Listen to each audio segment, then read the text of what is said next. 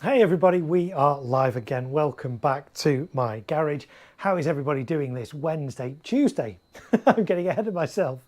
It's Tuesday.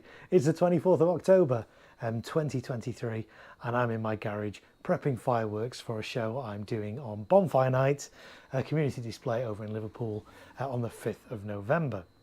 This is, I think, about the fourth time I've gone live over the past week, showing you some of the prep that I do. I try and do as much as I can safely before I actually get to site on the day, and that way it just makes the setup a lot quicker and easier on the day itself.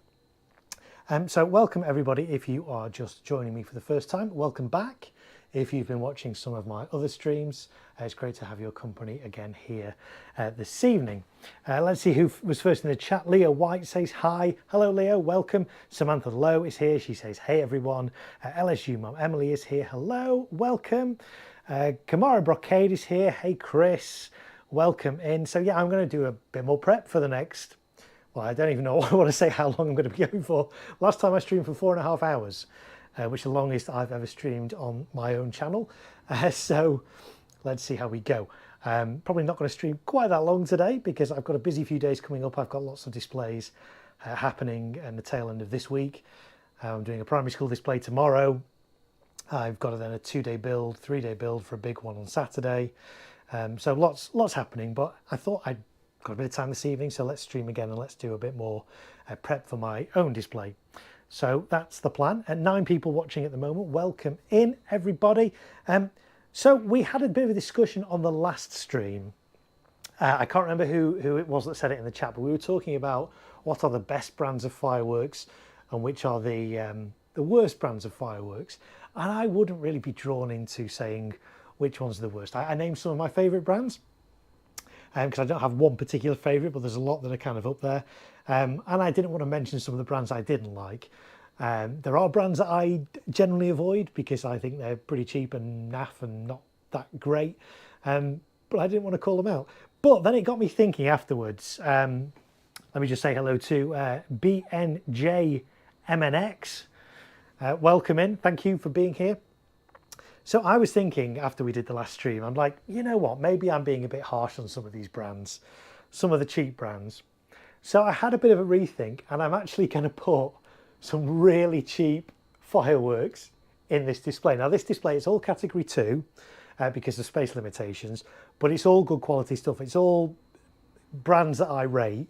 So we've got Celtic products, we've got Vivid products, we've got Yorgi products, Vulcan products, we've got some classic products, we've got some Zeus products, we've got some Pyroworks products, we've got all kinds of different Absolute Fireworks products, lots of products that I rate, but none that I don't rate. But I thought I'm gonna try and prove that actually even the low end brands, the rubbish brands, or the let's not call them rubbish, let's call them value brands, can still have a place in a display.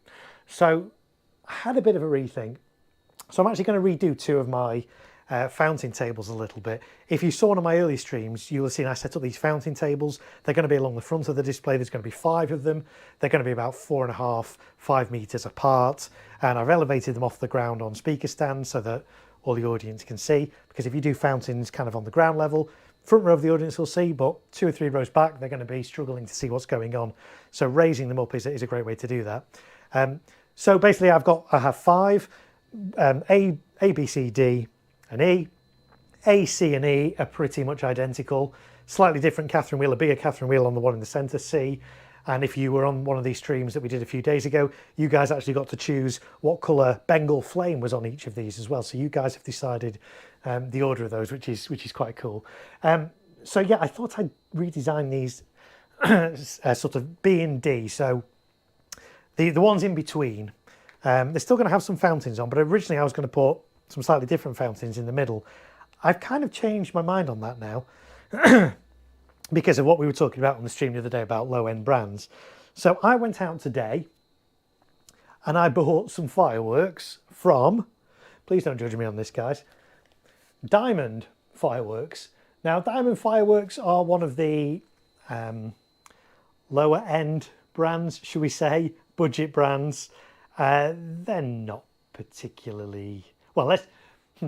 let's just say I've never used them in my displays before. I've seen their products. They're a bit kind of, they're not as punchy and potent and consistent as some of the other brands. I'm treading carefully here because I don't want to diss Diamond. But I thought, actually, you know what? I'm going to see if I can prove that actually these will hold their own in a display along Celtic and Vivid and Yorgi products and Vulcan products and things like that. So that's my plan. So I went out today and I bought, these are called Firestorm. They're 140 shot candle barrages. They're not very big compared to normal candle barrages that would have 140 shots. They're category F2. Each one only contains 39.2 grams of net explosive content, so they're not great in terms of the NEC on them. Let's say they're by Diamond Fireworks. So I've got 6 of these, and I'm going to set these up on these tables in kind of a W formation. You may have heard me talk about different formations and firing patterns in some of my review videos. So normally fireworks fire straight up. If you have a couple of candles, you can do them, let's get them the right way around, shall we? You could do them in a V shape, which is that, V formation. So rather than effects going straight up, they're going to go out either side like that. You can also do a W formation where you have 3 candles and they're kind of going in a W, and you get the idea. So that's when I talk about different formations, when I talk about V firing, W firing. The other one you might hear me mention is Z firing. That's when you have a fan cake, and rather than all the shots going up together, it kind of zips across one way and then zips across the next row, so you kind of get a Z shape or a zigzag. Disney Pass holder is here. Hello, welcome in, Disney Pass holder. Thank you for being here. So I'm going to put these on. I also got, because I was getting a little bit bored of fountains, I'm like, you know what, I've got enough fountains now. So I also went out today and I got some category F2 mines. I like mines. They're a bit underrated. They're quite difficult to come by, and most of them are F3, category F3, which requires a spectator distance of 25 meters. On the display I'm doing here, I can't quite get 25 meters, but I can easily get 15 meters, which is kind of what I would do minimum for F2 products. So I actually went out today and bought quite a few boxes of these Vulcan Mine Attack.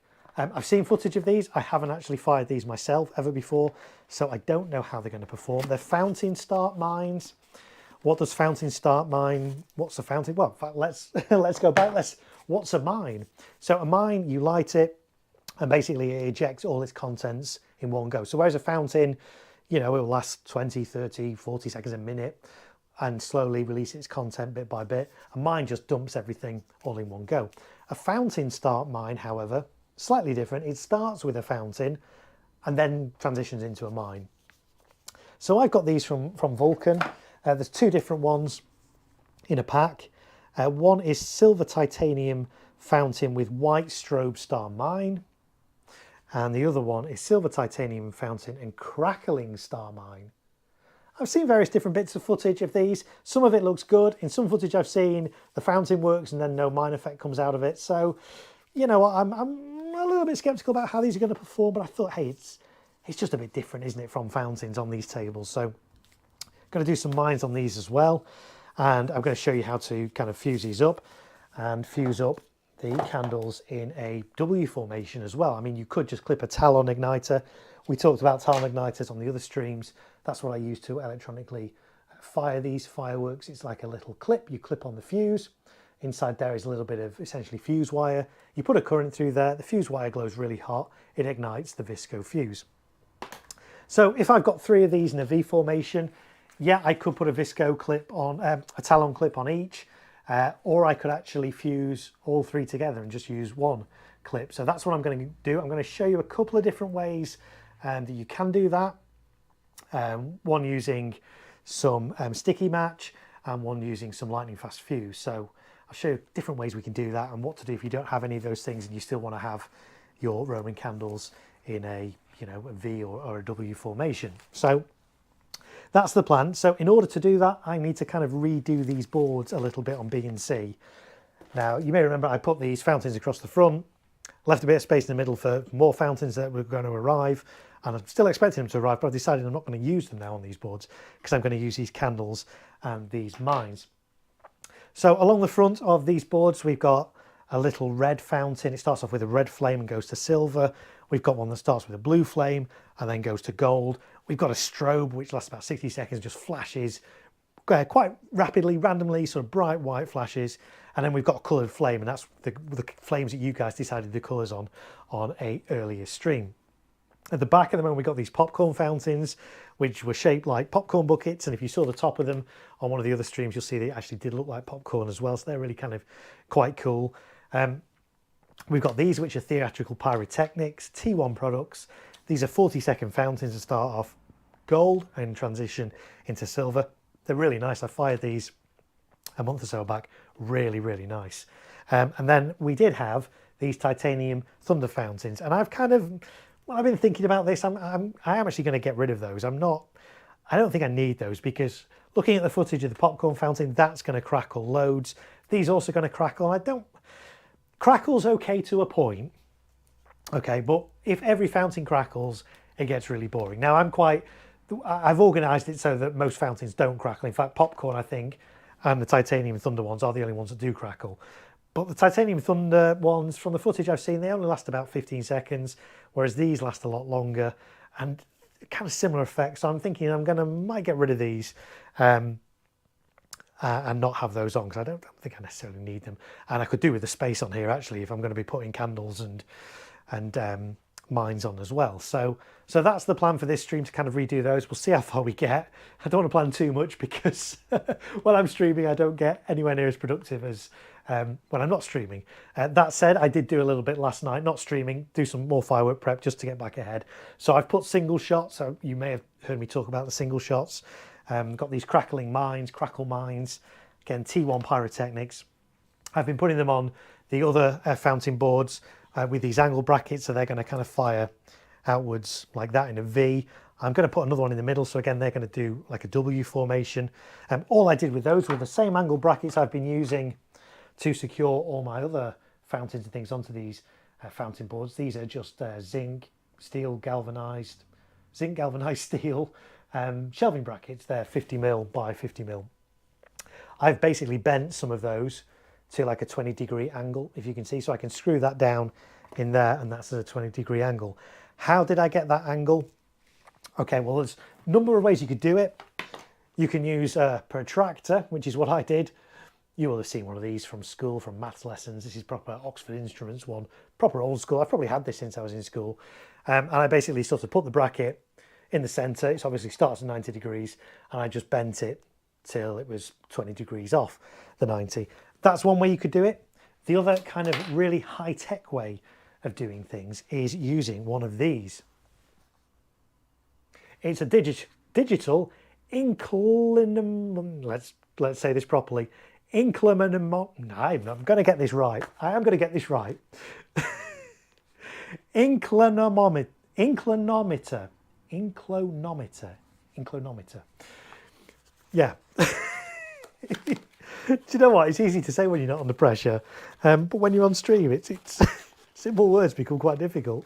Hashtag words are hard. I'll show you this, because it is a really useful thing. It's good for when you're doing candles as well. I mean, I've got some big candles to prep as well. Don't know if we'll get through to those tonight, but on another stream anyway. This is a really, really cool thing. You put it on a surface. Let's turn it on. He says, and you know what? It's not going to come on. Ah, do you know what? That's because I've taken the batteries out rather than store it with batteries in. Oh, we've been going 15 minutes and it's all going to pot already. Stay tuned, folks. You never know what's going to happen on these streams. Last time we ended up talking about lid bottles on fizzy drinks, and we ended up talking about plastic straws, paper straws, billy goats. We talk about everything on this stream. It is, of course, family friendly though, so I do ask that you keep it family friendly in the chat, because my streams are always going to be family friendly. So this, when I tilt it this way, it shows me the angle that it's at. So if I kind of get this against a protractor and try and get this, I'm going to try and hold this level. It probably won't work. Let's see if I can put it on. Of course, I don't know if these boards are perfectly level. Let's have a look. Oh, look at that, spot on. I don't know if you can read that, that says 0. So that's flat. If I tilt this way a little bit, you'll see that now starts to increase. So I can get 10 degrees, 20 degrees. Let's get that up to 20. Try and get that right, bang on. So these are really, really useful. They're really useful when you're setting up in the field, because if you've got a big candle and you're staking it into the ground and you want to get the angle on, you can put it straight up against the candle and just adjust the angle until you get it spot on. So digital inclinometer, there we are, I said it. Really quite good, really inexpensive. You can get these from Amazon. You can probably get them from some hardware stores as well. But I find this really, really useful to use. Let's turn this off though for now. There we go, it's off. So yeah, digital, and they also come with a little pouch you can kind of clip on your belt so you can look kind of really cool walking around with that, and everyone thinks it's a tape measure and you pull it out and it's like, ah, what's that? So yes, let me show you this to the camera again just so you can see. So there you go, that's what it is. So I will be using that to angle them. What I did a little bit earlier is I got some of these. I think these were old chair legs or from a clothes maiden. I'm not sure what they were.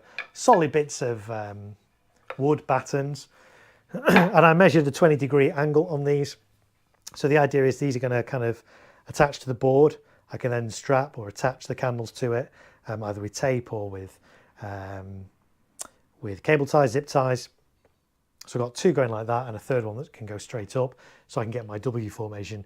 I kind of need to move things a little bit around on this board because I don't really want to do that because it's going to block these. So I need to move these fountains forward, do this kind of right at the back.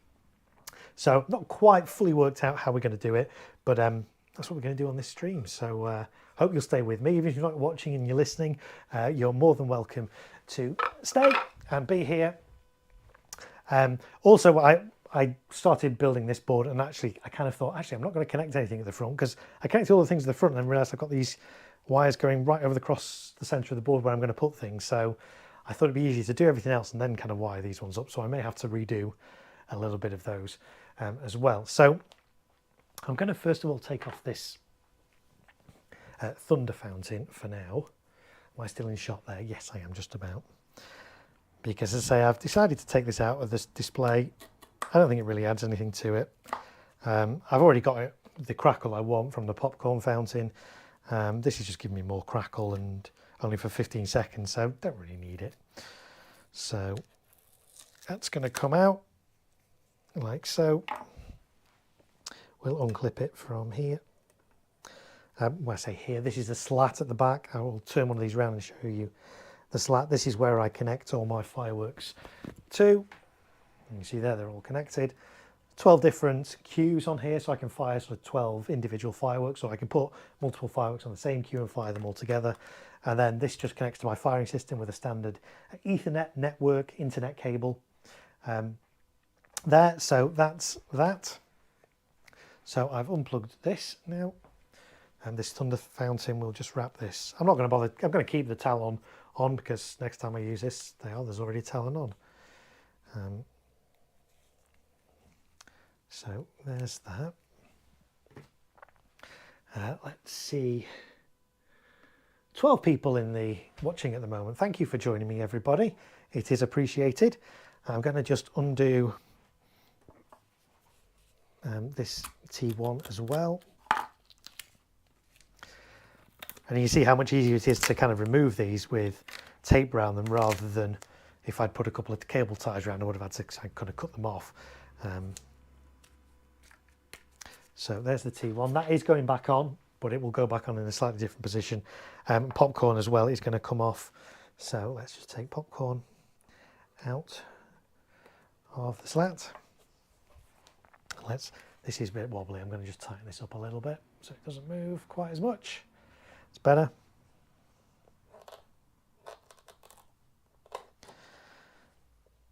So let's see how. So I put 4 brackets on this one, so this is going to be a little bit more tricky to remove, but it's still doable. I'm just using my knife to just slice up along where I put the gaffer tape around. so, and then we should be fairly good to just see how we're doing here. That's good there. Might actually be able to get the whole bit of gaffer tape off. Let's have a look.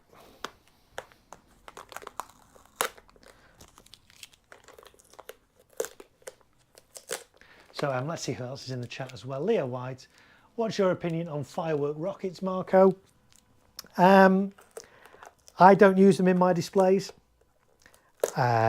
You'll find most professional displays don't have rockets in. They can just be a bit unpredictable in their flight. You can get the issue of rocket sticks landing on people. They track into the wind. There's all kinds of issues with rockets. If used safely, yep, no problem with them. And there are some nice rockets out there. I reviewed some of them on my channel. You'll be able to find reviews and landing footage of them as well. So rockets are nice, but they're more hassle than they're worth, I think, to use them in displays. If you're just doing something in your back garden for your family, yeah, rockets are fun, aren't they? Because that whoosh you get from the lift on them, you know, you can't beat it. So I enjoy rockets, but I say I don't use them in any of my public displays. And I don't really know anybody that uses them in professional displays, really. Roy is here. Evening, Marco.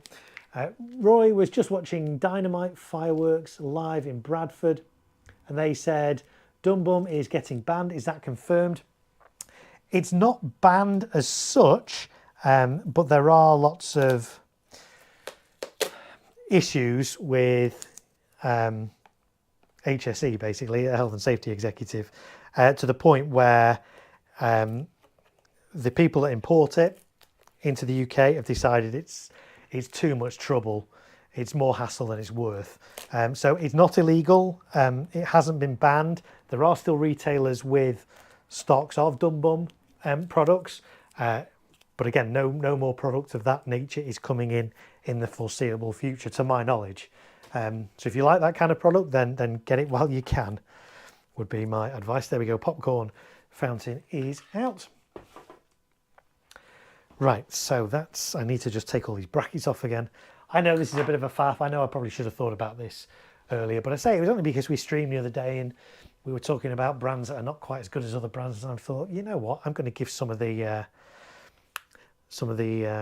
value brands, we're going to call them value brands, I'm going to give them a go and put them in this display and see if they hold up.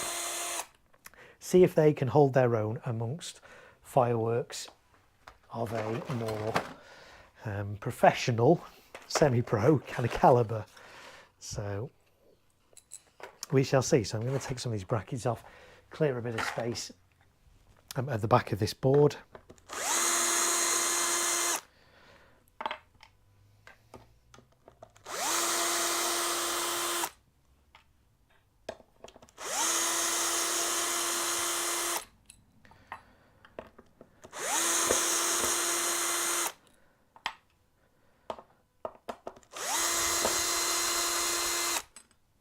The front staying as it is. I'm happy with the frontage on this board. The wheel and the 4 fountains here are absolutely fine. Don't need to do anything with those, so they can stay on here.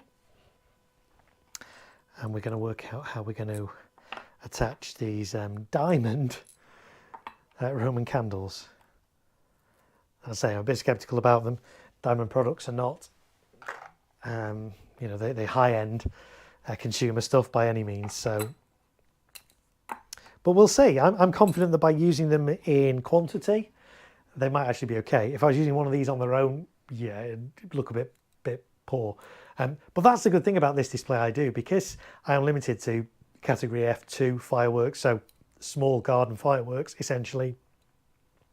By doing things in numbers, it actually looks a lot better. That's why I've got these 5 fountain tables along the front. If I just had one fountain table and this one fountain going off on its own in a big display, that's not going to look good. If I've got 5 of those going off in a line, even though they're small fountains, together the 5 of them are going to look, you know, better. So that's the thinking here. That's the sort of the mindset that I'm going for. So even if you're restricted to small spaces and you have to use small fireworks, by doing them in numbers, then actually you can get some quite impressive effects.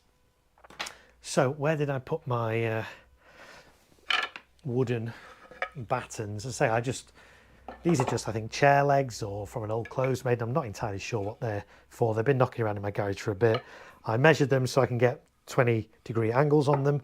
So the idea is I'm going to screw these down at the back, screw one down in the middle of it somehow. I'm not quite sure. Haven't quite fully worked this out yet, but bear with me. We'll figure it out together as we go. So, and then these are going to support these 140 shot, really cheap Firestorm candles from Diamond. You can pick these up for they're about £4. I actually found somewhere today that sold these for £3, so I got 6 of them.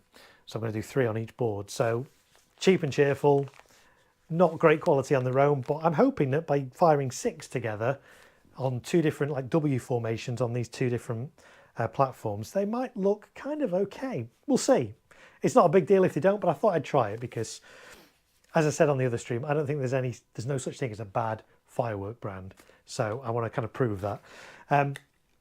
Is there any landed footage of the popcorn fountain yet? No, not to my knowledge, but I have seen several different versions of it because it has been around in Europe for a while. So I've seen enough different footage of this to be relatively confident on how this is going to perform.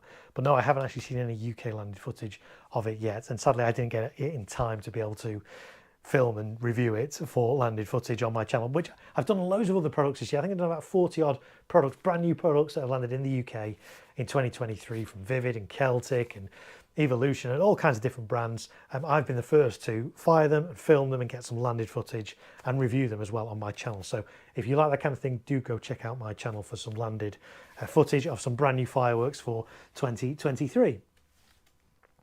Kamara Brocade says most cheaper brands have 1 or 2 items that are decent. Cosmic, Astra, Comic Chaser being, yes, that's a good one, yeah. Got to dig them to find, yeah, that's it. And this is it. I kind of dug around to find what I thought was like the best in terms of value and performance out of the Diamond brand. And we'll see how these perform, because I'm going to fire 6 of them together.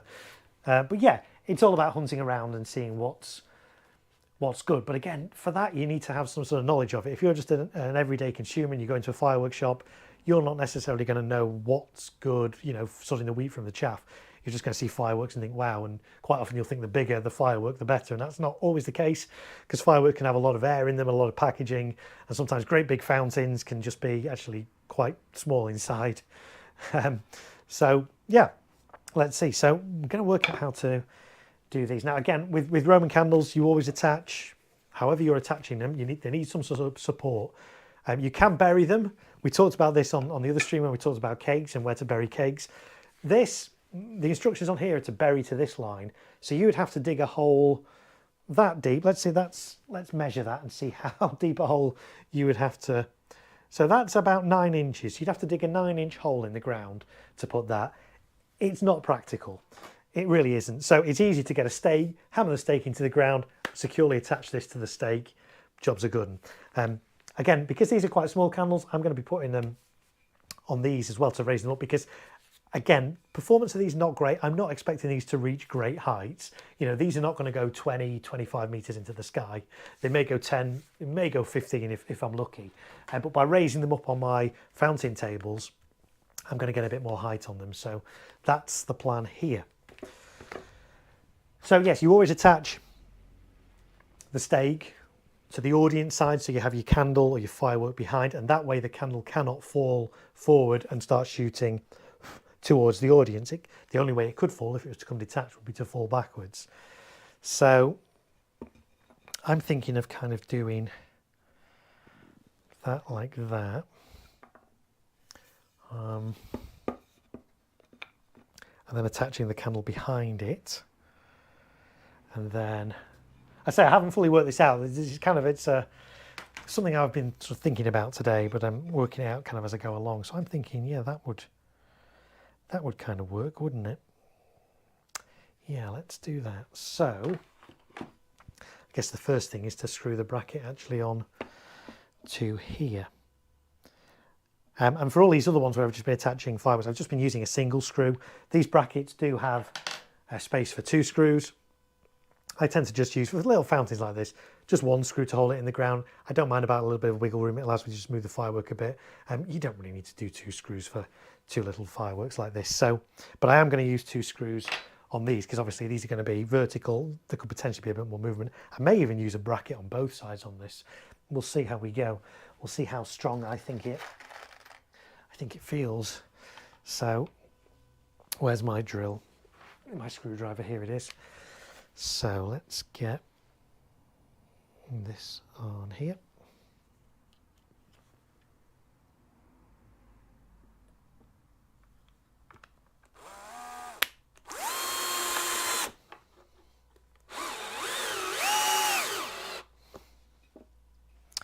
Yep, that's nice and secure. We'll get another screw in just to be doubly sure.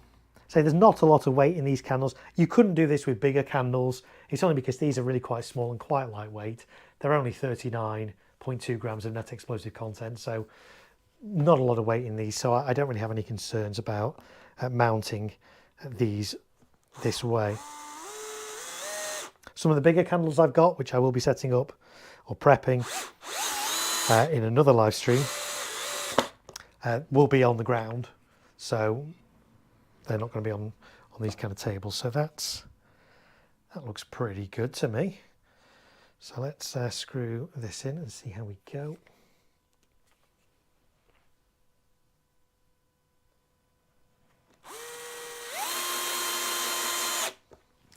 One screw.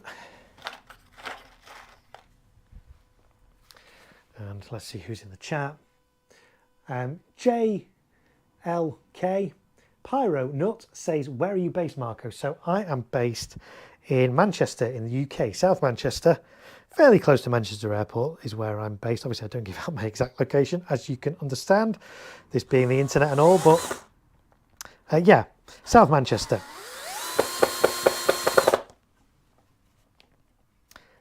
That's quite secure as it is. I'll probably do another bracket on the front, but let's get these other 2 bits in as well first. What I do need to check is that these brackets will actually go at this angle. Yes, they will. Oop. So that's going to go in there like so. So that works. So I just need to screw this bracket in to here. Let's get a couple more screws. So where are all you guys from as well? Why don't you post in the chat where you're from, now that you know where I am? Whereabouts in the world are you currently watching me from? And if you're watching on the replay, you can post in the comments. Let me know where you are, where you're watching me from this evening or this afternoon or whatever time of day it is in the world where you are.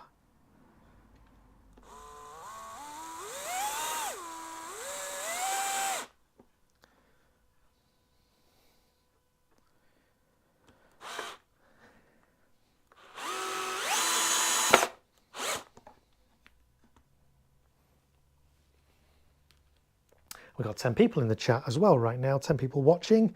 So thank you all for being here.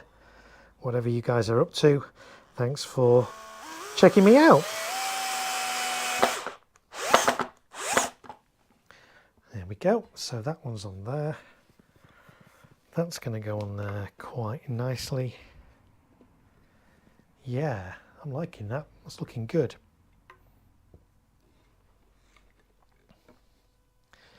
So let's get this screw in here.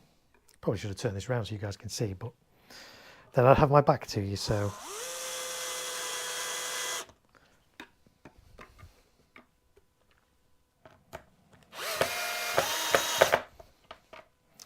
It's good. I'll get another screw in there as well.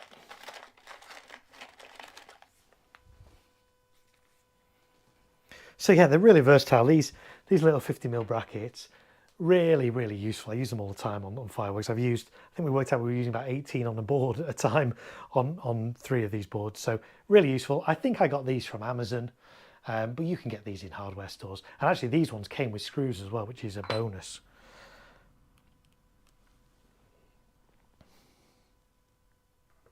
Put the second screw in here.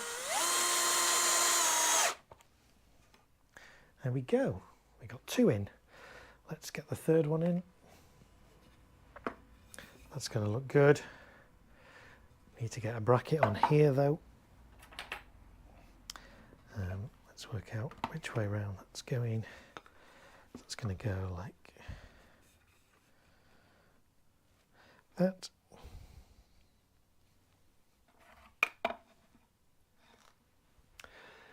Let's have a look what people are saying in the chat. I'm going to come around here so I can see it. Roy is from Solihull. JLK Power says, would you be interested in coming on some displays with us as we are Midlands based? Send me a message. If you go onto the About page on my channel and click Business Inquiries, you'll find my email address. Send me an email, we'll chat. Mark Guitar is from South London. Leo White is from Nottinghamshire. Luke says, evening Mark, are we all in for a late night stream? We shall see, we shall see. BNJ MNX is in Nottingham, or Nottinghamshire, Notts. Are we in for a long stream? I don't know, we'll see. We'll do a quick recap in a minute. I'm going to screw these in, and then for those of you who are just joining me, because we've got 13 people here, I'll tell you what we've been doing and where we're up to and what we're doing on this stream. Let's get some more screws. And we'll screw this in here. So yeah, if you are just joining me, and this is your first time here, my name's Mark, aka the Great Marko. I do fireworks professionally and as a hobby. Let me just get this screw in. Need to concentrate on these things so that I don't screw through my fingers or anything like that.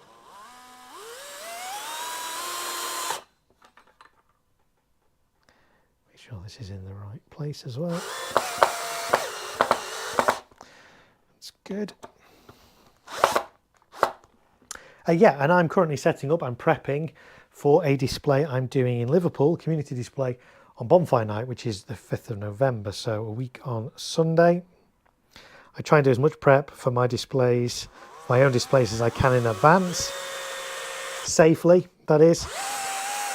There are some things that I can only do once I'm on site on the actual day, but a lot of stuff I can do beforehand, and it just saves so much time when it comes to actually setting up on the day.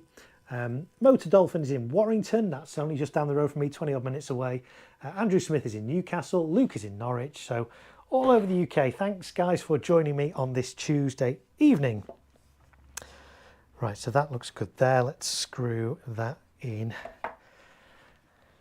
So yeah, if you saw if you've been watching me for a while and you saw my stream 3 streams ago when we started setting up these fountain boards, I have 5 of them along the front of my display. They're elevated on speaker stands. They're going to be a bit higher than this. This is just the height so I can work on them. And they basically got fountains on. 5 of them. The ones kind of in between, so that the middle one and the outer ones are fairly similar. They're pretty much the same on them all. These 2 though, the kind of in between, slightly different. I had left space to put extra fountains on. I've since changed my mind because in the last stream, and I can't remember who it was in the chat, but somebody asked me who my favourite firework brand was. And we kind of talked about that for a bit. And we also talked about the least favourite brands. And I kind of commented to say, I don't think there is such a thing as a bad brand or a rubbish brand. And then I thought, you know what, I need to kind of, if I've said that, I need to stand by that. So I went out today and bought some really cheap fireworks. These are from Diamond Fireworks. I've never used Diamond Fireworks in a public display before, ever. So I wanted to sort of stand by my words and prove that actually, even with the cheapest fireworks, these are about £3-4 each. You can get these for if you shop around. I got these for £3 each. I want to prove that these can hold their weight amongst the likes of Vivid and Celtic and Yorgi and Vulcan and Zeus and all these other different products that I'm going to be firing in this display. So that's kind of where we're up to. Do you ever limit NEC on your displays, or is it more of a time limit? It's more of a time limit. I mean, obviously, my displays never get anywhere near the level where ADR comes into it. If you know what ADR is, you know. ADR is basically just to do with the transportation of fireworks. And effectively, if you're below 50 kilograms of net explosives, you don't need to go into the whole ADR thing. If you go over that, it gets very complex. You've got to have lots of documentation. You've got to do so everything is obviously well below. Can you imagine 50 kilograms of F2 product? That would be insane. I think I worked out roughly the NEC on this. I do have a spreadsheet with it all on. I think we worked out it's going to be about 9 or 10 kilograms. So transportation wise, not a problem. I don't limit my shows by NEC. I limit it basically, well, budget should be one of them. I always go over budget, but hey. But time is the main one. I try to aim for displays, public displays. I've kind of found over the years that if it's too short, the audience don't feel satisfied. If it's too long, the audience get bored. And really, it's about the quality of the fireworks rather than the duration. I would rather have a shorter show with lots going on that the audience is going to go, wow, rather than have a long, drawn-out show with lots of gaps and one firework at a time and really slow and boring. So I try to aim for over 10 and less than 15. So this display I'm doing, even though I've not programmed it yet, it will work out roughly at probably about 12, 13 minutes. I always try and go a little bit more than necessary, only because if you've got a cake that lasts for 40 seconds a minute and it doesn't go off for whatever reason, you've got to skip to the next one, that's obviously going to shorten the length of your display. So by aiming for like 13 minutes, 13 and a half, if one 60-second cake doesn't go off, I'm still kind of over that 10 minutes, so the audience is still getting a good show. So that was a good question, that Roy. Thanks for that. And Mark Guitar says early setup means talons rather than e-matches. Yes, it does. All this stuff here is talons. There are some things that I will be e-matching, but obviously I don't do the actual insertion of the e-match until I'm actually on site. There is some prep I can do in advance of that for e-matching, but I'm not going to cover this on these streams, only because obviously this is a public stream. Anybody can watch it on YouTube, and I don't want to show things that are really quite specialist that not everybody should be trying. So that's why, yeah, all this lot is talons. Talons are perfectly safe to set up in advance, whereas e-matches, a lot more dangerous. They can be susceptible to static and friction and all kinds of things, and they could go off. And so I'm not going to cover e-matches on these streams. I hope you guys do appreciate that as much as I would love to, because anybody could be watching this. I need to keep this safe. My streams are always going to be safe. I'm not going to be doing crazy illegal things. Everything I do is safe. My streams are family friendly as well. So if you've got kids that are interested in fireworks and want to watch this, there's never going to be any bad language or swearing or anything like that on these streams. They're family friendly. The whole family can enjoy my streams. So Resort TV 1 is here. Hello, Josh. Good to see you in your element. Guys, if you like Disney, if you like Disney parks, if you like Disney parks in Florida, go check out Resort TV 1. They're an amazing, amazing channel. They go live several times a week from Magic Kingdom and Epcot and Animal Kingdom and Hollywood Studios and Universal and SeaWorld, all these kind of different places. They walk around and chat to you guys, go on the rides and stuff. It's great. If you've been to the parks and you miss them, it's a great way to get that kind of memory back again. If you've never been to the parks in Florida, go check them out. It'll make you want to go. So thanks for being here, Josh. I really appreciate you checking in. So yeah, and do check out Resort TV 1. They are a great channel. I mod on there when I can, and I can thoroughly recommend them. So if you're a Disney fan, you need to check out Resort TV 1. Let's see what else people are saying in the chat. Luke says those Firestorm candles are actually not bad for the price, to be honest. Yeah, I say, I'm not actually sure what the RRP is on them. Probably something crazy like about £10. Most places you can get these for about £4 or £5. I was actually able to find somewhere today that had these for £3. So I was like, oh yes, I'll have 6, please. So for £3, even if this doesn't perform very well, I'm not gonna, I'm not losing a massive amount of money on it. But I say I'm really just doing this just to prove to myself and to you guys that actually the cheapo brands, the value kind of fireworks can actually do have a place in professional displays. So I say I've never used a diamond firework in a public display before.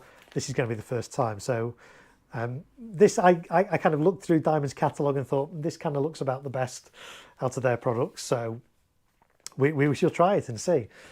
So let's have a look. Luke says, I do remember that there's minimal lift in them though. Yeah, as I say, it says battery. We'll see how many tubes are actually inside here.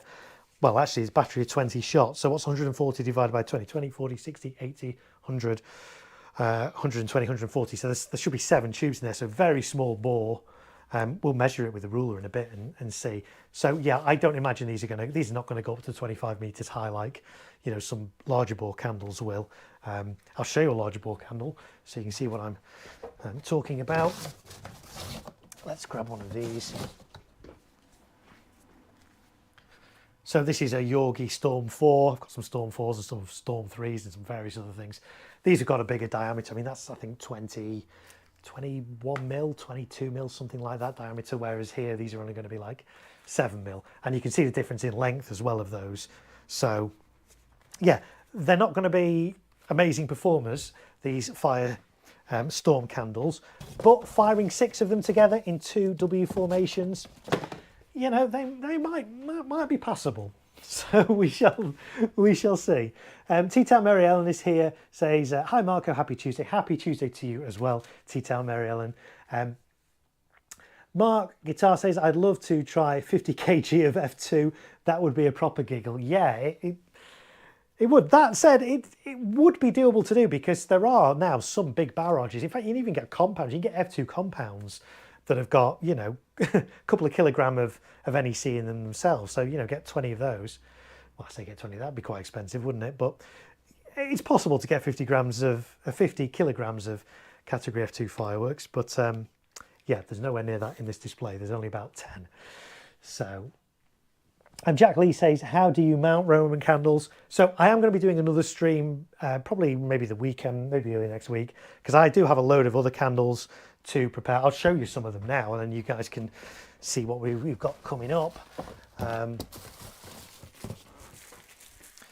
We got some Zeus candles to go. We got some Yorgi candle barrages to go. We've got the Yorgi Storm 4s, the Yorgi Storm 3s. We've got some, and I don't know which box they went in. They will turn up. They're in here somewhere. I'll find them later. I've got some Vivid 56 shot candles, which are quite difficult to get hold of now because Vivid have stopped doing them, which is such a shame because they're amazing, amazing candles. I've managed to get my hands on a couple of those, so I'm going to be using those in my display as well.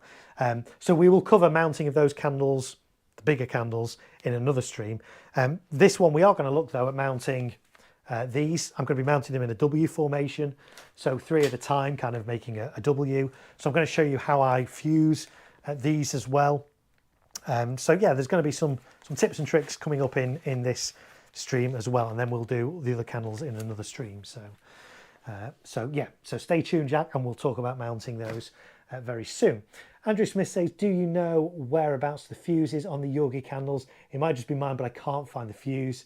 Yeah, that's the Andrew says that's the Yorgi former store. Yes, they are. Well, again, I will show you these when I come to prepare them because I'm not going to open them now. But the fuse is under there. You have to pierce the cellophane at the top. The fuse will be down there, folded up. You've always got to make sure you get the candles the right way as well. They are so easy to put in wrong if you're rushing and doing them wrong. So yeah, the fuse will be inside there. Yeah, you're right. They don't make it that easy. You know, most fireworks have a little orange fuse cover. You peel it off. There's the fuse. Candles, though, the fuse is always in the top, so it will be somewhere in the top. So there's no visible fuse here, but I know that if I pierce that, the fuse will be. In fact, you know what? I'm gonna. Whilst you've asked, let's. Where's my? We will open this up. Where did I put my knife? There it is. So I'm not preparing these ones now, but I'm going to just open this just to demonstrate. So yeah, if you can see, again, I don't know if this camera will focus on it, or indeed if it's light enough, but in there is the fuse, so I can just reach down there. It's all folded up, compacted down, sometimes a little bit tricky to lift out. I might need to just get my knife on that just to prise it out. But there's the fuse. Okay, so it's hidden inside your candle. Just take the top off, the fuse will be crumpled up inside. So I hope that answers your question. And that was Andrew. So yeah, thanks for that, Andrew. Good question, because it isn't that obvious where the fuses are on all candles. So right, let's get this third support screwed in. So I say I've just made these out of, I'm not sure if they were chair legs or from an old clothes maiden. I don't know what they were for, just bits of wood that I had knocking around that I've just basically cut them so they're the right angle. And then we'll screw this in here. I'm going to need my screwdriver in my hand to do this. Might help.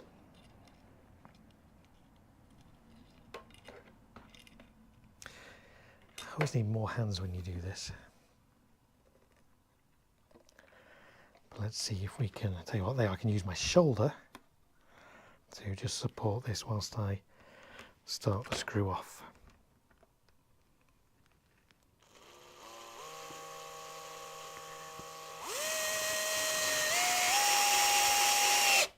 It's good. Get another screw in there as well.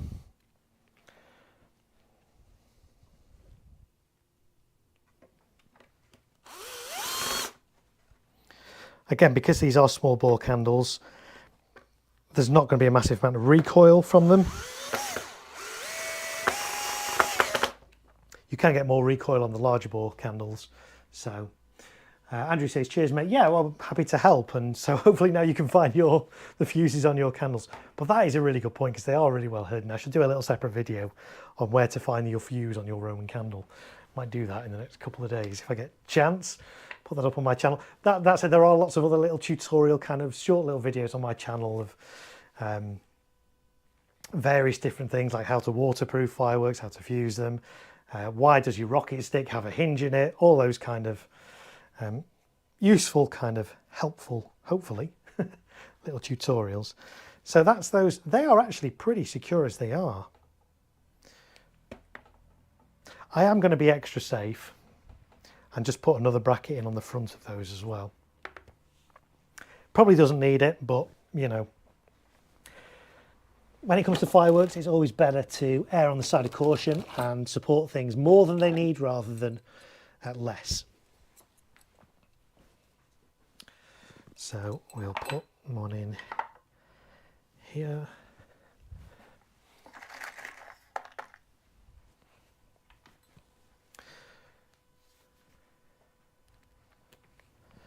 So I'm just going to turn this round to face me, so rather than me trying to lean around the front. So you get a side-on view now. If I can kind of go in between these fireworks that I've already done.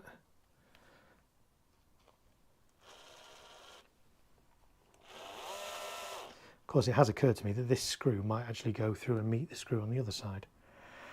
I could do this slightly off centre, couldn't I? That's a good idea. Sorry, I'm thinking to myself, I'm talking out loud. It just occurred to me that if I screw a bracket on exactly opposite, given the length of these screws, it's going to potentially hit the screw on the other side. So I'm just going to do this one slightly off centre and see if that should work. Kind of a really awkward angle to do though here. Let me see if I can get the screw started first, because I'm going in between other fireworks.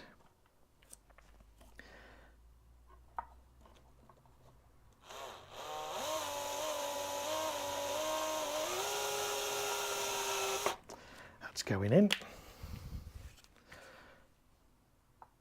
Kind of need like an even long. I could do with like a really, really long thing so I can be over here, but there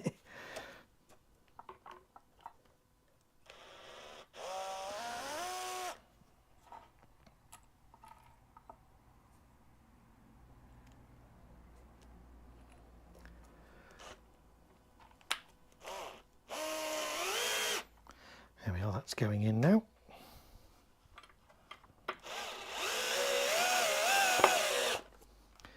Good. Probably just need one screw on each side of this. I don't think I need to go overboard with these on this side. Supported enough from the back. That's pretty good. That's not going anywhere now. And let me catch up on the chat.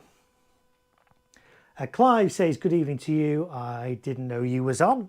Yeah, as I say, there's no kind of streaming schedule at the moment. It's just whenever I have a bit of time to carry on with my prep for my Bonfire Night display, I'll just jump on. I'll try and give you guys half an hour notice at least if I can.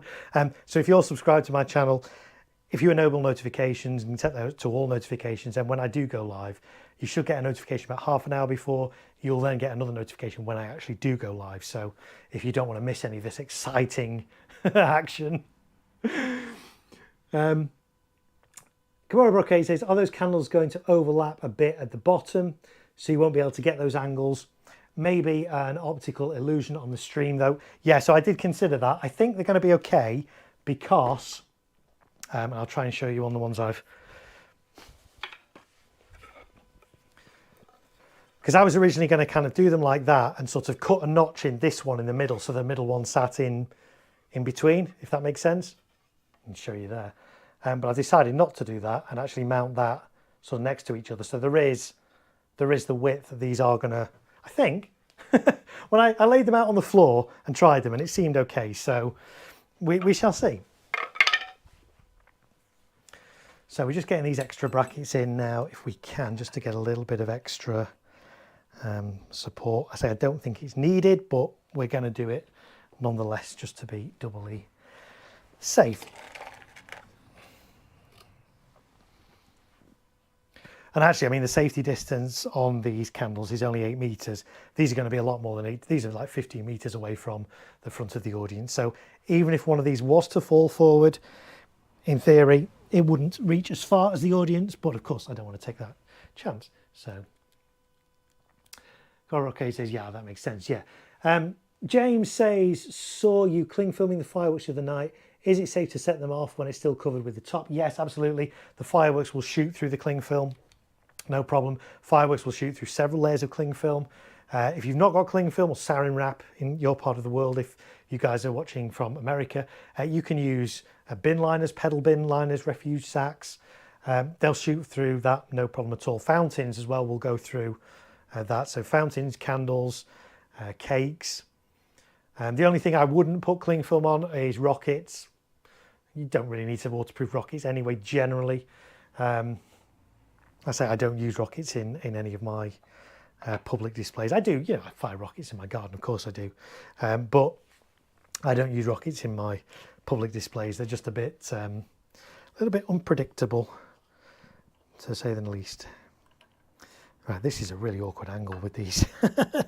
So I say, if I'd thought about this in advance, I would have started this bit first. But if you started at the start of the stream, you'll see that actually I'm kind of redesigning two of these fountain tables to have candles on. So I'm kind of working a little bit back on myself here, but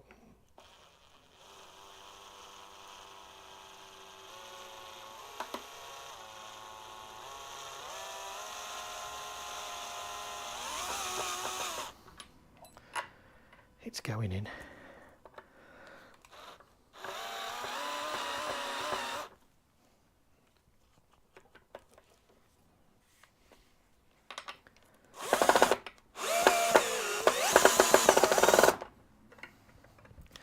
Nearly there.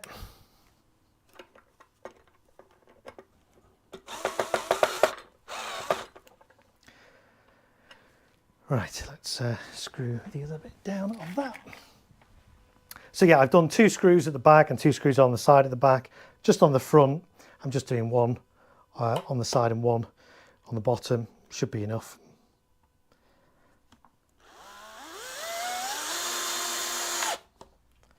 There we go, that's pretty good. Just do this one a little bit tighter if I can. Although it's a really awkward angle. Yeah, it's kind of the wrong angle. I need, if I got another screwdriver down here. See if this is any better to go the old-fashioned way and do it hand by hand. Yeah, that's working. Still do with that being a bit tighter. Have I got any other screwdrivers down here? Sadly don't have any Phillips ones, which is a bit annoying because these are Phillips screws, but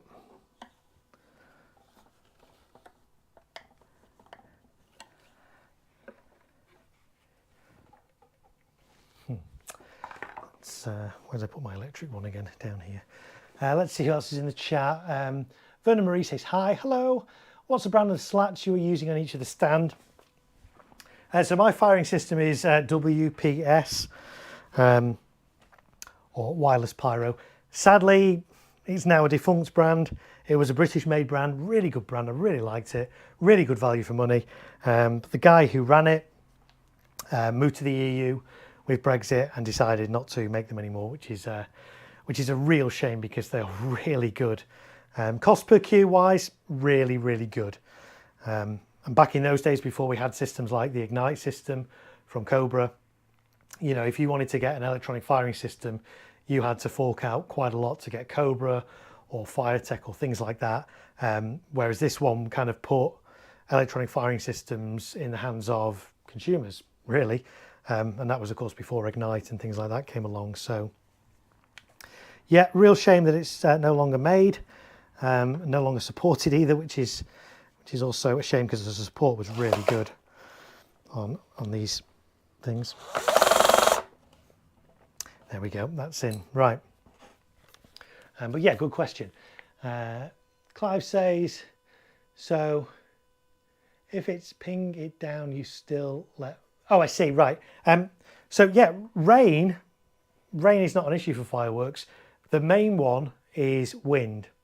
If it's too windy, if the wind is in the wrong direction, that will scrub the show. Even if the weather's lovely and warm and it's not raining, if the wind is wrong, then you have to cancel the show, because the last thing you want is debris, smoke, bits of firework and stuff going into your audience and landing on your audience. So rain though, yeah, fireworks are absolutely fine. If you waterproof them like this, fireworks are fine in the rain. I mean, some of these will be set out, you know, for several hours before, so it could rain. I'm actually doing a big display. I'm doing a display at primary school tomorrow. Then Thursday, Friday, Saturday, I'm doing a big 3-day build for a big one on Saturday night. So we're going to be setting up fireworks on Thursday morning. They're going to be out in a field until Saturday evening. They're going to be absolutely fine. Even if it throws it down with rain, they're going to be waterproof. They're going to be fine. So yeah, rain doesn't stop you from doing fireworks. Of course, obviously, if you're a spectator for fireworks, they're not going to want to stand out in heavy rain and watch fireworks. So you sometimes have to cancel it because of that. But there's no safety issue really why you can't do fireworks in the rain if you've correctly waterproofed everything in advance. The other thing you can do, I mean, I don't know what the forecast is like for Bonfire Night yet, where I'm going to do this. I haven't looked, we're a bit far out yet. But if it does rain, what I can do is I can just kind of shorten the display. I can fire things a little bit faster. So rather than it lasting 12, 13 minutes, I could bring it down to sort of 8 minutes, and that's a bit more palatable when it's raining for an audience. So we'll see. But yes, you can do fireworks in the rain. There's nothing to stop you doing fireworks in the rain. They will still perform if you take precautions and waterproof them, if they're going to be set out for long. I mean, if you've got a selection box and you're doing something in your garden and it's raining, you can get one out of the selection box, put it on the ground. Even if it's throwing it down with rain, you've got time to light that and it's fine. It's only if they're sat out for a long time you need to waterproof them. So there we go. JLK Pyro Nut is using fire-by-wire. Yes, that's fire-by-wire is one I use when I'm doing stuff professionally. There's other ones that are available, like Fire One is another one that's popular with display companies, Cobra as well. But yeah, I'm familiar with fire-by-wire. Don't particularly like it personally, but I'm familiar with it.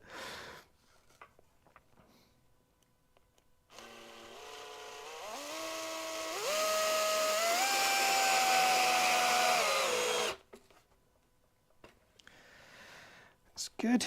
And then one more screw, and then this is going to be really rock solid.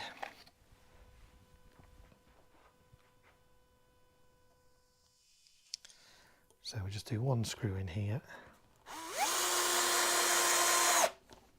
Like that. Wow, there we go. So that's not going anywhere. That's really nice and solid now. So yeah, the next thing to do is obviously attach the candles. And before I do that, I'm going to take the fuses off, just see which way around the fuses are going, and you'll see why that's important in a little while. So Clive says, interesting. So what about wind? So all about so again, it's the wind direction. You need it to be away from your audience, not towards your audience. Wind speed as well. So I And sometimes you can't make that determination until just before the show. Sometimes you might even have to stop the show halfway through if the wind suddenly picks up or changes direction. So it's it's an ongoing risk assessment that you have to do the whole time. The other good thing you can do, if you've got a number of people or a family member or somebody helping you, get them to stand in the audience or right by the audience line, and then they can kind of be what we call spotters, and they can spot if any debris, if debris starts falling, they can radio you to stop the show, or they can stop the show or whatever. So that's what you'll have on big professional displays. You'll have spotters in the audience or right by the audience checking for debris coming that way or smoke coming that way, and they can stop the show midway through if necessary. So yeah, these are going to go on the back of them like this. I am going to open them to see where the fuse is. Again, the fuse on this, it does have a fuse cover, but it's actually under cellophane. So you try and rip that off, you can't. You're going to have to cut the cellophane first. And let me catch up on chat. Friendly neighbourhood Pyroman. Tried to get some prep done myself today, and I think I've got the firing order down and matched with the music. Now to input everything into Pyro Ignition Control. Yes, I use Pyro Ignition Control as well. Shame that's not been updated for years. It is quite buggy. It does annoy me, but it does the job, doesn't it? I have to do everything again. It's deleted the database. Yes, I always make a backup copy. The database is actually stored in an SQLite file. You'll find it in your Pyro Ignition directory. Copy that somewhere else. Then, if you do wipe it, I've deleted it accidentally before. You've then got a backup. So, I'm Friendly Neighbourhood Pyro saying hello to everyone else. I don't know why I'm waving this knife around. I'm going to put that down when I'm using my hands. Luke says a few companies seem to be switching over to Firetech gear at the moment. Saw a local company on Facebook using Firetech and losing Firework's now gone down that route. Must be a decent bit of kit. Yeah, I'll be honest with you. When I looked at getting a firing system, which would have been about 2015, 2016, I'd basically narrowed it down to Wireless Pyro, which is the one I've got, and Firetech. Price-wise, they were quite similar. There were lots of features on the Firetech system that I liked. The big downside for me was that there was no UK support. There was a very limited user base. I think there was only one company that was using it, but you couldn't actually buy it in the UK. You had to buy it in Europe and get it shipped across. And I was just like, if I run into issues with it, I need support. I'm not quite sure how well supported it's going to be because it's not very widely used. So I did hum and ha about it. Say cost-wise, it was very comparable cost per queue to the system I ended up going with, which is WPS. But Firetech is now becoming more popular. Like you say, Illusion have gone down that route, yes. And I think, who was it? Was it Illusion? Somebody else was ditching fire-by-wire and switched to Cobra. So yeah, people chop and change, and I'm all for Firetech becoming more popular in the UK. I would love it to be better supported over here and more people to use it, and then it might be something I consider. Because of course, my firing system, whilst it still works and it's good, is no longer supported, so it's no longer manufactured. So there will come a time when I'm going to need a new firing system. I don't particularly like the Ignite system, I'll be honest, in its current form. I'm waiting for like second, third generation, see if they kind of improve it and fix some of the things that I don't really like about it. So when I come to get a new firing system, I'm probably either going to go full Cobra or Firetech, but I'll only go Firetech route if it's more prominent here in the UK. Because Cobra is really prominent, even though a lot of the product you have to buy in America and get it shipped over and get all the shipping fees and all those kind of things. So John Surfbum here is saying hello. Hi John, welcome in. And we're doing fireworks, as you might have guessed. So what was I doing? Yes, I was seeing where the fuse was on the top of these candles. So I'm taking the cellophane off first, if I can. Under the cellophane is a fuse cover, which I'm going to take off. And I'm taking off the red tissue paper. That's just there to hold the fuse in place. But I'm going to foil the top of it, so that's kind of a bit redundant. So that's what we get in the top of those. So it'll be a single fuse, and it will go down into, say, the 7 tubes we worked out in here. It will go down into 7 of those and light all those. So, okay, so that fuse is kind of fairly central, so we can work with that. So this is going to attach on here. Number of different ways you can attach these. You can use cable ties, or you can use gaffer tape, duct tape, this kind of thing. For some stuff I'll use cable ties. For the single shots I've been using cable ties. For candles I'm a little bit more reluctant to use cable ties because if you pull the cable tie too tight it can actually choke the tubes inside here, and you can get it so that the little shells don't actually lift and get stuck in here and explode out. So if you use cable ties on candles, don't pull them overly tight, just pull them tight enough. But I'm actually probably just going to use gaffer tape on this because, as I say, it's a fairly small candle. There's not going to be a massive amount of recoil on it, so I'm not particularly concerned. So gaffer tape at least in 2 places, top and bottom. You can also do the middle as well. So I'm going to do this one close to the bottom as I can get, like that, round in that gap. Didn't quite go all the way around, so I'm going to put a bit more on that.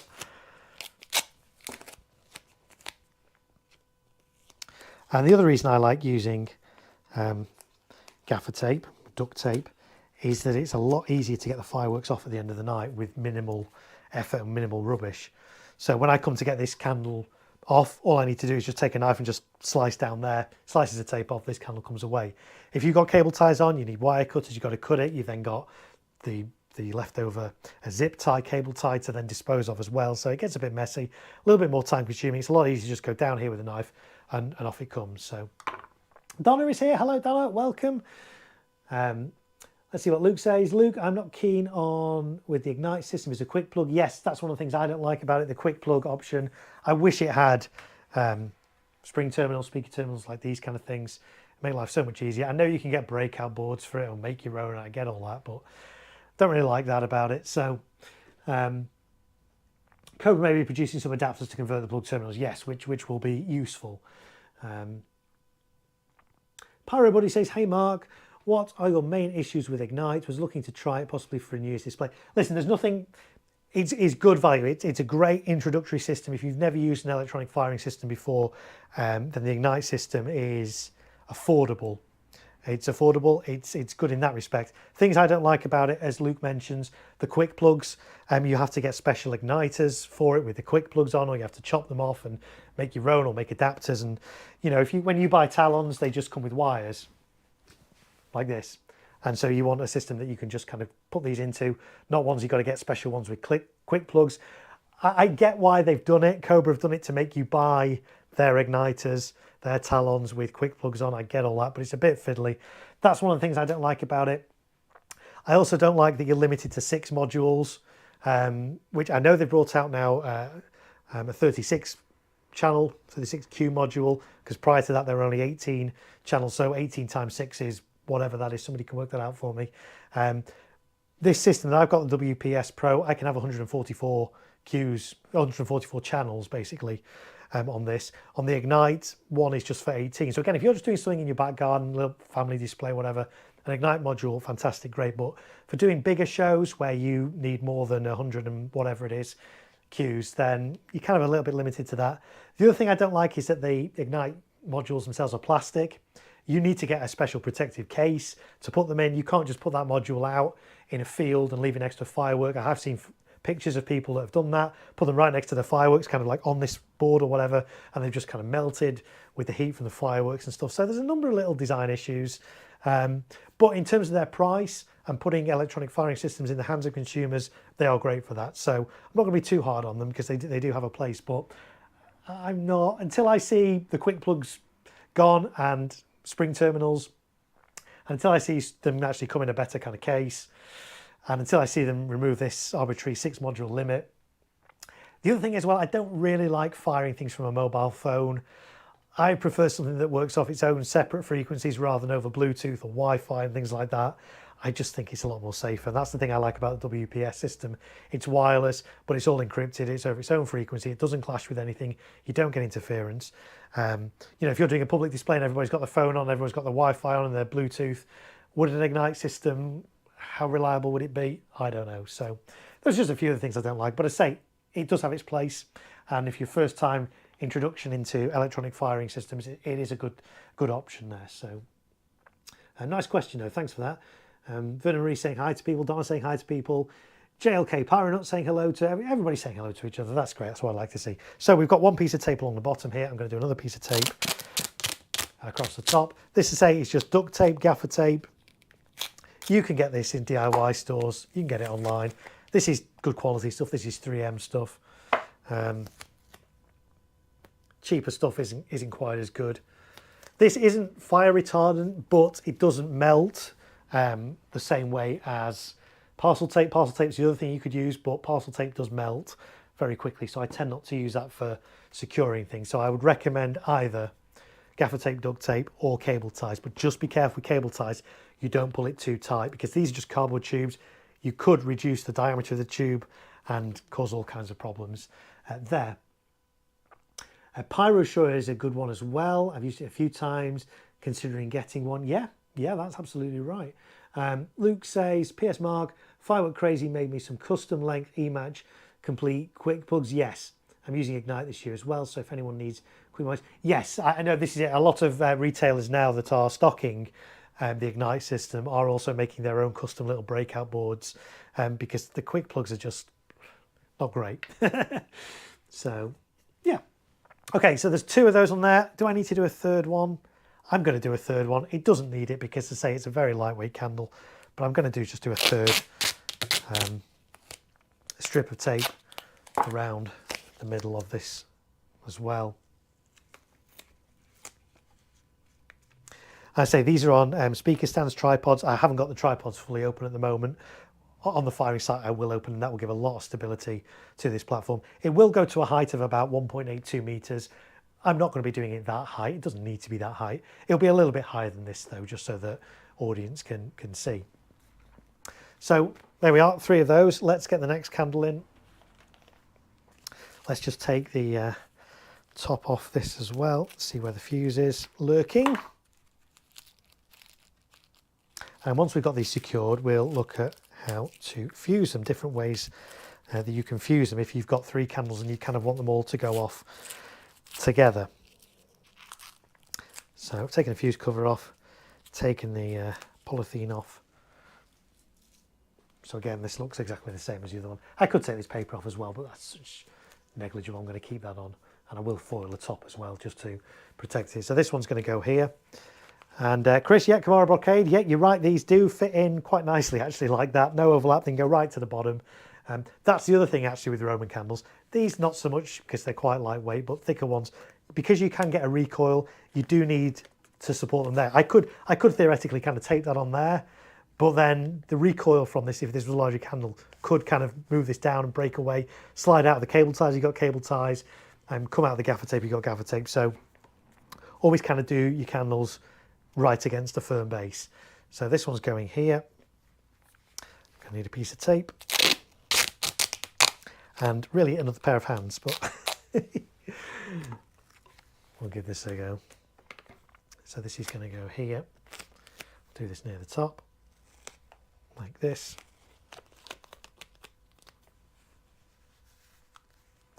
Not the neatest, but hey, it does the job. And I don't know why I'm using silver gaffer tape. I was using black the other day, but I somehow seem to have switched to silver for these candles. I don't know why. But hey, it's going to be dark. People are not really going to see these anyway, are they? So we'll do one towards the base. Like that. That's good. And we'll do another one in the middle.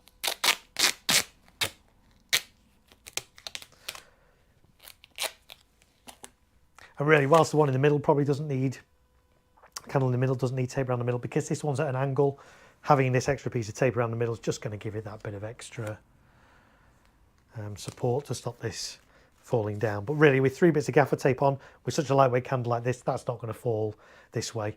And because I've put the stake on this side, my audience are going to be that way. There's no way that can fall towards the audience. If anything, if I was to take my knife now and slice through that, this candle's going to fall backwards. It can't fall forwards. So let's catch up again on the chat. Everybody's still saying hello to each other. That's great. 17 people here as well watching. Thank you, everyone. I do appreciate you being here. Right, let's get this other candle in. So yeah, if you're just joining me, I'm setting up some candles for a display I'm doing on Bonfire Night in Liverpool, a community display for about 300-400 odd people. And on my stream the other day, because I've been streaming a few times now over the past week, setting up, doing all my prep, we were having a discussion about which brands of fireworks are better than others. And I made the point that actually even the cheap brands still do have their place. So I thought I'd practice what I preach. And so I went out today and bought some really cheap 140 shot Firestorm Roman candles by Diamond Fireworks. Diamond Fireworks are kind of one of the value brands, I'm going to call them. I don't really use their products. I've never used their products, I don't think, in a public display. So this is going to be the first time. But I kind of want to just demonstrate that actually some of the lower value brands, if you use them in quantity, they can actually look reasonable. If I was just firing one of these off in a display, it would look pretty rubbish. I'm firing 6 of these in 2 W formations, kind of spread out by about 8-10 meters. So I'm hoping it's going to look okay. So we'll see. So yeah, that's what we're up to. Have you used PyroSure, Mark? No, I've not used PyroSure, so I don't really have a lot of experience on it to be able to comment really, but I am aware of it. So, right, let's get this candle in here. Again, I could do with another pair of hands. But we shall manage. We go on, as the saying goes.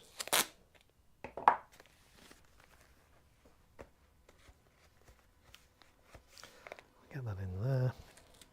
So get this around the top of the candle. The angle I've done these at 20 degrees. Again, it will very much, if you want to do angled candles, it will very much depend on what space you have either side of your firing site as to how wide of an angle you can do. 20 degrees I think should be fine for the site that I'm on. I don't have an awful lot of space left and right, but I've got enough space because, say, I'm not expecting these to go to great heights. 10 meters, 15 meters tops. They're not going to go any higher than that. Again, I've never fired these myself. I have seen a bit of footage of them, so I kind of roughly know what to expect. So 20 degrees seems about right for the firing site that I'm going to be firing these on. Should have ripped this tape off before I started because I'm not going to get around that otherwise.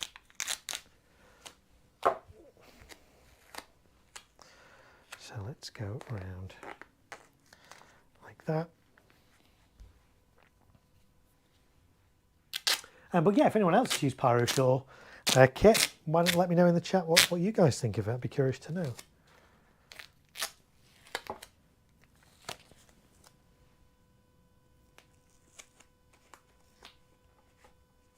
Okay, so there's our 3 candles.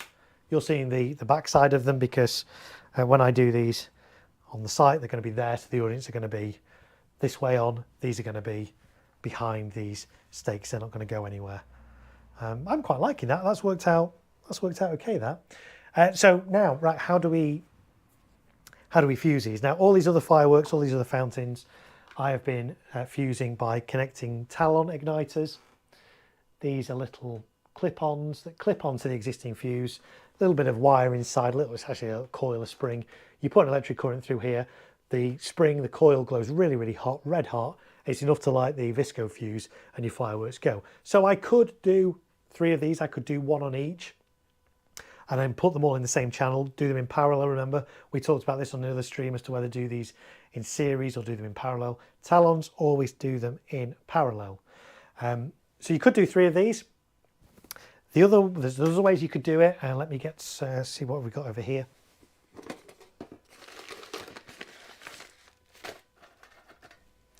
The other thing you could do, you can get normal visco fuse. This is exactly the same fuse as is in here. This burns at a rate of about 1 centimeter a second. So if you've got a 10 centimeter visco fuse like this, it will take 10 seconds to burn. You could connect this between these 3 and then put a Talon, just clip a Talon on here, and that will ignite all of them. The downside of that, of course, is it's going to take whatever distance. Let's see what distance we've got here between these. So we've got about 22 centimeters between.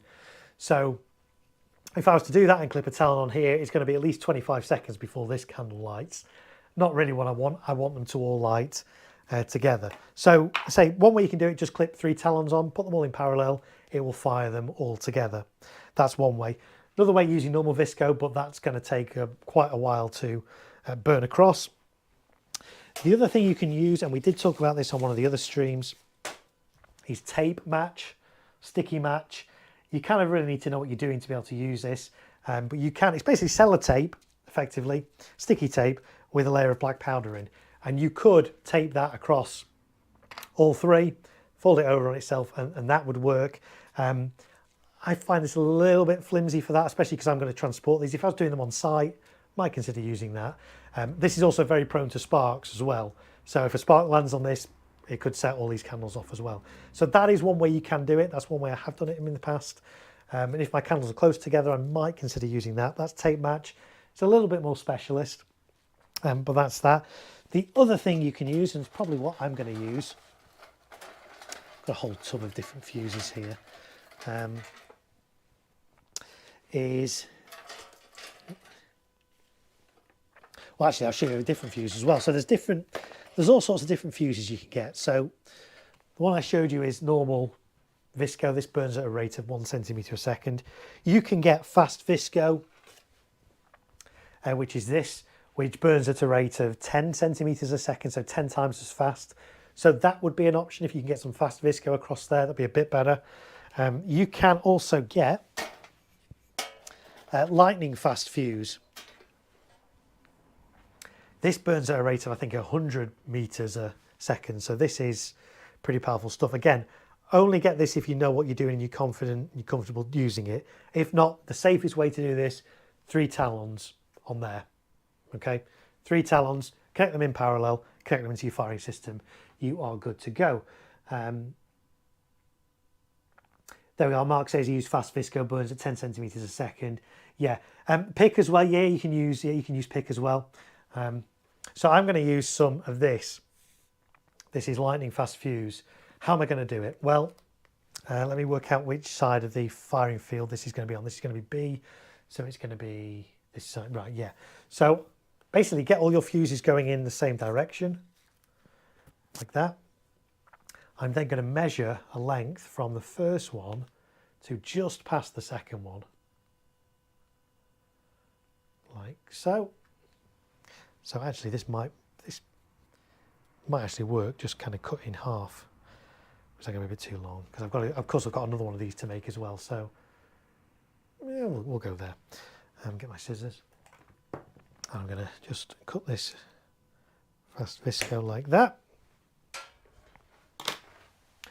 One little tip I will give you, if you've got a roll of visco like this and you need to cut some off, don't just take your scissors and cut it. Unravel a good amount of this, a good metre at least of this before you cut it. Reason being, when it's coiled up like this, if I was to light that now, that would burn through there, and then basically this would explode because it's all just kind of contained. So make sure if you've got a coil of fuse, uncoil a good length of it before you cut anything off, just to be extra safe. If you want to be even more safer, you can use brass scissors to cut it. They're harder to come by, but they are potentially safer. So that was my lightning fuse. Luke says, you're a man of great knowledge, Marco. Do you know what happened to Gary down at Essex Fireworks? Visited him for the first time in 2018. Incredible selection in his van. Genuinely shame he vanished. I don't know. I'm not that familiar with Gary from Essex Fireworks, so I couldn't tell you, I'm afraid. Right, so we are going to connect this up now. And so what I am going to use now, I'm going to use cable ties. I'm going to use fairly... I did actually have some smaller cable ties. Let me see if I can find my really, really small cable ties. Bear with me a second, guys. They're probably in a box that's behind camera, but you'll still be able to hear me.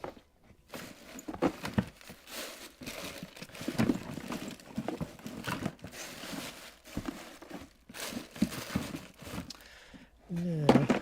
Oh, there they are, I think. Are they there?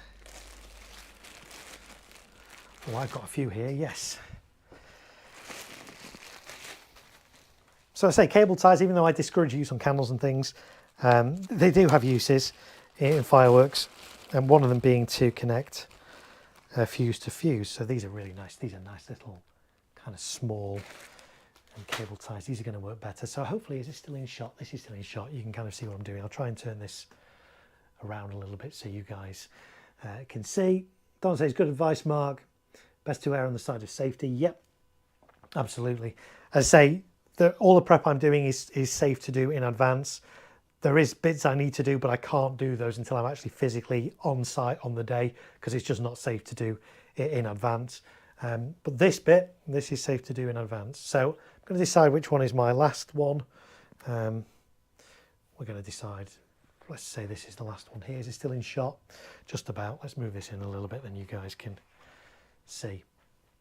So I'm basically going to cable tie this fuse onto this one. And I'm going to use a couple of these, and I'm going to do it nice and tight. So the whole length of the fuse, I'm going to do one right at the bottom, like that, and one higher up at the top.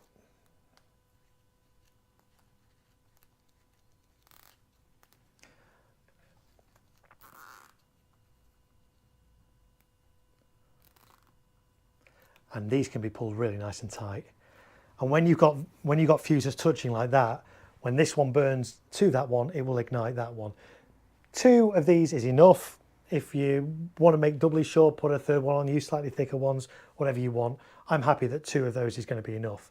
So we then do the middle one. Now the middle one, make sure it's going to be, I'm going to light this from this end with a towel on. So it's going to burn this way. So make sure you have this fuse bent, pointing towards where the fire is going to be coming from. It just ensures better contact with it and more chance of this fuse lighting.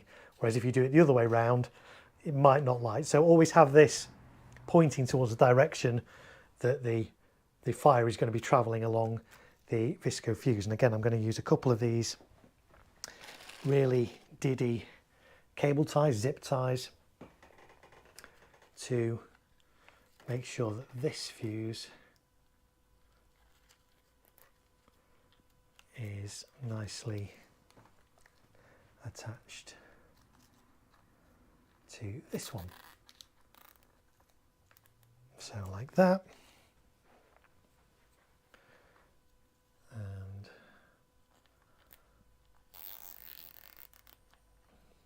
like this. There we go. Pull those nice and tight. So yeah, the fuse came out of this candle and it's pointing that way, and I've cable tied it to this fast visco. So whatever fuse you're using, even if you're, well, this is lightning fast visco, if you're using fast visco or normal visco, you would do this exactly the same way. What you can do actually, another little tip, is if you only have standard speed visco, the stuff that burns at a centimetre a second, if you've got that but you've also got quick match, not quick match, tape match, which is the sticky tape thing, which I don't know where I put, there it is. I say this can be a bit flimsy for going between candles, but what you can do, use normal speed visco, 1 centimetre a second, to do what I'm doing here, and then cover that in the sticky tape, and that way it will burn as fast as quick match, but you'll have a bit more rigidity rather than just effectively sticky tape between your candles. So that's another little tip. I've done that before, it works really well. So let's see what else we're saying in the chat. We've got 21 people here at the moment, and we've been going for 1 hour 33. So welcome everybody. If you're just joining me, I'm setting up, prepping some fireworks for a display I'm doing a week on Sunday in Liverpool, community display for Bonfire Night.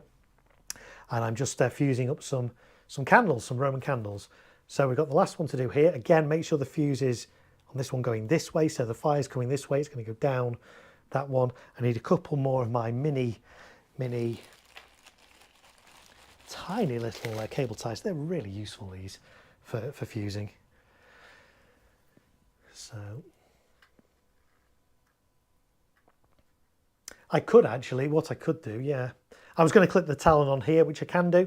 Equally, I could just clip the talon on here or there, because this is lightning fast. It doesn't really matter where I clip it.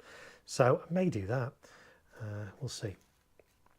So let's get this last one cable tied in.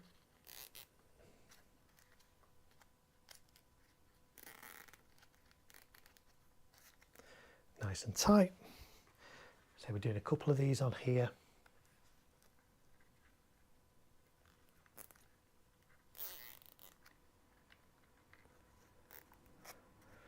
Nice and tight.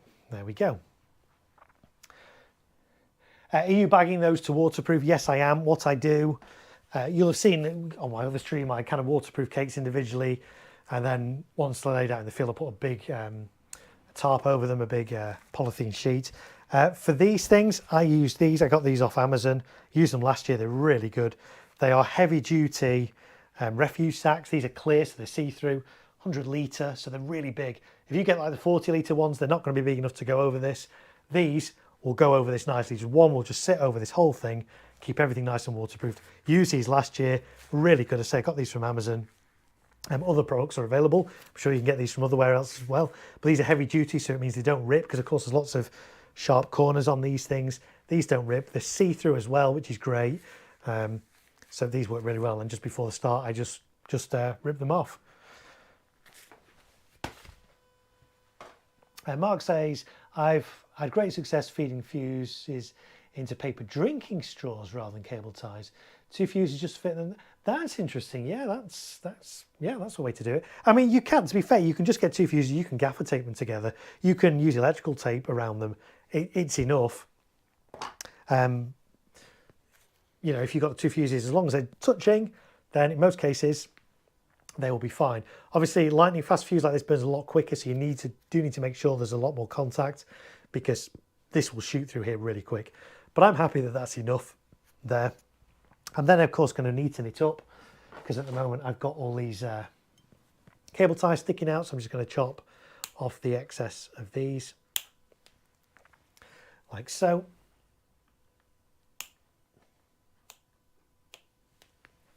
Put those in my rubbish bag down here.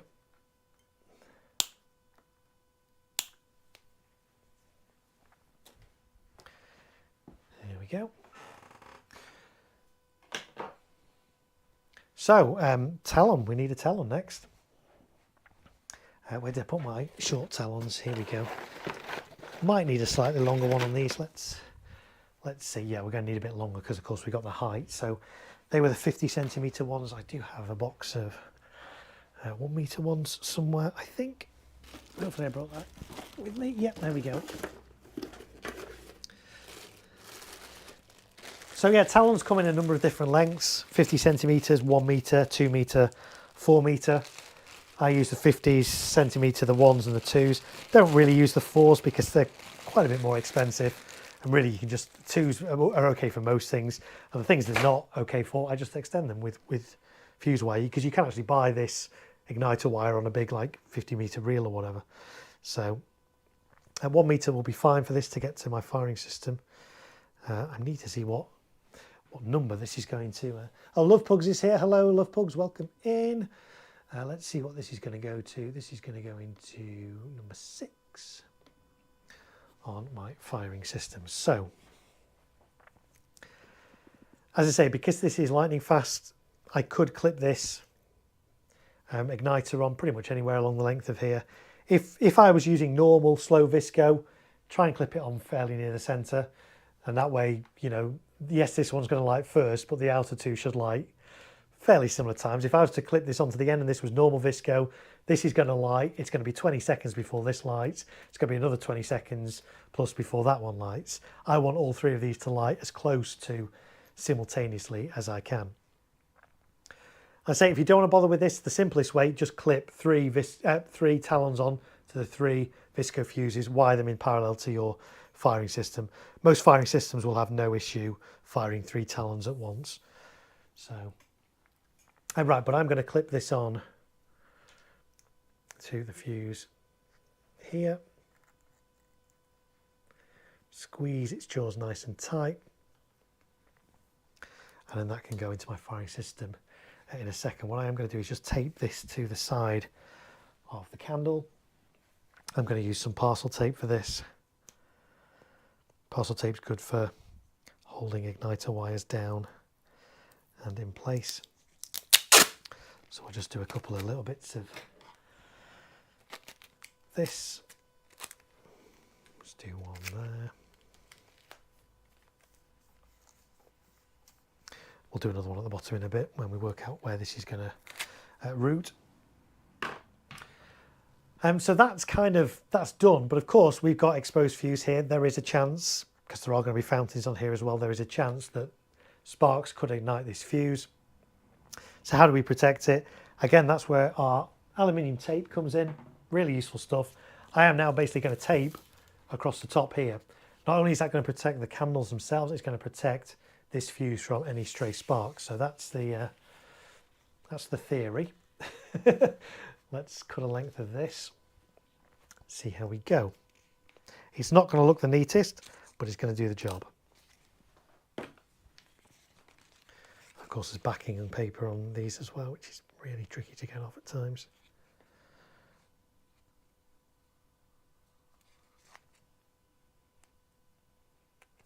Really tricky to get off tonight. There we go, it's coming. I think I'll do this as I go. So I'm going to do start at this end, go over the top of this candle. Diameter of this candle is less than 50mm, which is great. So my tape goes over quite nicely. I'm going to go across the top of this, across the top of my other candle, like that, and then across to the third candle, and that's going to go a little bit like this, and then I'll bend that down over there. It'll keep the talon in place there, bend it down over the top of the 3 candles, make sure they're nicely covered like that. And then it's just going to be a case of trying to bend it around the fuse where I can. It's not going to, I say it's not going to be pretty. It's not going to be pretty, but I want that fuse to be protected. And actually what you might find if you're just using normal visco and doing this, because you're enclosing that normal visco, I say normal visco, burns a centimetre a second. If you enclose it like this, it will burn a little bit faster than a centimetre a second as well. So that's something to bear in mind.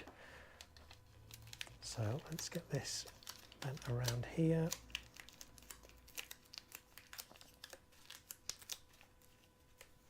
So there we go. There's my candle fan, my W firing fan. Done. So yeah, we've got 18 people still here.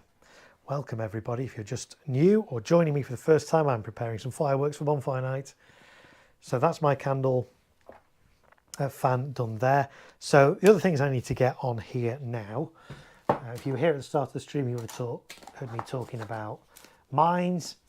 I thought it'd be fun to use some mines. Don't really use mines a lot in displays, especially not category F2 displays, because category F2 mines are either really poor or kind of quite difficult to get hold of. I've managed to get hold of these from Vulcan Fireworks. It's called Mine Attack. There are 2 mines in here. One is like a strobing one, one's a crackling one. They're fountain start as well. I'd prefer them if they were just mines without the fountain, but hey ho. So we've got some of these to go on here as well. I'm gonna try and get these in a V formation. That's my kind of thinking. Still kind of working out exactly how to do that, but so let's get to the same. So those are the crackling ones, and then these are the strobing ones. So my thinking with these is to kind of get them similar kind of angles like that, and the same on this side. And before I do that though, of course, I need to get my other fountains I've taken off back on. So the popcorn fountain and the T1 pyrotechnic need to go back on. I need to work out now where they're going to go. Obviously that can't go at the back anymore because that's in the way, but that might be able to go there. Let's just work out, I've got to work out spacing on here because I want to try and get everything on here if I can. That could go there. Because I've also, the other thing I've got to get on here are my single shots. I could actually, if space is an issue, I could put my single shots on there. May end up having to do that. But we'll see. Sorry, I'm talking to myself here. I'm thinking out loud. I'm kind of designing this as I go. So mine attack, not that bad at all. Yeah, again, I haven't seen any landed footage of these. I've seen footage from other countries in the EU of these because these are quite popular. Some of the footage looks good. Some of the footage doesn't look as good. I've seen some footage where the fountain starts and then fizzles out and there's no mine. So I'm hoping that doesn't happen here, but we'll see. Again, I'm going to light kind of 4 together, 2 on each platform, and we'll see. Yeah, hopefully some of them will go. Many hours of prep work for a few minutes of joy, labour of love. Yeah, this is it. I mean, I say I started planning all this back in August. Now doing all this prep, which is going to be, well, you've already, if you see my streams, we've already been doing several hours of it. It's going to be most of next week as well, for a display that's going to last, you know, between 10 and 15 minutes. But it's worth it if it all goes well, if it all goes safely, if the audience have a great time and you get a round of applause at the end and you have kids going ooh and ah at all the effects and things, then it's, you know, it's worthwhile. So yeah, absolutely. So this needs to go on here, that needs to go on there. I need to get the mines on, which, as I say, I'm thinking of doing kind of mounted like that, so there's space for that. So the single shots, where am I going to get the single shots on? Actually, they could, I'm still humming and hawing about this. Actually, the single shots, perfect. Yes, they could go at the back. They're not going to be in the way there. Yeah. So the single shots, I've already done them on the other ones. I did them off stream because I was sort of playing around with exactly how to do them. But I've basically used my same 90-degree angle brackets, these 50mm brackets that I got. These are just little shelving brackets. So I've just bent them into 20 degrees using a protractor, which I put down somewhere. But also we've got the inclinometer. I said it right, yes! The digital inclinometer. Wasn't quite as good that time, was it? To get the angles right as well. So I was wondering where these were going to go. These will go at the back. Underneath these, they're going to be absolutely fine. Perfect. So in which case, that can go there. That can go there. These can go here and here. And then we can do our mines at the front. So I'm going to get these single shots on next. So again, yes, I've just bent the brackets out. These are actually pyrotechnics, so not technically fireworks, they're T1 pyrotechnics. I'm using, I think, about 15 of these. They're all going to go up together. They're all crackle mines. Should look quite good. They're going to go in like W formations from all of the 5 platforms all together. Well, I say all together, they might be slightly, I've not quite worked out the timings on them yet, but there'll be 15 of them in total, so that should look quite good. So let's get this one on here. Let's move that out of the way so you guys can see. So yeah, cable tied these on to these brackets. Again, these are not comets, they're mines, so I'm not particularly worried about choking the tube with the cable ties. Actually, these, because they're theatrical pyrotechnics, they're designed to be attached like this. So these cardboard tubes are really strong. You can pull the cable ties pretty tight in these and with no issues. So let's put this one on about here. Where's my screwdriver and drill? It's down here. Can I reach it without? No. There we go. And let's get these mines off here as well because they're loose. Stand those on there. Okay, so I'm going to put this on here and get my screwdriver. Of course, it's whether I can. I could have made bigger boards, couldn't I, for these fountain tables? But I like it when they're all compact.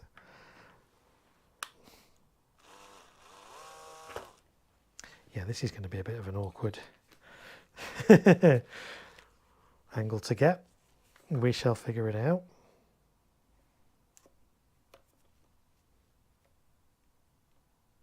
Actually, here's a tip. This will make it easier. Now, this won't stay up on its own until I screw it in. But if I get a little piece of my parcel tape, so there's not a lot of weight in these T1 pyrotechnics, they're really lightweight. But if I just get a little bit of this, this should be enough to just hold this bracket in place whilst I get a screw in. So let's just put that across there. There we go. Now it frees up my hands.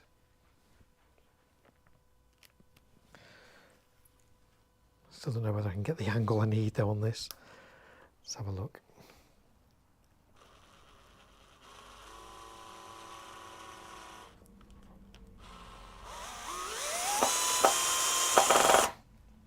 Perfect.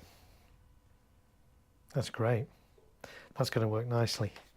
So let's get another one of those in on the other side. Over here, we'll do that again. That was a nice little trick, that, with the parcel tape, just to hold that in place.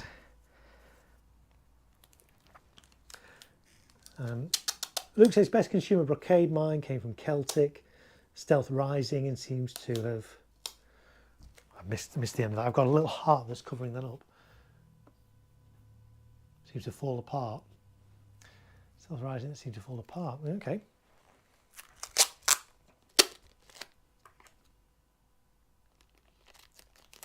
I was actually in one fireworks shop today talking to the proprietor. He's still got some Cuba mines. He said he might be able to let me have some to film and review. So that's kind of quite exciting. We'll see what happens with that. Right, let's get this one on about here. That's kind of how I did the one on the other side. Bit of tape just to hold it in place, and then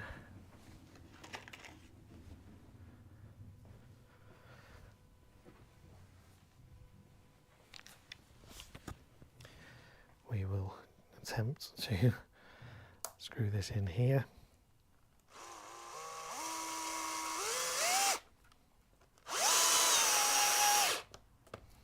Nice. That's good. Okay, so those are those single shots in. So we're going to get this fountain in probably about there. Does that give me enough space to get these in? Yes, it does.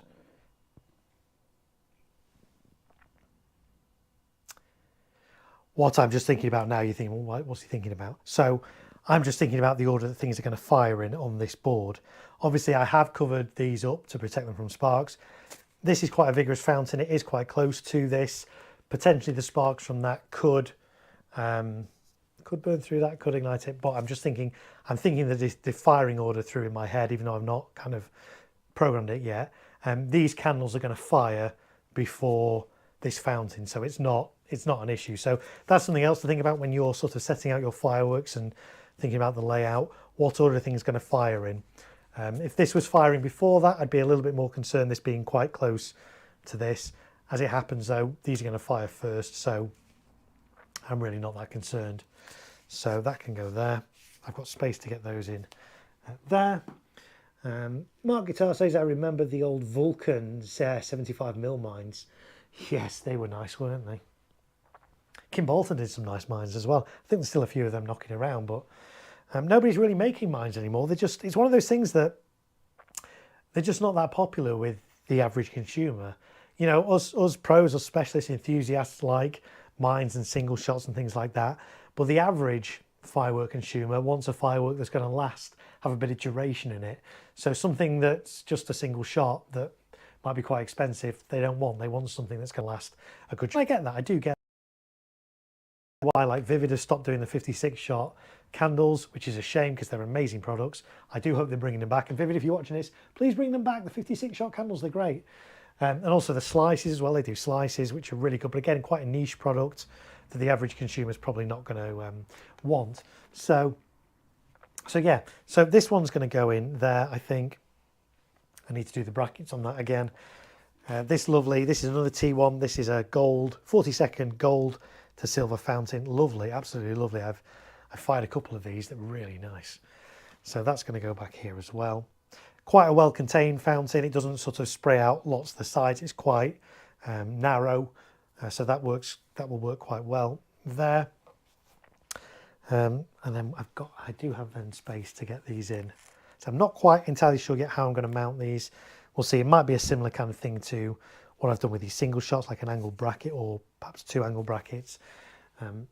We'll see, but let's get these 2 in as well. Oh, and there is going to be another single shot as well on the front, because as I say, I'm doing the single shots in a double gear. They might not all fire together. The outer ones might fire together and the inner one might be on a different channel.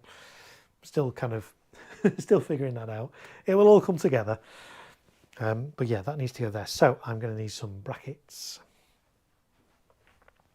And I did 4 brackets on this popcorn fountain just because it's there is a bit of weight in it.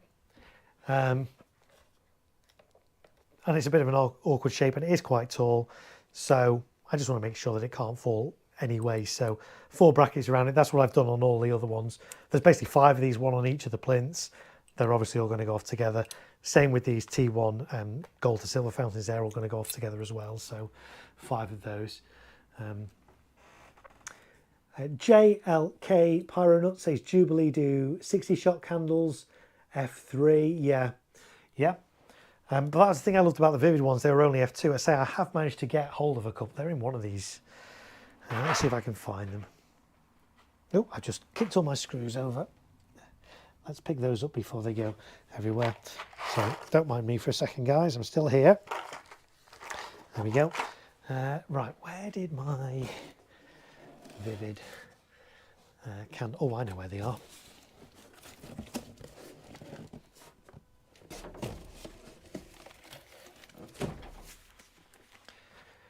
Yeah, so I was saying not many of these left in the UK now because they sell out fast and Vivid aren't bringing any more in, which is a shame.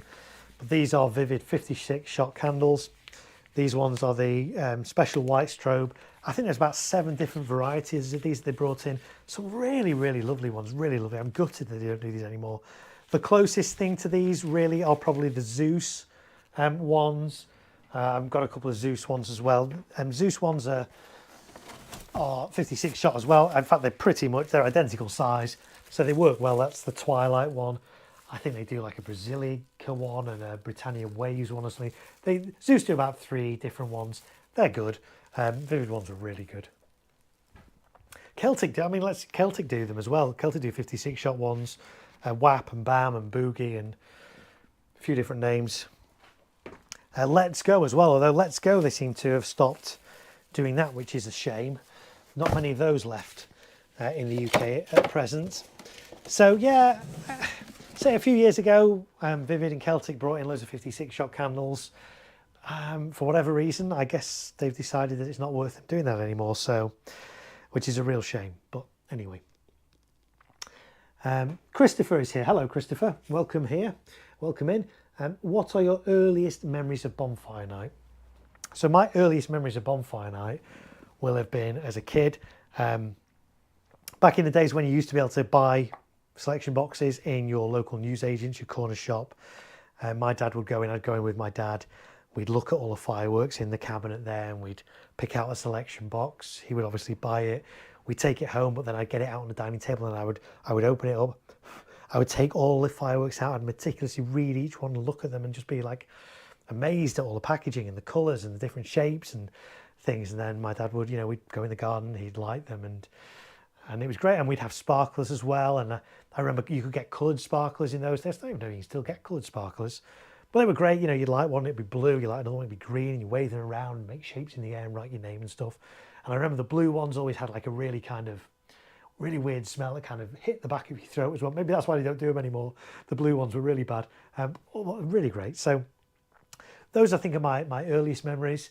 In terms of my earliest memories of actually going to a display, we used to go to our local church had a display, and back in those days it was really, I use the term display kind of loosely. It was basically a case of, it was a field, they'd set up a big trestle table, and it was basically bring your own fireworks. There'd be a couple of people that would light them.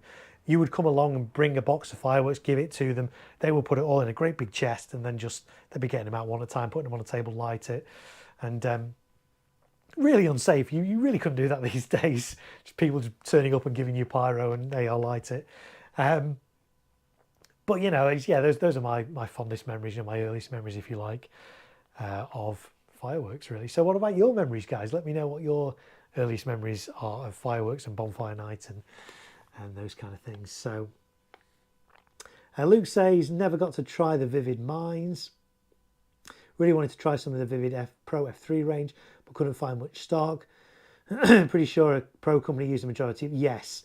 And that's the thing, like Vivid and Celtic are the two ones that actually their F3 products, even some of their F2 products, are used in professional displays. Professional companies buy them all up and use them all. I've used some Celtic F3 stuff in, pro displays as well for a company that I crew for. So yeah, they're really good. And actually there was one stage, and sadly they don't do it anymore, but Vivid's F3 range actually had e-match ports on them as well. So you could peel off the paper top, and yeah, you'd have your Visco, but you'd also have an e-match port, which saves so much time. But sadly they don't do that anymore either because of rules and regulations and things. But yeah, it is, there's a lot of consumer product now that is pro grade quality that are used in pro shows as well. So yeah. So Mark is going now. He says, night night all. I need my beauty sleep. See you all again soon. My earliest memory is my dad bringing a bag of fireworks from a Chinese shop in Soho. They were really pokey and misfired a lot. Yeah. How did Vivid come about? Was it someone on the forum who started Vivid? I don't actually know how the origins of Vivid. I know the guy who runs it, Rich, really nice guy. Vivid have been around now for, I'd like to say, about 5 or 6 years, and they really took the market by storm. To the extent, and we spoke about this on one of the other streams, that other brands have really had to up their game. Celtic have really kind of had to up their game. Vivid were the first ones to bring in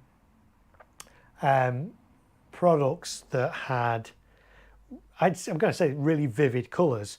Yes, you could get coloured fireworks, but the colours in Vivid's products were really kind of on another level, and other people like Celtic have had to kind of come up to that level now. So Celtic for many years kind of just dominated the sort of the pro consumer range, and Vivid came along and kind of, so Celtic have now had to sort of raise their game and bring in more products, and they have, to their credit, they have brought in some great products. So, and Vivid have now got a sister brand, separate. It's still under the same brand. It's got a separate name, the Rikeo, however you want to pronounce it. I'm going to be using one of their products. You might have seen me waterproof it on the last stream. Thunderbolt 3.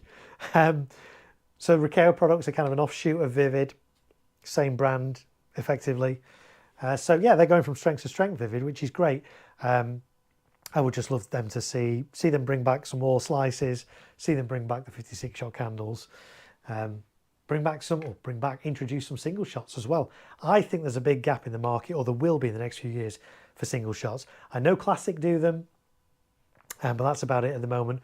But as we were talking about earlier, like consumer electronic firing systems like the Ignite systems, as they become more accessible to the average consumer, people are going to want to start doing pyromusicals. And so if you want to do pyromusicals and script pyromusicals, you're going to need consumer fireworks that are single shots. The closest we have are the Vivid slices, which are kind of like 7 shots, but they all go off together. And I say the classic mines that are 30mm, but again, they're F3. So it would be nice to see some more consumer single shots. I really hope that happens. And JLK Pyronut says we use a lot of F3 now in our pro shows. A lot of it is just as good, if not better, than F4. Absolutely. And equally, the same goes for F2. There's so many, F2 products now that are as good as, or if not better than, F3. So the quality of fireworks generally over the last decade in the UK has really, really kind of gone to next level. There is so much choice now. There are so many brands. There are so many new brands coming online all the time. In Fireworks is a really new one, only started last year. I actually filmed all their product footage for them. So if you see a Pyroworks footage, landed footage, I filmed it all. So I've seen their entire range. It's really good. But again, they're a new brand, so it's their kind of second year in the market. There's other brands that are coming on this new year, like this Ryukeo, the Vivid offshoot, Karatikas Pots. There's all sorts of different brands springing up, and it's great that there's so much choice. In fact, there's actually, perhaps if anything, a bit too much choice now. Market is getting a little bit saturated, but hey, I'm all for choice. I guess at the end of the day, it's probably going to drive down prices, which ultimately is good for the consumer. So there we go. I think we've caught up on the chat. Right, let's get back to how long have we been streaming now? We've gone past the 2-hour mark, people, and it's now 25 to 11 at night in the UK. We'll see if we can at least get this board done tonight, if nothing else. So let's get the 4 of these in again, like we did with these fountains on the other boards. So I'm just pushing them in initially just to work out where they need to go. Let's move this out of the way for the time being until we actually attach it, just to give me a bit more space to work. So this one's going to go under here, like that. And then do I need one more? I think I need one more. So this one's going to go in there. That's good. So I'm going to now try and lift this out without moving any of those brackets so that I can then screw them in. Let's see if that's going to... Oh, yeah. I was really good at that game. You know, that game you get at fairgrounds where you have a wire and you've got to kind of get the loop around the wire without touching it to make it buzz. I was really good at that. Which actually comes in handy when you're doing things like this. So let's move that out of the way momentarily, and we'll screw these 4 brackets in. So I'm going to need 4 more screws. 1, 2, 3, 4. Find out where I put my screwdriver there. Bonds is here. Bond says, any standouts from Pyroworks? Got Crusade and Fanfare Pro this year. They are actually, I'm not paid to say this because I'm not. My reviews and stuff are all neutral.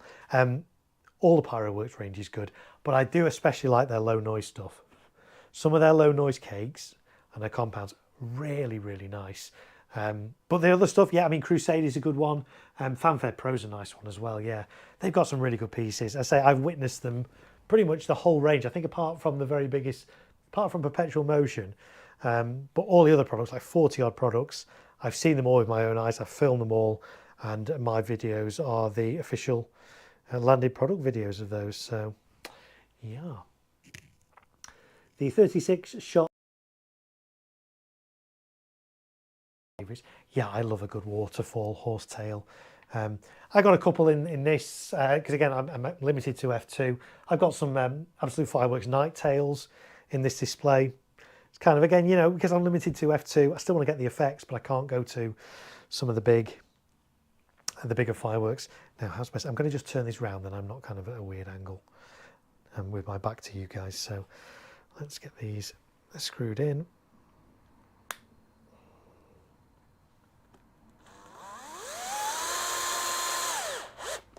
One of those screws is shorter than all the others. It's a bit random. Let's get a different one.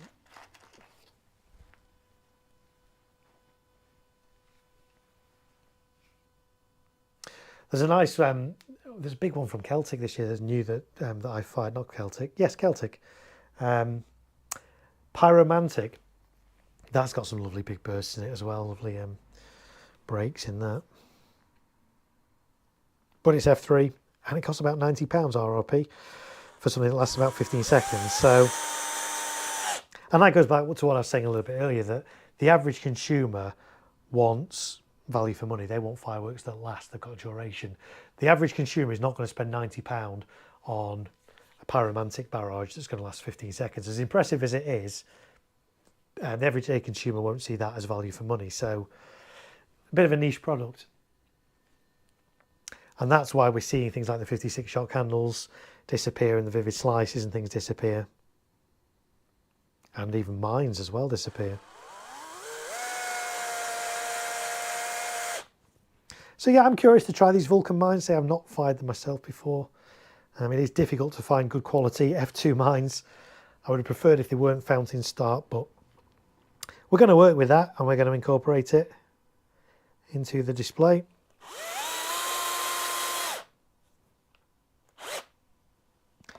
go. That's good. Oh, a bit too tight. Let's get that off and get that back on there. Right, so Vivid El Loco is a beast. Yes, it is indeed. That is a good firework. Right, this is going to go fit in there. Oh, that's a bit loose actually. One of these must have shifted when I pulled it out. So let's just redo this a little bit. I want to get a bit more of a snug fit if I can on this.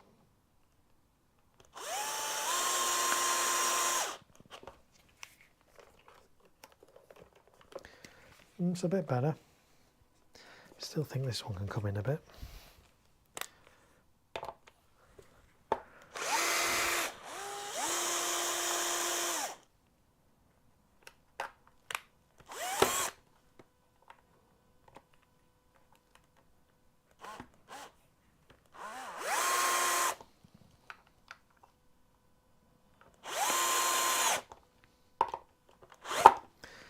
See if that's better.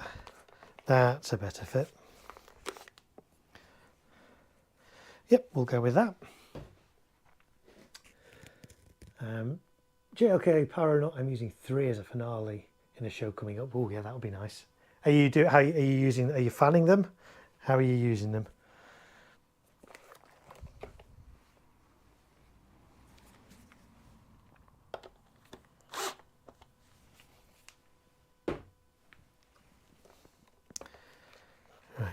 Goes in there, that's quite nice. That will still reach into my firing system. Right, now I need some more gaffer tape. I'm going to go back to the black, back to black on the old gaffer tape front. Don't know why I use silver on the candles, doesn't really make much difference. But I have been using black for all the other fountains, so we'll go back to black.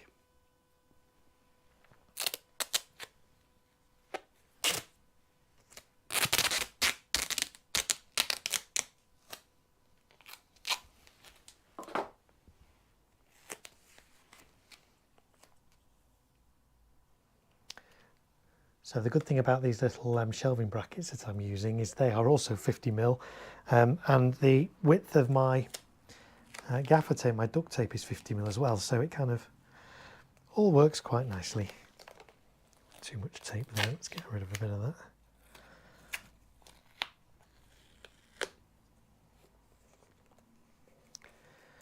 There we go. That's nice and secure, and then let me see what number that goes into on my 3 positions on 1 queue. Nice. That will be nice. Right, this is going into number 10.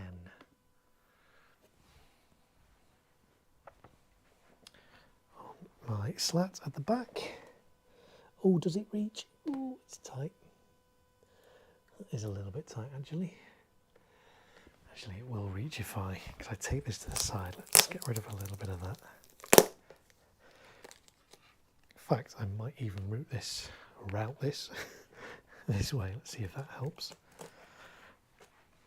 That's better. That's good. So, I mean, I could have used the 1 metre talons and all this lot, but because everything's quite close together, I try and use the shortest talons that I can get away with, ideally. So that's the popcorn fountain from Vulcan in there.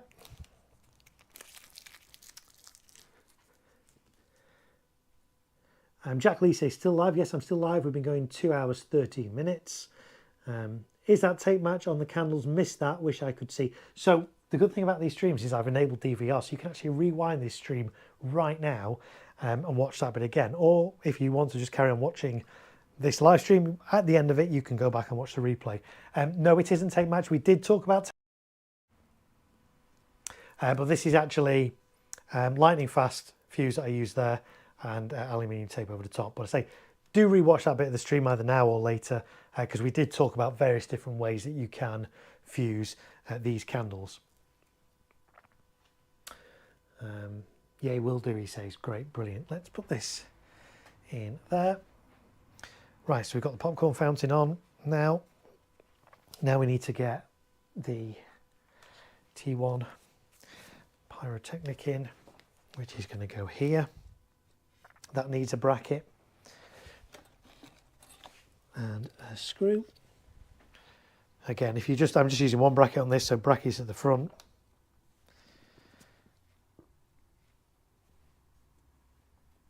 There will be fine.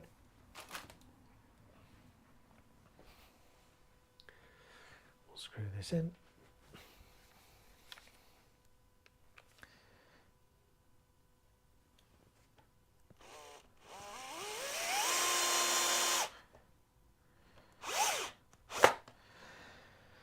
That's good.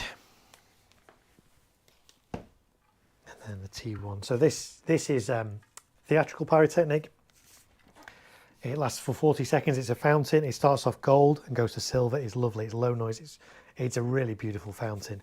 You have to be careful with these things because the base there is red cellophane, which kind of looks like the top of some cakes and some shot tubes and some candles and stuff. That's actually the base. The top is the foil bit. So quite easy to get that the wrong way round if you're not paying attention. So we'll put this in here. We'll get this wire out of the way here.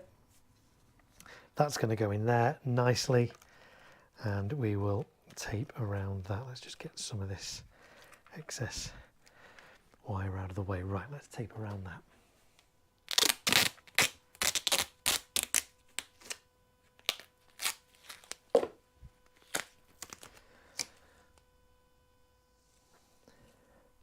So much easier to tape things that are regular shapes, cylindrical.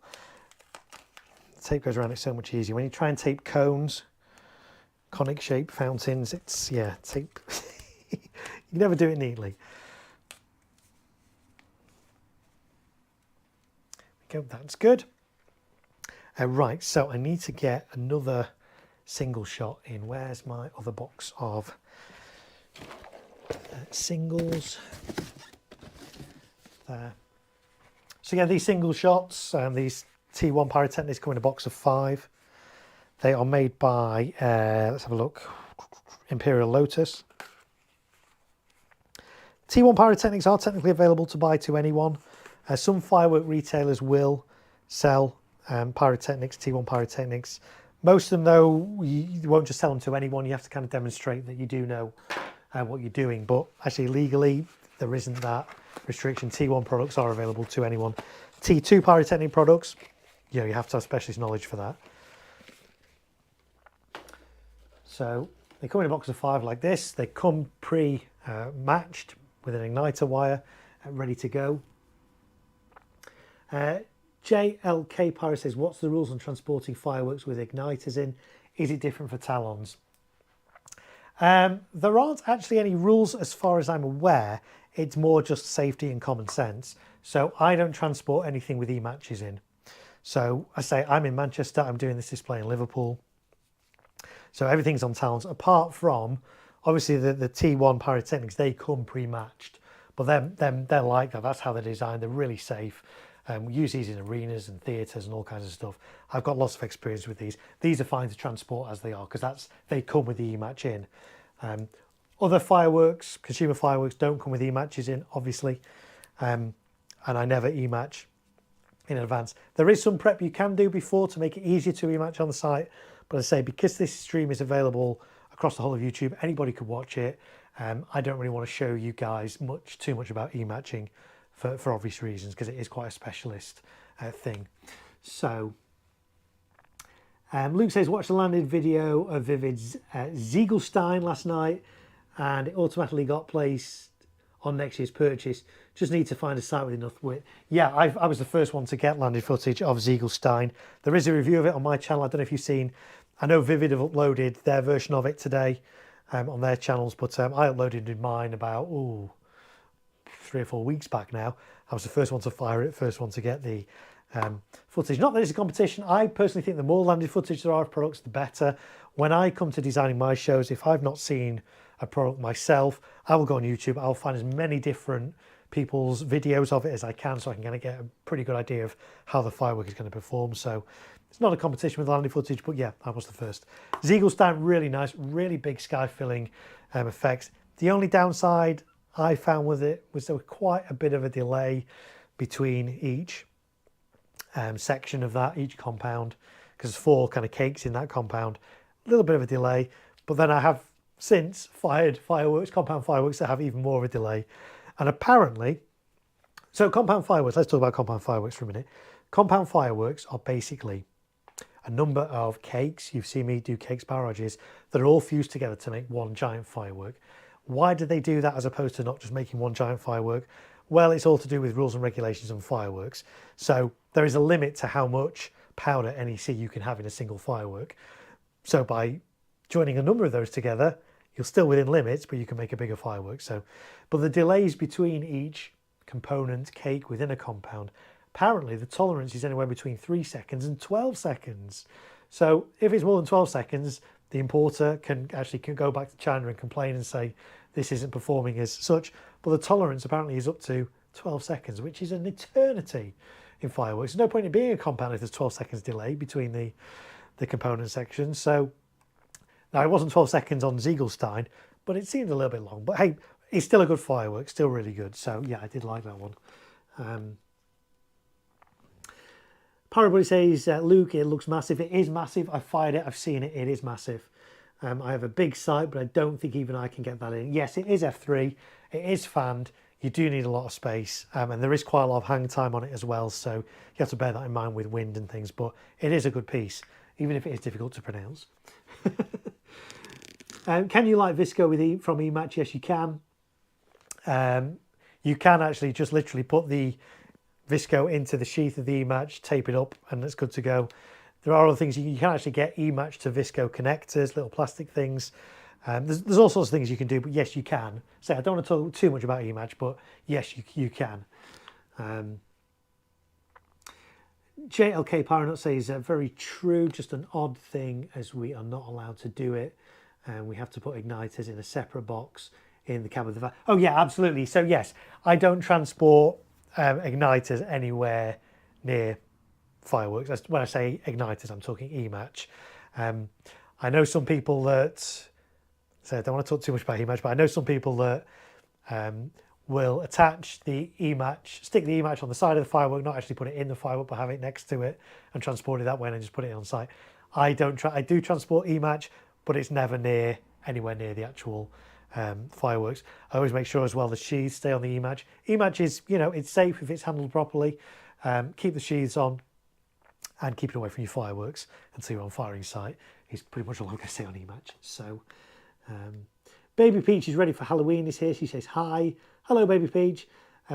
Was the spread as big as it looked in the video? Yes, it was. It was big.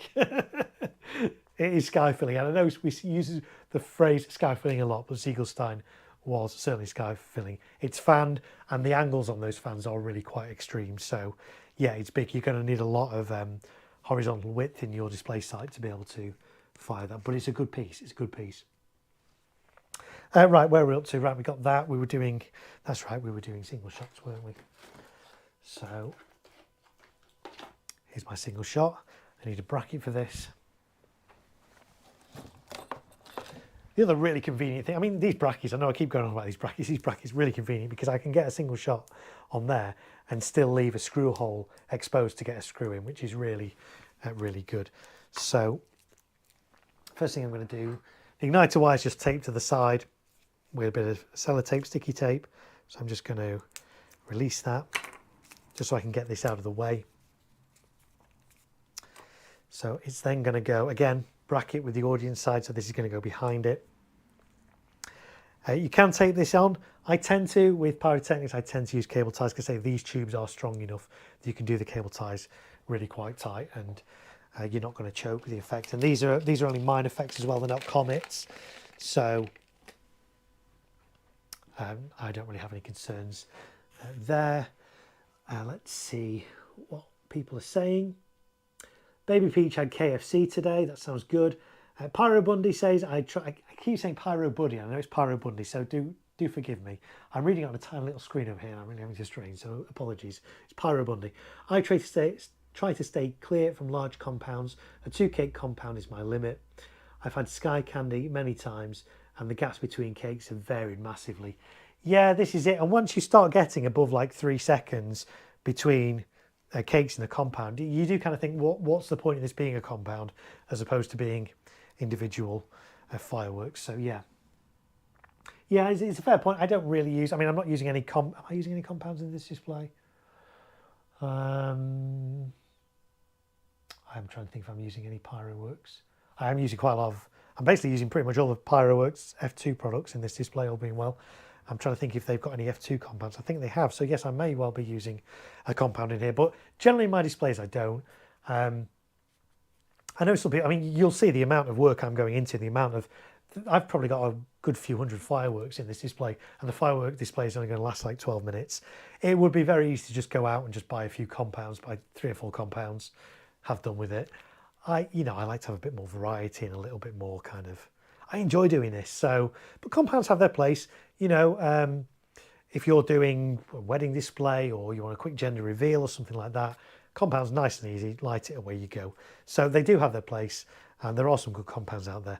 But I do find compounds very expensive compared to other cakes. You could buy 4 barrages for the same price as, well, you could probably, for the price of a compound that's got like maybe 2 cakes in, you could probably buy 4 on the lone cake, something like that. So, but there are some good compounds out there, and I've been fortunate to fire quite a few of them this year, and you'll find those on my channel, landing footage and reviews.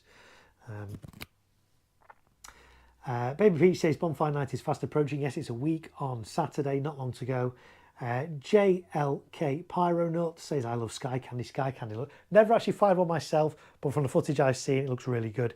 I think they've changed it. They've tweaked it a little bit for 2023. I think it fires a little bit differently. Baby Peach says you're very preparing for your show. I am preparing for my show, yes. The price on compounds makes me nervous. If I had a display that was compound, I'd be worried about having igniter fail part of my first fire and you losing. Yes, there is that. Yeah, absolutely. That's the thing. I mean, fortunately, most compounds, I'm trying to think if all of them, most compounds have a reserve fuse. So you do have that kind of backup, that fail safe if only half of it goes off and it stops. First cake goes and it stops. You do have that backup. And if you want to know more about reserve fuses, I did a whole tutorial on reserve fuses, what they're all about, what they're for, how you can use them in different ways. And that's on my channel as well. But yeah, if I'm buying a big firework, I want to have a reserve fuse on it. I'm not going to buy a big firework if it doesn't have a reserve fuse on, as a general rule. How do you connect your fountain tables to what looks like speaker stands? Hello 3D printer guy, welcome back. They are speaker stands. That's exactly what they are. Tripod speaker stands. These are lightweight ones. You don't need the heavy duty ones. I mean, you can get heavy duty stands, speaker stands that are designed for having, really big heavy speakers that will hold up to like 60 kilograms. I think the max weight on these is 20 kilograms. I'm nowhere near that with this. So lightweight speaker stands. I've got 5 of them. Really quick and easy to set up. Really stable as well. The tripod bases go really wide. I've got them quite narrow just because I'm limited on space here, just while I work on them. Really stable. So yeah, that's all these are. And you can actually get special top hats, and you can screw them on. So basically they're just, I did show them on one of my other streams. Can't really show them now because these are all connected, but plates on the bottom. In fact, do I have a spare plate anywhere? I do actually have a spare plate. I can show you. So yeah, just regular speaker stands with these on the top, these little speaker plates, top hats they're called. They go on the stand. I can then screw through into the bottom of my wood. So I transport these separately. I can take these tops off, transport those, transport the stands separately, and then just assemble them really quickly on site. This just goes onto the top of the speaker stand, screw it there to tighten it, and jobs are good. And so that's what I'm doing this time. Last year for these fountain tables, I did it slightly different. I mean, I have used speaker stands before, but I didn't have 5 speaker stands last year. So what I ended up doing with these last year was basically modifying them a little bit and having, it was effectively like a big garden stake, and I built like a little bracket so this would attach onto the underneath, and I'd hammer this in and then attach it on, and it kind of worked okay, but it wasn't quite as stable as I would have liked. This year I've got a bit more weight on these tables. I've got some Vivid Goldilocks fountains on them and things like that, so I wanted something a bit more stable, so I've gone for speaker stands this year on all 5 of my front sights. So I hope that answers your question on that. 3D printer guy, I like to pick many cakes over getting one compound. I do as well. Yeah, absolutely. Yes, Mark Sky mechanic has changed. It's now one solid cake. Interesting. Okay, I knew it had changed. I couldn't quite remember. Because I think Vivid have actually tweaked a number of their products this year. And really, if I'm going to have a little bit of a rant, not for long.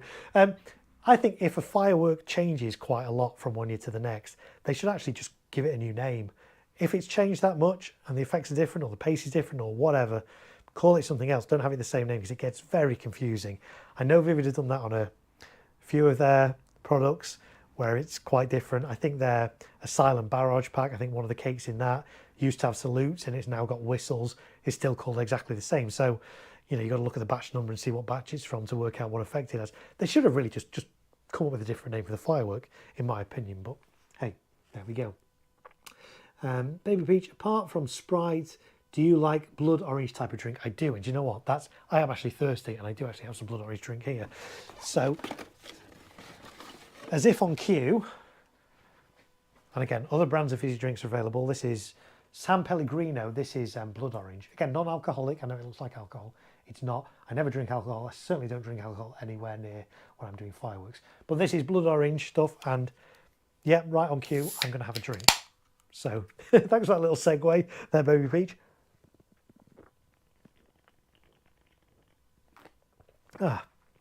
It's thirsty work talking non-stop for 2.5 hours.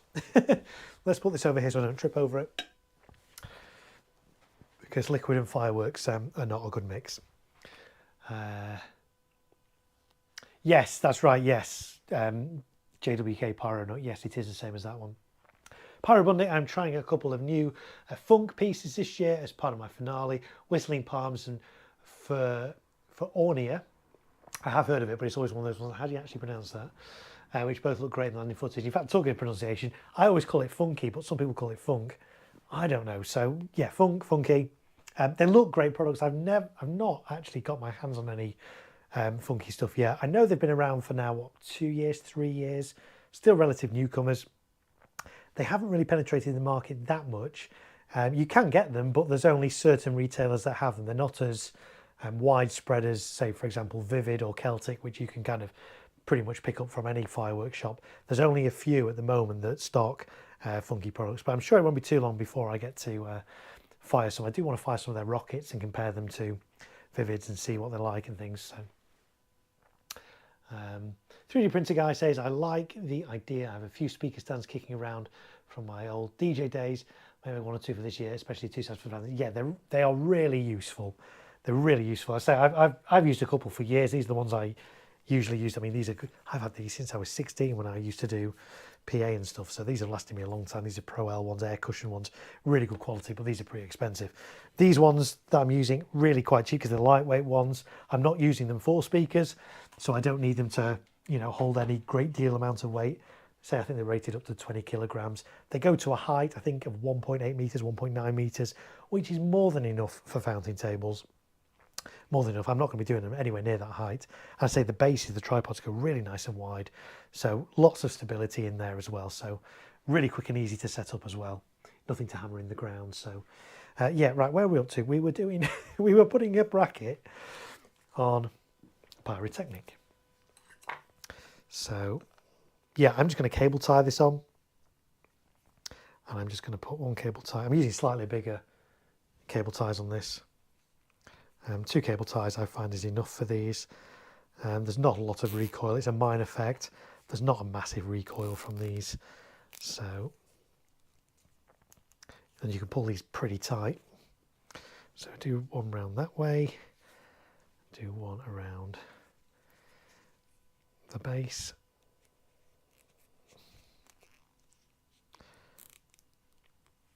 Like so.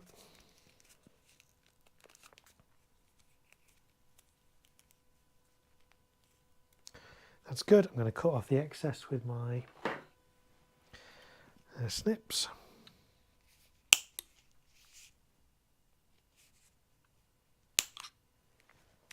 Put that in my rubbish box, and then yes, I've now got this ready. I can just see that hole is free, so I can put a screw right through that and screw this on.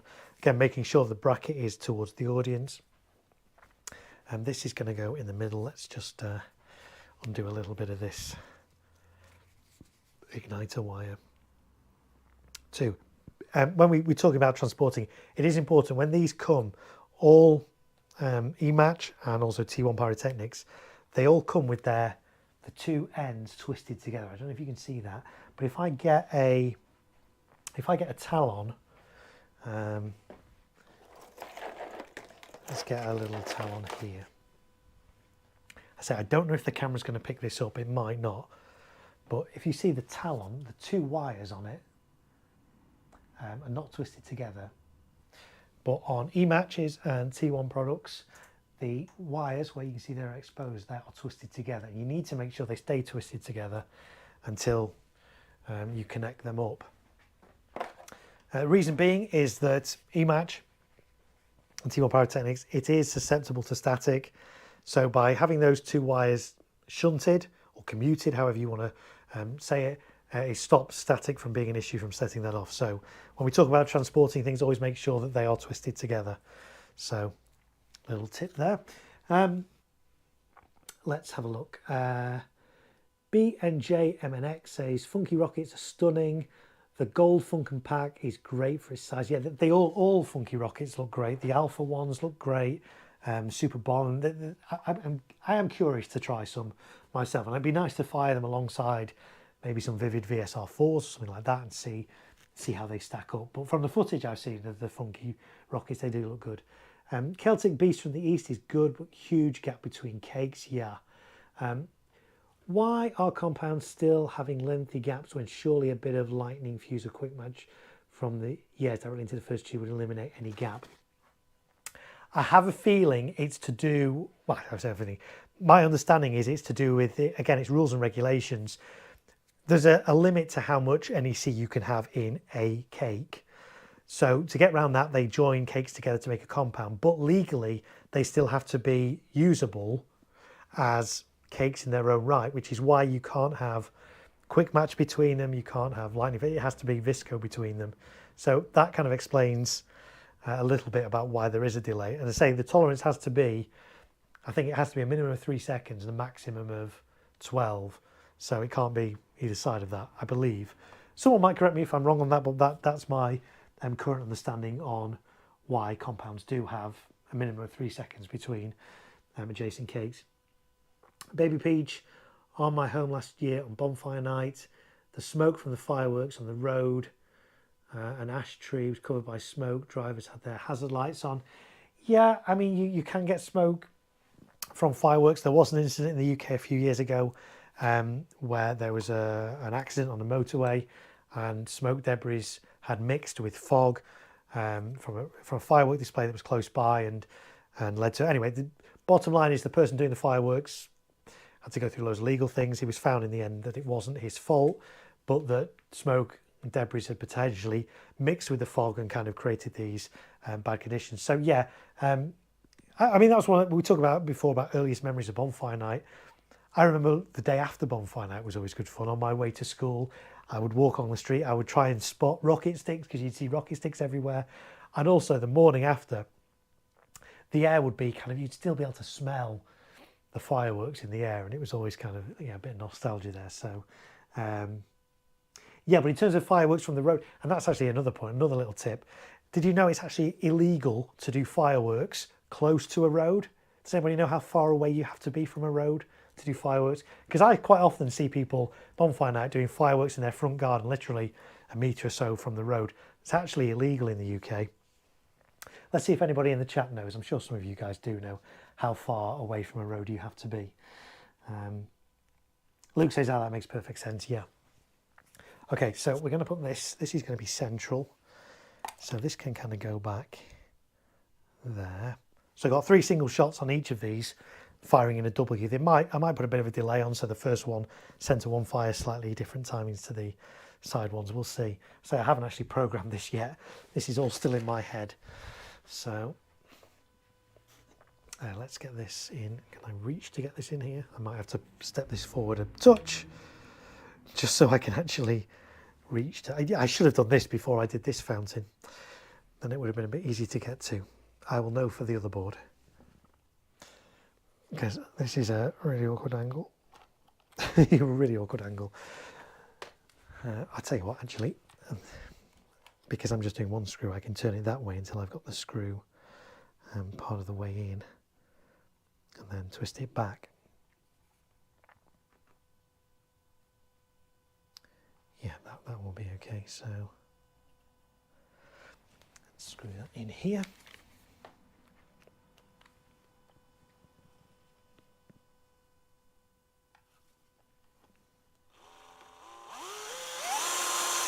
Yeah, we'll get it started, and then we'll just twist that round so that it's facing where I want it to face.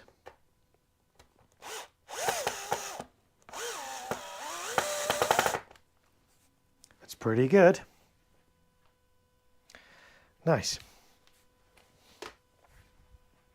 The other thing I love about pyrotechnics, I mean, not only do they come pre-wired, which saves a lot of time, they come with a foil top as well, which again saves a lot of time.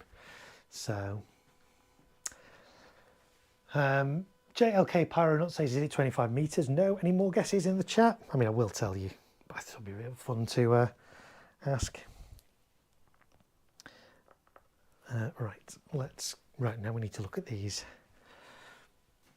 Need to work out how I'm going to do these mines. So these mines are going to go here at an angle. Let's see what the base is like on these. The base is fairly solid, actually. Again, mines can have a bit of a recoil, so you have to make sure that, you know, they are supported underneath. These seem to have quite a solid underneath, so I might be able to do a similar thing with the brackets. 3D printer guy says it's got to be between 50 and 100 meters. No. Keep your guesses coming, guys. Right, let's get another bracket on these. Let's work out how I'm going to do these.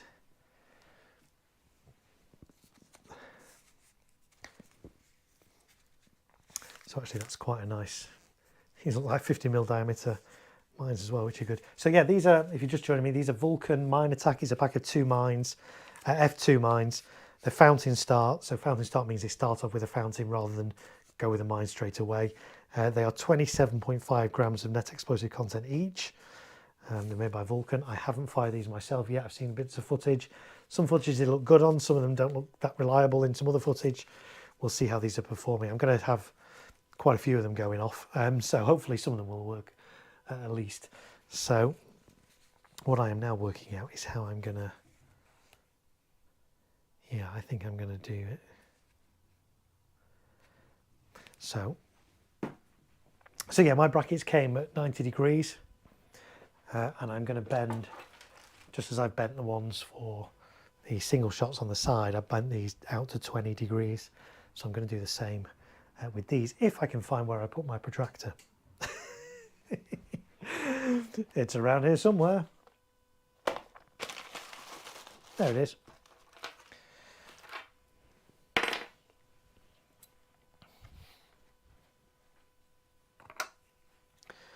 Okay, so again, you could use a digital inclinometer. I said it right again, yes.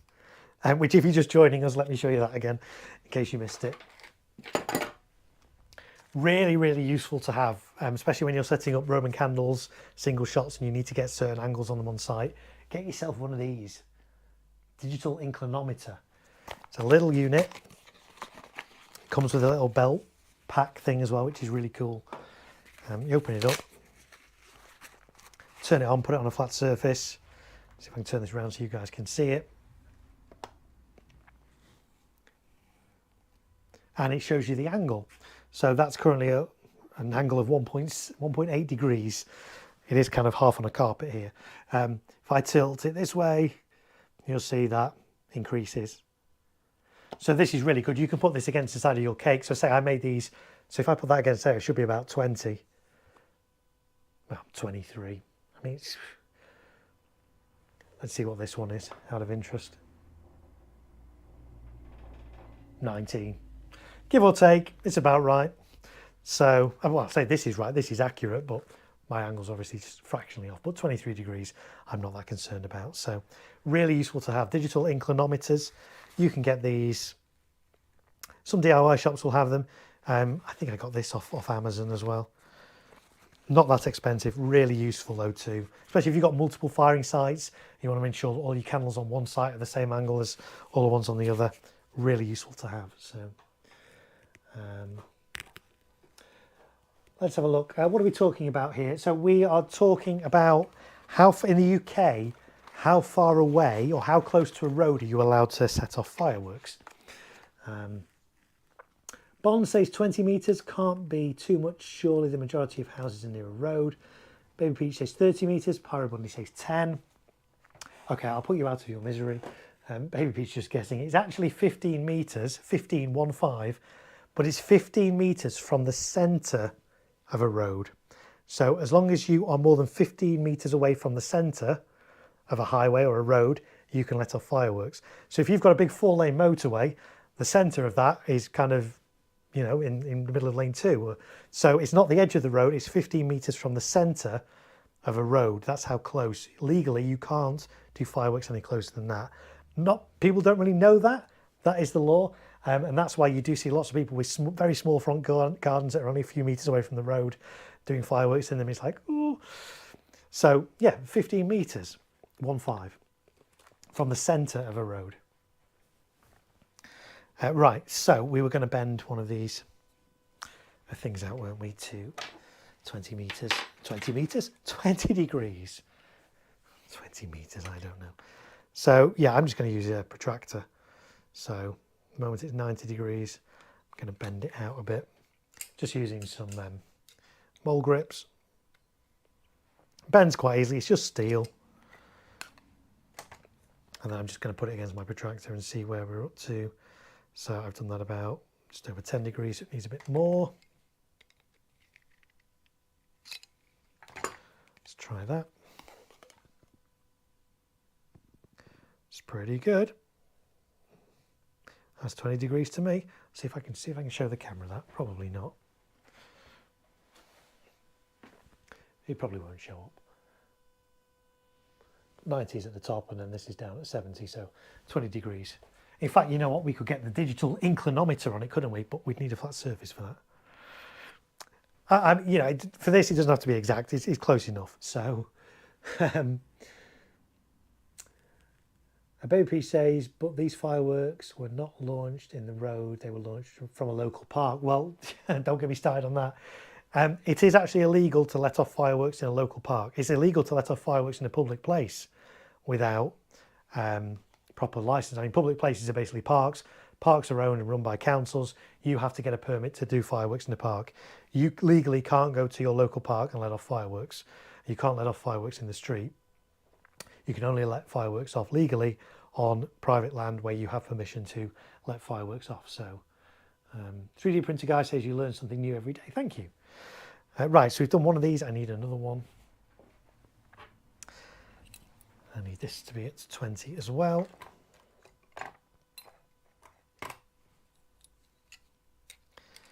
So once I've done one to that, I can just kind of do the other ones to the same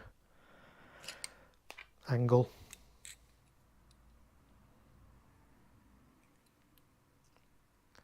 So that looks about slightly different, but I can't actually remember which one which one I did first. Which one is at 20? That one's at 20.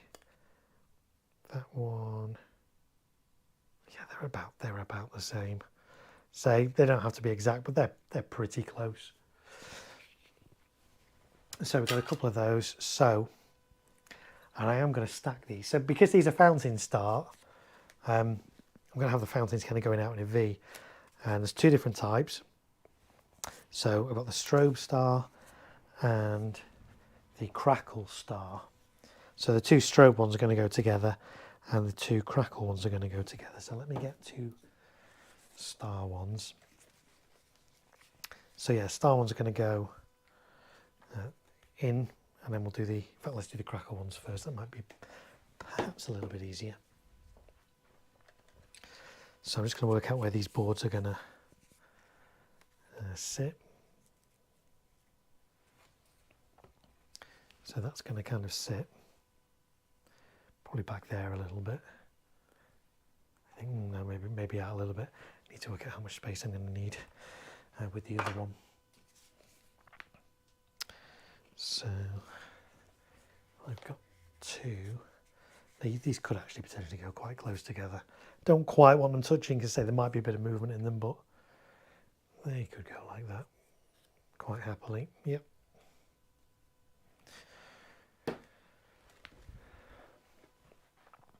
Let's catch up on the chat. I went to an organised fireworks display in Heaton Park 2021. Come back from Heaton Park, there were some kids with fireworks in my street. Police cars came good. Yeah, I have been to the one at Heaton Park before. It wasn't bad. I did have a few issues with safety that I was like not amazingly happy about that. But yeah, I have been to the Heaton Park one before. Of course, so this year, Greater Manchester Council are not doing any council firework displays. In fact, I think that's the case. Quite a few councils across the country are cancelling all their public displays this year for various reasons. Right, so I'm going to screw that in there.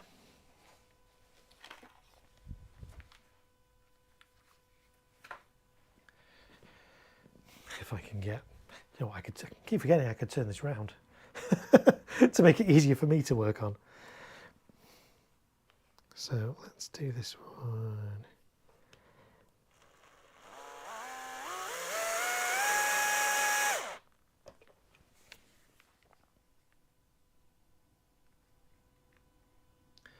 And Baby Peach says, Talking Santa and Ginger are watching your live stream as well. Okay, I don't know who they are. Are they your pets? In which case I hope they're getting something out of this as well. That's the great thing about YouTube. Anybody can watch it. So welcome wherever you are in the world, whoever you are in the world, whether you're a cat, a dog, or a human that can actually understand what I'm saying. Welcome in. Pyrobundi, do you ever get issues with fireworks, cross-igniting other fireworks on those boards? It's always a risk when you've got fireworks this close together that yes, you can get cross-ignition. I take steps to try and mitigate that as best as I can. You may see, if you see my other streams and you see on this board, I foil the tops of everything so the stray sparks can't ignite these. Does it completely eliminate the risk of cross-ignition? No, it doesn't, but it reduces it quite a lot. Reduces it significantly, in fact, to the point where I'm not really that concerned. Some of these fountains along the top, they're quite small. Some of these are only F1. In fact, 3 of those are F1. They're really quite small effects, quite narrow. And the sparks don't really kind of go out on that. They tend to go up on those ones. So I'm not really concerned about those cross-igniting. This one is one that does look quite big from the footage I've seen. But by the time that goes off, a lot of the other fountains will have already gone. So not overly concerned by that. So cross-ignition, yeah, it's a risk. It's not a safety risk really with these fountains. If I light a fountain, another one goes off next to it, well, you just got to learn to live with that. You know, I am a perfectionist when it comes to fireworks. I want everything to work. I want everything to fire when it should. I want everything to last exactly as long as it should. And it doesn't always work like that. You know, there will be 1 or 2 fireworks that don't go off out of all these. You expect that. You might get a bit of cross ignition on these fountain boards. It happens, but I say the best thing you can do is minimize it by foiling the tops. The other thing you could do would be to massively space everything out. But I say I'm doing this on quite a limited space site, so I want to keep these all nice and compact. I also think it's going to look good because I've got 5 different sites along the front. It's going to be nice to have a bit of a gap, 4 or 5 meters between each of those. If I space these out more, the gap between them would only be 1 meter or 2. It wouldn't look as great. So by having these defined kind of plinths, it kind of works well. So Baby Peach, but then why is my field park that's in town is doing fireworks display? I saw it online. I'm just confused. So yeah, you can't take fireworks to a park and do them legally. But if it's a professional organised display, they can get permission from the landowner, from the council, whoever, they can get a permit to do displays in public parks. And that's why, for example, you talk about Heaton Park. That's why that will have had licenses to do. You couldn't legally take fireworks into Heaton Park and set them off yourself. That would be illegal. But a professional company that's got the right permits from the council, etc., can do displays in public parks. So I hope that clarifies it. So fireworks can be done in public spaces, but only by professional companies, people that have got special permits to do that. So yeah, there we go. As it's JLK Pyro says to Baby Peach, you might find it's a professionally organised display. Yes, which is exactly what I was just alluding to. So let's get this one in over here. See if we've got enough space there. That can maybe come back a touch. And we will screw this one in as well.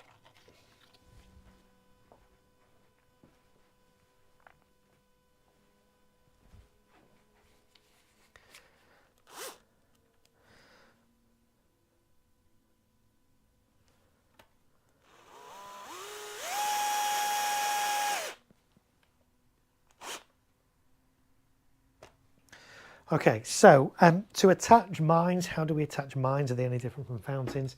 Again, you could cable tie. I'm not going to cable tie, I'm going to gaffer. And why am I going to do that? Because mines can have a recoil. Fountains, if they perform normally, won't recoil. They can't kind of just jump off here. They could potentially topple, but there's no recoil. You can get recoil from mines. Not as big of an issue as if you get recoil from a cake. Reason being is this is effectively one shot.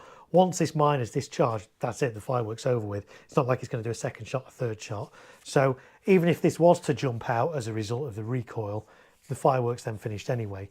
But if you were to cable tie that on, that could potentially jump out of the cable ties. So that is going to be gaffer taped on. I may even, look, I might also put a bracket on the front just to reduce its movement a bit more. We'll see. But yeah, that's going to go there and there. And then I say I'm going to kind of double stack these. So these ones are the papers coming off this one. That's useful. So in fact, actually what I might do, because like the outer paper is really loose on this, it's coming off. The other risk is if I was to gaffer tape that, the whole mine could just jump out of this paper. So I may stick that down with some double-sided tape, then I can tape that, or I might take that paper off completely. I try to prefer to keep the paper on as much as I can because I know exactly what that is. So yeah, and 11 people still watching, so thank you very much. We are coming up to 3 hours. It's now nearly 10:30 at night in the UK. I'm not going to be going all night. I say I've got a professional display I'm doing tomorrow at primary school, so I need to make sure I'm rested for that. And then on Thursday, Friday and Saturday, I'm setting up for a big public display. On Saturday, I say it's like a 3-day build for it because it's so big. So I've got quite a lot coming up over the next few days. So I'm not going to be going all night streaming, but we'll go a bit longer. Pyro says, pre-COVID, we had 5 local village school displays every year. And this year, 1 remaining display has now been cancelled due to apparent new firework regulations. There are no new firework regulations that have come in the last 12 months that I'm aware of. And I'm saying that with some confidence. So people cancelling displays due to new firework regulations, unless of course you're in Scotland. I say I need to have a little asterisk kind of up in this corner that says except Scotland for a lot of the stuff I'm talking about, because Scotland do now have slightly different rules on things. But in terms of England and Wales, there have not been any new firework regulations over the last 12 months at the time I'm aware of. But that is a shame that they've cancelled it. Insurance, yeah, I mean that could be a reason, but again, I'm not really aware that insurance costs for firework displays have gone up that much over the last year. Maybe they have. But yeah, people come up with all kinds of reasons to cancel displays. It could just be an expense thing, really, because, you know, the price of fireworks hasn't really come down massively. It did go up a couple of years ago because of all the issues with COVID. It meant there was the cost of shipping containers to get the fireworks over here from China kind of went through the roof, and that did have a bit of a knock-on effect. Prices are starting to come down a little bit, but fireworks themselves are still expensive. So yeah, right, where are we up to? We were looking at these mines. Yeah, we were going to try and double stack them. So what do I mean by double stack? It's not really a technical term, it's just a term, just best way I can describe it. So One's going to be angled like that. The other one's going to be kind of behind it like that. So again, both fountains start mines. So both are going to do a fountain. Be nice to have those. They're not very big fountains from the footage I've seen. They're not going to shoot out meters and meters, maybe kind of up to here. So by having them angled, it's going to look a little bit better by having two going off at once.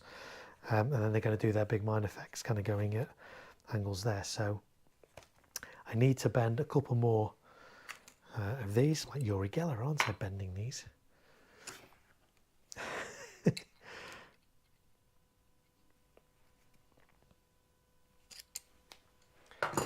Let's see what angle this one's at. Oh, a bit too far on that one. So bend it back a touch. So yeah, say these are zinc plated steel. So they're solid enough that, you know, you can bend it with a bit of force, but they're solid enough and rigid enough that they're going to keep their shape once fireworks are attached. So that looks about right on that one. Let's do another one.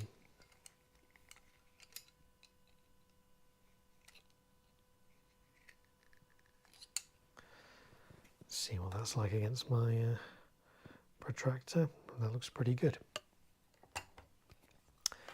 Okay, so let's work out where this is going to go. That's going to go against there.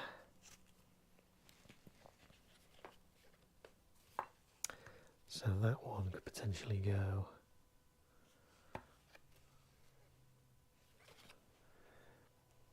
in a touch.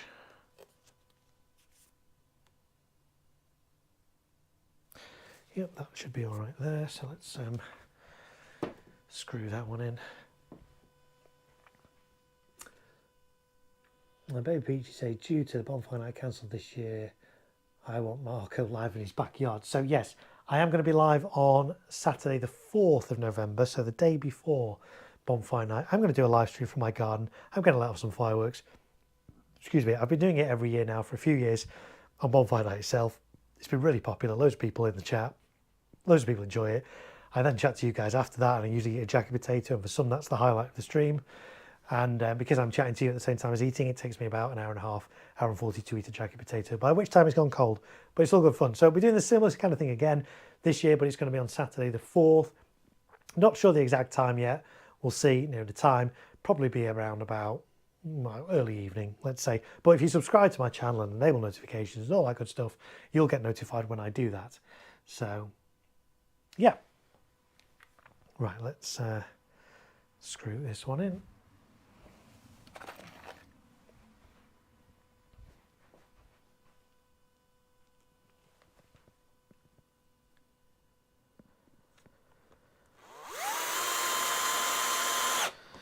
Like so.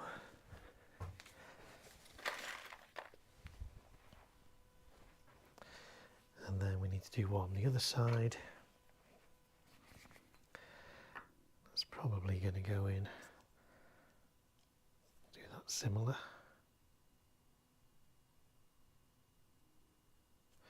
Around about there.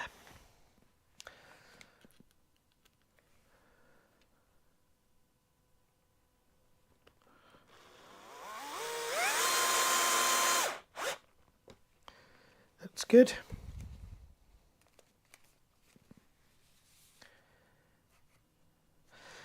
So yeah, let's get these attached. Let's just see what the paper's like. The outer paper's coming off this one. Let's just see if it's fairly well attached to the other ones.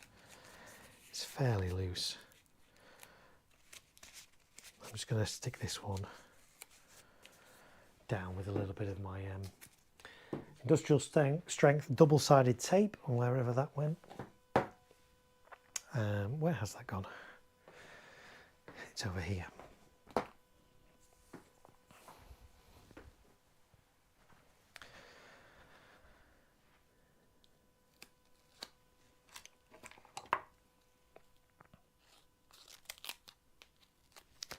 So just a little bit of that just to keep. So I could take this off, but I kind of want to actually keep it on.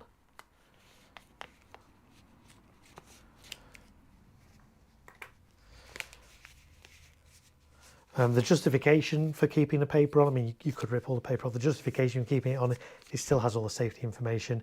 If for whatever reason this firework doesn't fire, I can then reuse it another time if it's safe to do so. If I've taken the label off, I might not know what it is, how it performs, so it's useful to have that on.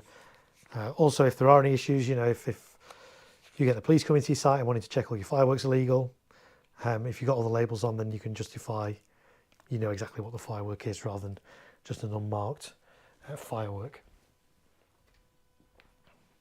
So we'll stick that on there. That's good. Right, now I need to get make sure I pair these up correctly. So those two are strobe ones, so they're going in the outer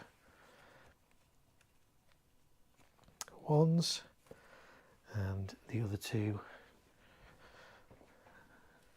are the strobe ones. They're going to go on the inner two, I think. Then I'm going to tape those. Am I going to put another bracket on? No. What I am going to do though, I'm going to use some more of my double-sided tape. Let's see what people are saying in the chat. Well, my name is Jason. Thank you very much, Jason. I will try and remember that. It's always difficult to try and remember everybody's names, but Jason, okay. So I don't actually say which company I fire for, only because the company I fire for, it's a well-known company, it's a reputable display company, award-winning display company, they've won awards as well.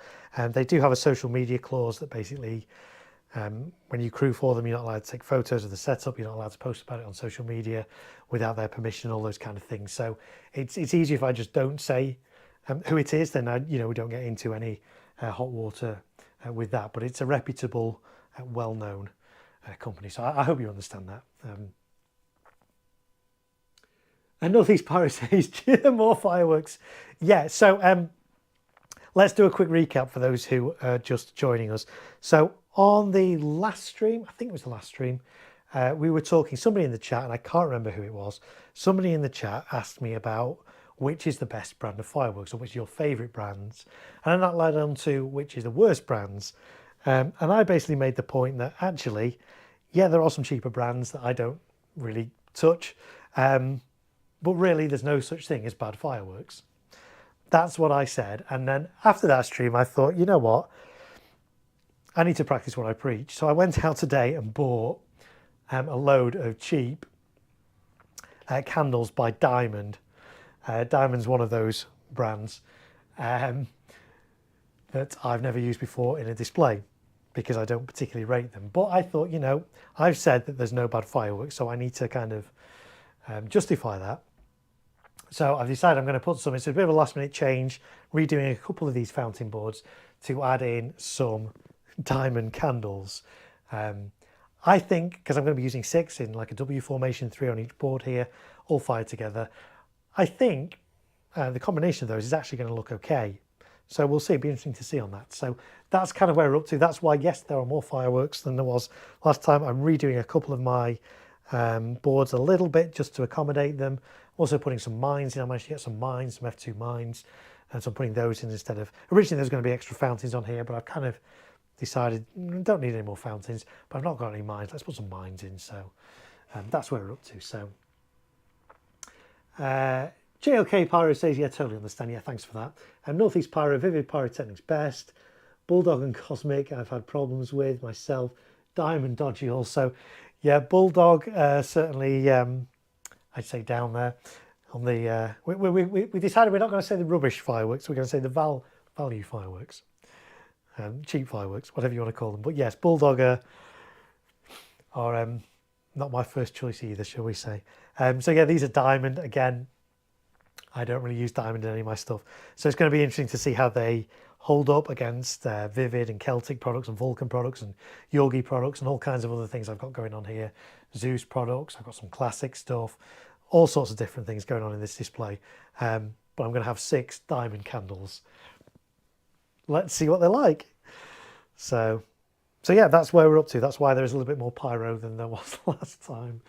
So, but yeah, Vivid Pyrotechnics really good, yeah. Moonshot rockets, great.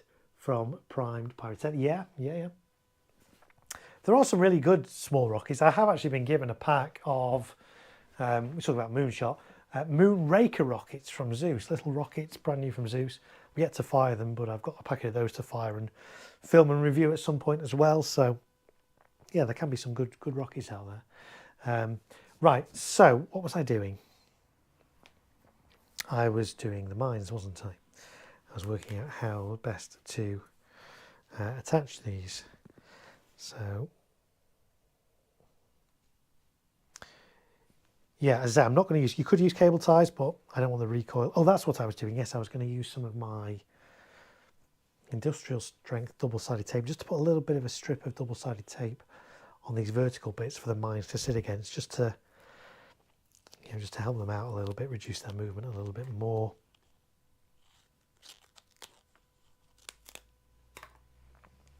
So just like a strip of this on there, that's going to be quite good. So I shall do that on all of them. Zeus are good, I've heard, enjoy, looking forward to seeing your show. I'll say good night, take care. No problem at all, Northeast Pyro. Good night. I know it's getting late now, we're 20 to 11, so thank you for being here. Thanks for watching my other streams, really appreciate it. So thanks for your company this evening and have a great night. So thank you very much, Northeast Pyro. I would say I wonder where he's from, but I imagine it's the Northeast. Because we were talking earlier about where is everybody from, so Northeast Pyro is kind of a little bit of a giveaway, I would suggest.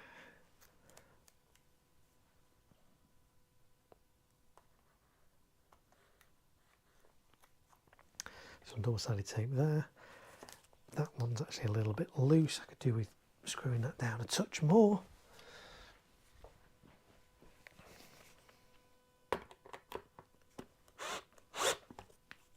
That's better.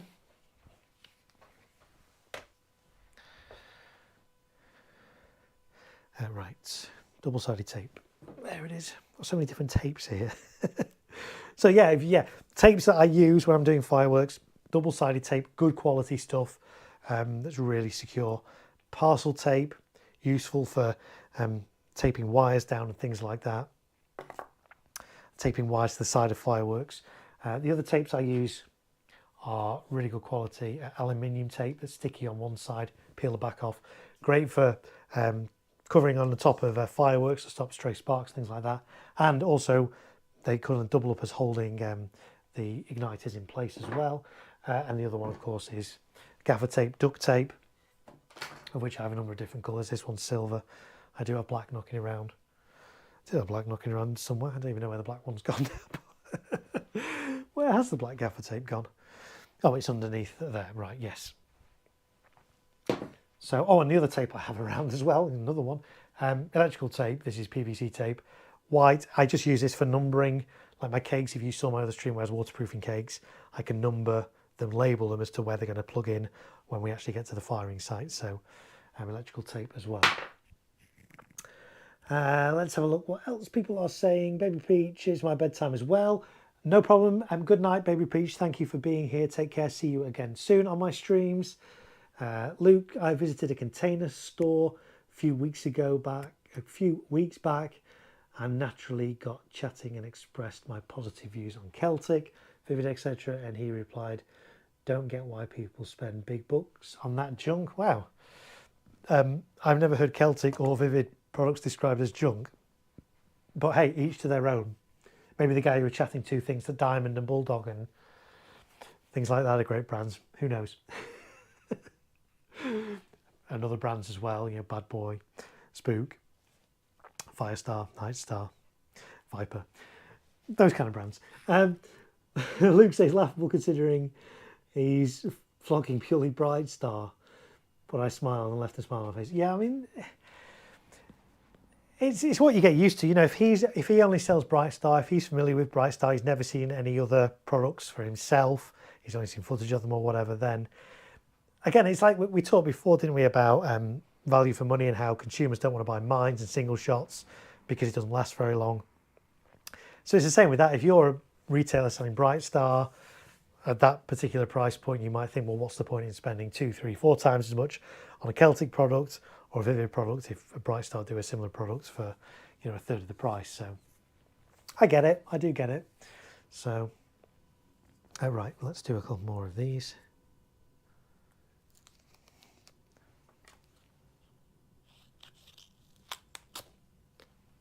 So yeah, I'm just putting a little strip of double-sided tape on the angle bits that they're going to be sitting against. I mean, this in itself is not going to hold them. I'm not expecting it to hold them. I am going to tape around them as well. This is just going to give it like a little bit more of a seat for them to sit on without kind of moving around on. So that's the thinking behind this.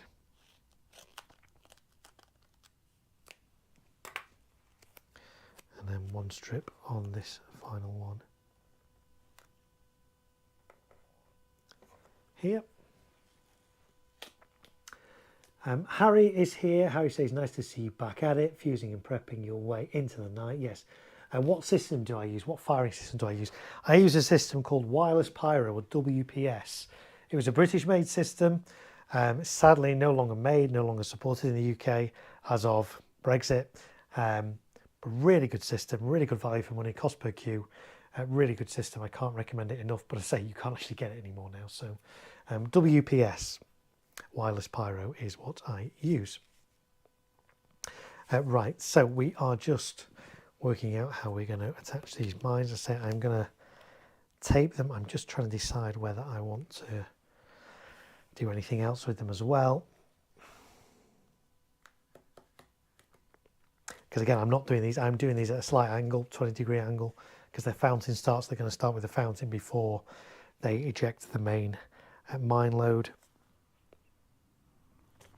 And I'm just wondering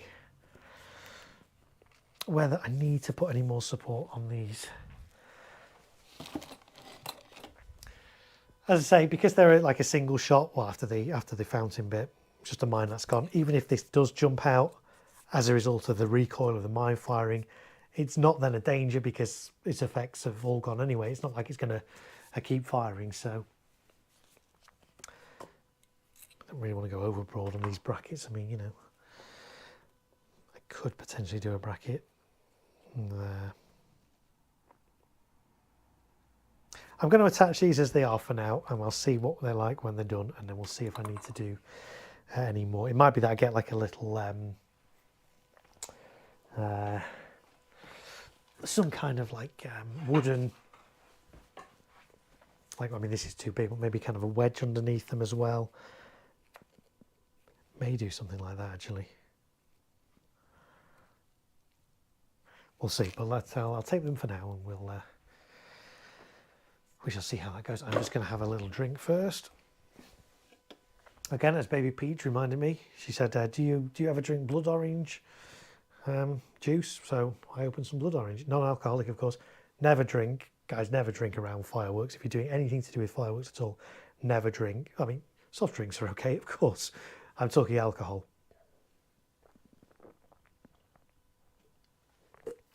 Alcohol and fireworks, definite no-no. They don't mix.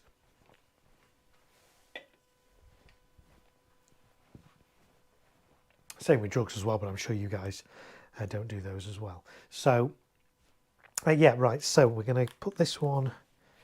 Actually, I need to have a look at the fuse. The fuse are a bit interesting on here. They've got fuse covers on, but it's kind of almost like tape. So I need to just have a little look at these before I fix these to work out exactly how I'm going to fuse these. So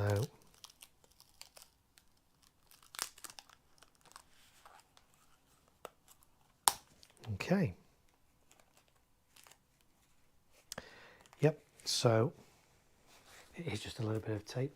So yeah, fountain start mine. So this first bit here is the fountain. Fountain will burn down, and then the vast, well, all this in here is the actual mine effect. So this bit will burn for, I think from the footage I've seen, the fountain doesn't last long, 5-6 seconds maybe, so it's not a long fountain, and then the rest of the contents all goes up in one go. So this one's going to go here. Let's take the backing paper off, and try and take the backing paper off. This double-sided tape that I put here just to give it a bit of support. I probably should have done this as I put it on, because these are fiddly. Have I got it? There we go.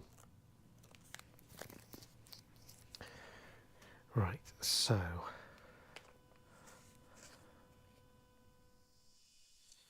what should I do those ones there? Just trying to think which one's going to fire first, and is that going to cause any issue?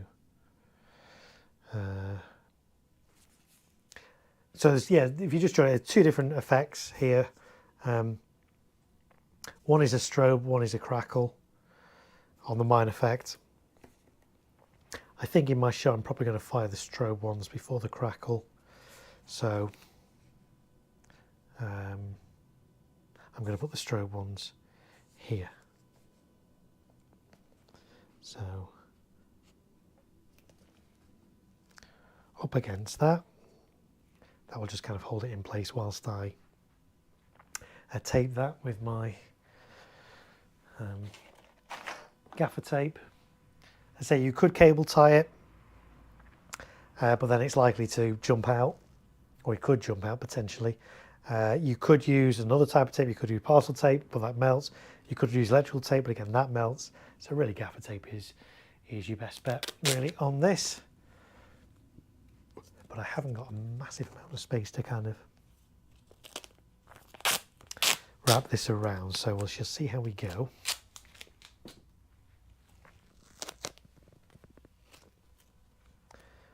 Very carefully get it in along the side here and around.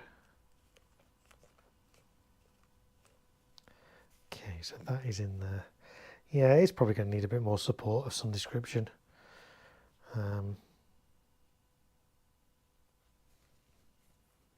But for now, I'll just get all four of them in, and then I can look at how I'm going to provide them with additional support.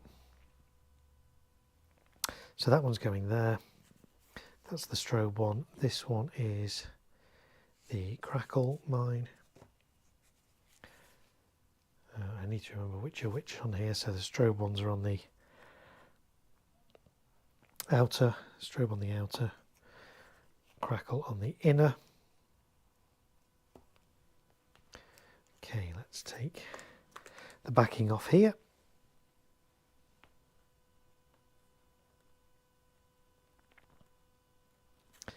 Really fiddly to do.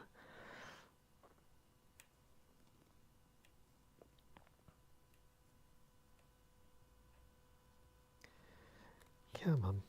It doesn't help that I don't really have a lot of nails at the moment. There we go, we got it. We got it. So crackle mine. Let's take the fuse. Fuse cover, fuse tape of this.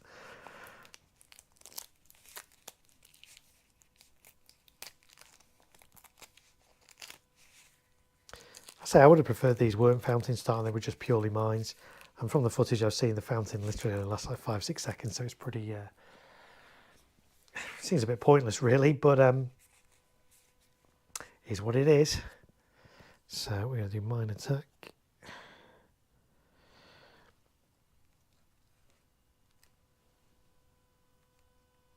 Like that, which is good. Again, I've not worked out the order these are going to fire in, but it is a little bit close to this Vulcan one. So if these are going to fire before the Vulcan one, what I'll probably do is I'll just put a strip of aluminium tape across the top bit of here just to protect this from any sparks from that. But say I haven't actually planned the firing order exactly yet, so it might be that this one fires first, in which case, actually let me have a think about it. Is it going to fire first? Not sure yet. But if it's not, if these are going to fire before that, I'll put extra foil tape across there just to protect this paper, because that's what it is, from any stray sparks from these fountains. But again, the fountains on these don't look particularly big and powerful, so I'm not expecting a big spread of sparks on those. So we've got that in there. I need to put some tape around there.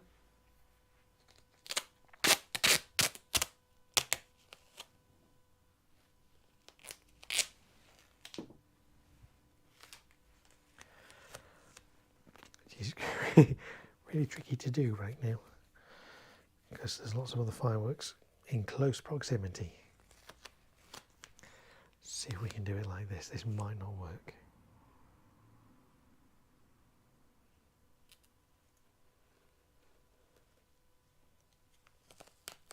On the other hand, it might work quite nicely.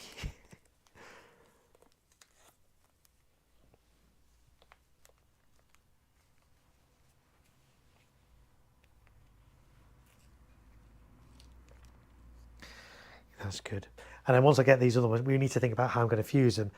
Can I fuse them the same way as I've done that? Well, the inner two potentially, not the outer two, because then I'm going to have a fuse going over the top of the other two and it's going to get very complicated. So, and then you probably will get cross ignition. So we'll see how we're going to fuse these in a bit. Let's get them all actually on the board first.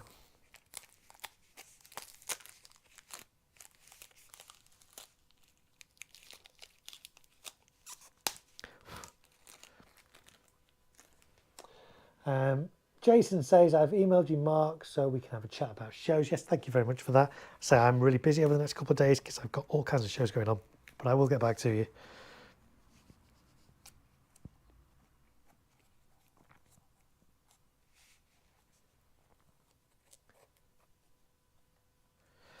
Right, so this is the strobes are going on the outer side. Oh, I need to remove the backing paper on this.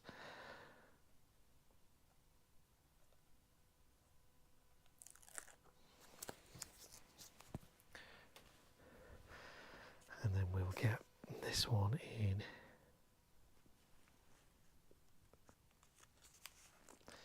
like so. Nice little splinter from the wood there. Ow. Occupational hazard, I guess.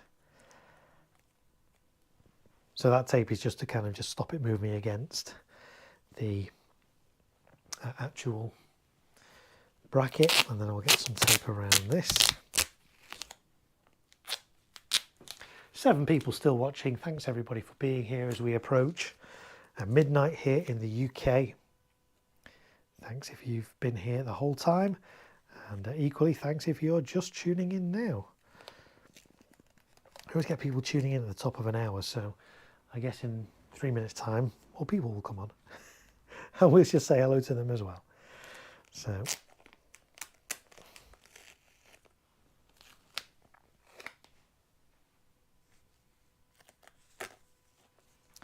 I say this is going to do for now. I think I'm going to have a little bit of think off stream about how to just provide these with a little bit more support.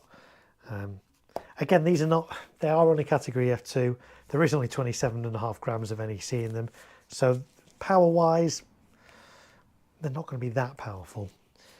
I'll say some of the footage of them doesn't look like the effects are quite big.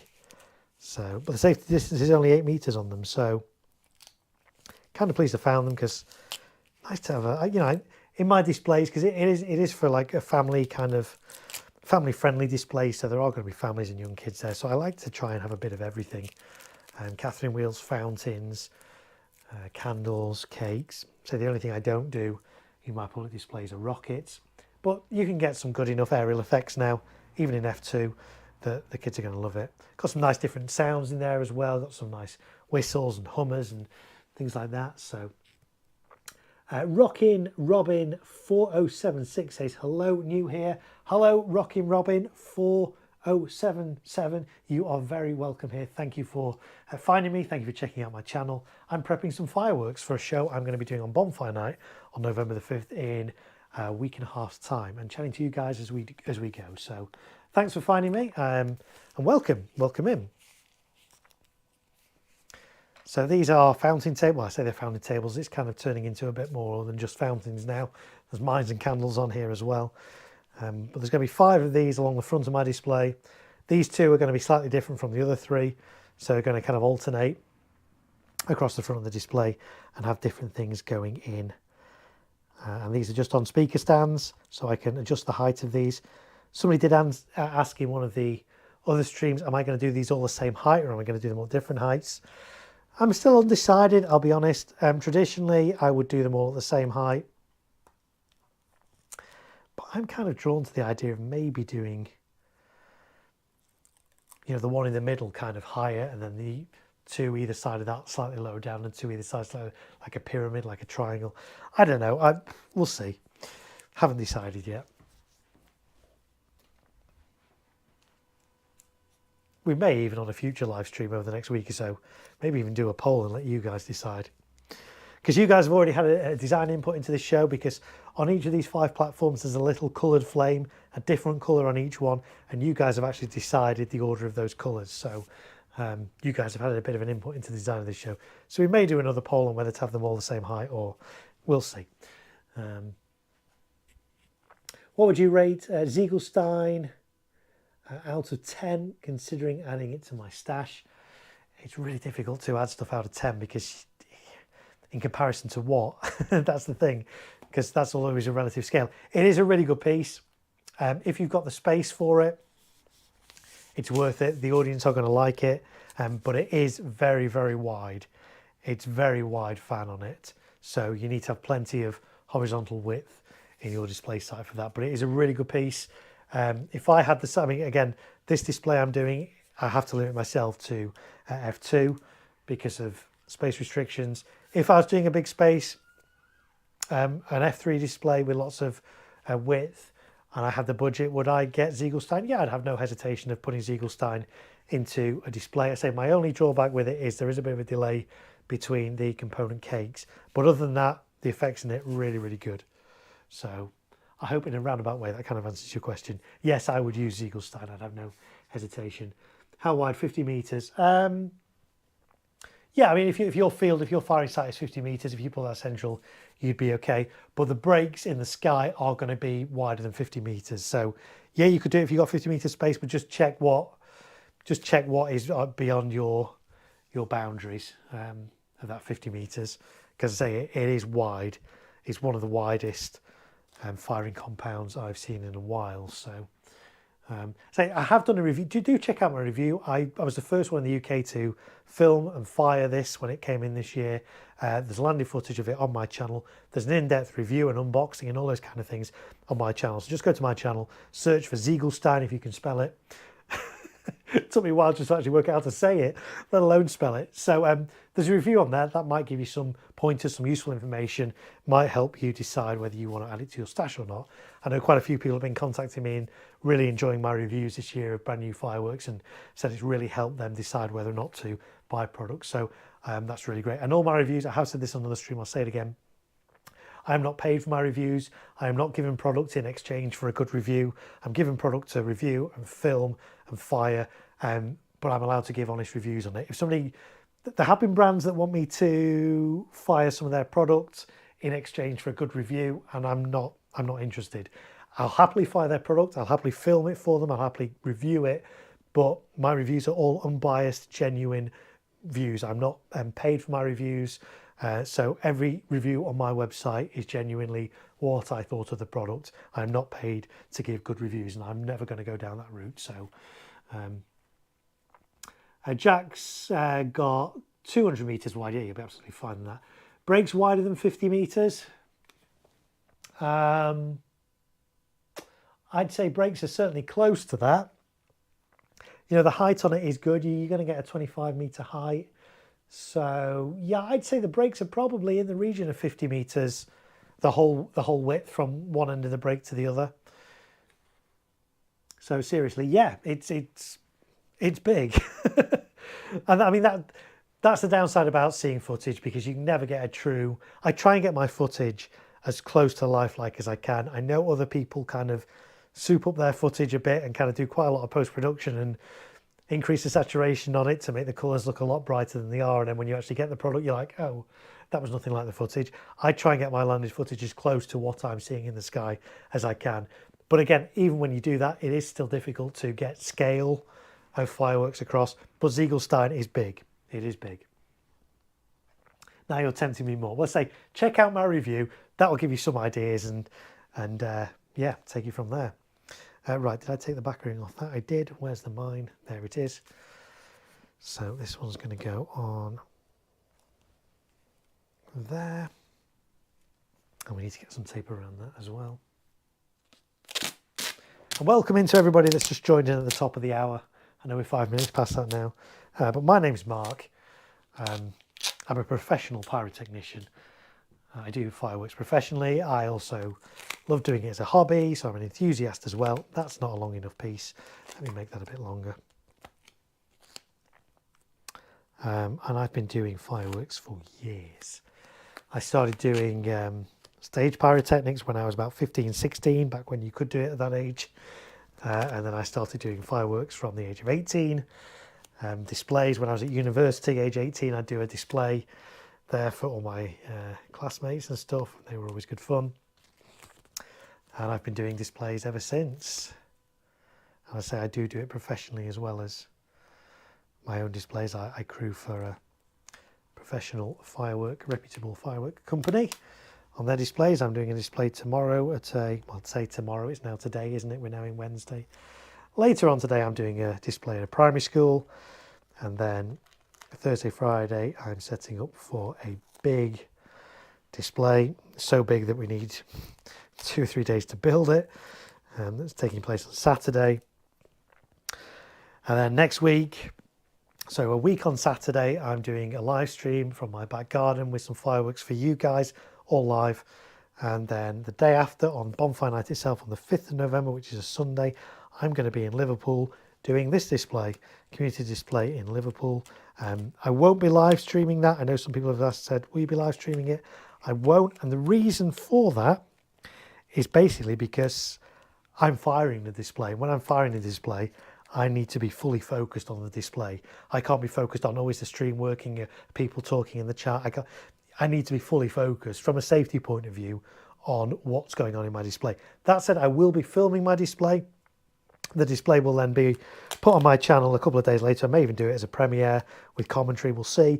But you can actually go check out some of my previous displays. Just search Liverpool on my channel. You'll see some of my other displays there from previous years. Again, they've all been Cat F2. So, Jason says, like Mark said, sharp angles to the fans. Yeah, the fans, I say, all I can say is do check out my reviews because I do an unboxing as part of that. I look at the angles, and actually I should have got my digital inclinometer on it because that would have been really useful, wouldn't it? Didn't think of that at the time. It's just occurred to me now. But that would have, but the fans are really, really wide on it. So, but it's all covered in my review anyway. Right, there we go. Those 4 are on there now.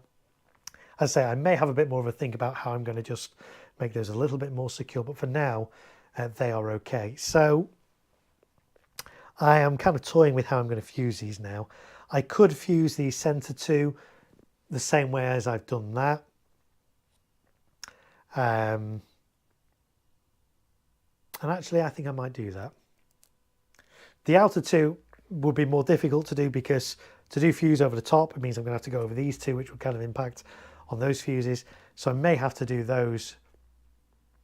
I'll probably do those separately on their own talons. I know somebody asked in the chat as well last time whether you can e-match into fountains. I mean, this is a mine, but technically it's a fountain start mine. I would advise against e-matching. I say I don't really cover e-matching too much because it's more of a specialist thing. I would avoid e-matching into fountains because you can block up the nozzle, which can cause the fountain to explode. So, where are you on Saturday? Can we come and watch? So this Saturday I am in Nantwich doing a big spooktacular display there this Saturday. So Baby Peachy's watching Resort TV 1. Yes, they were in the chat earlier. And if you like Disney and all things Disney, then do check out Resort TV 1 on YouTube. I highly recommend it. So let's work out how I'm going to do this. To say I could quick fire, lightning fire these center ones.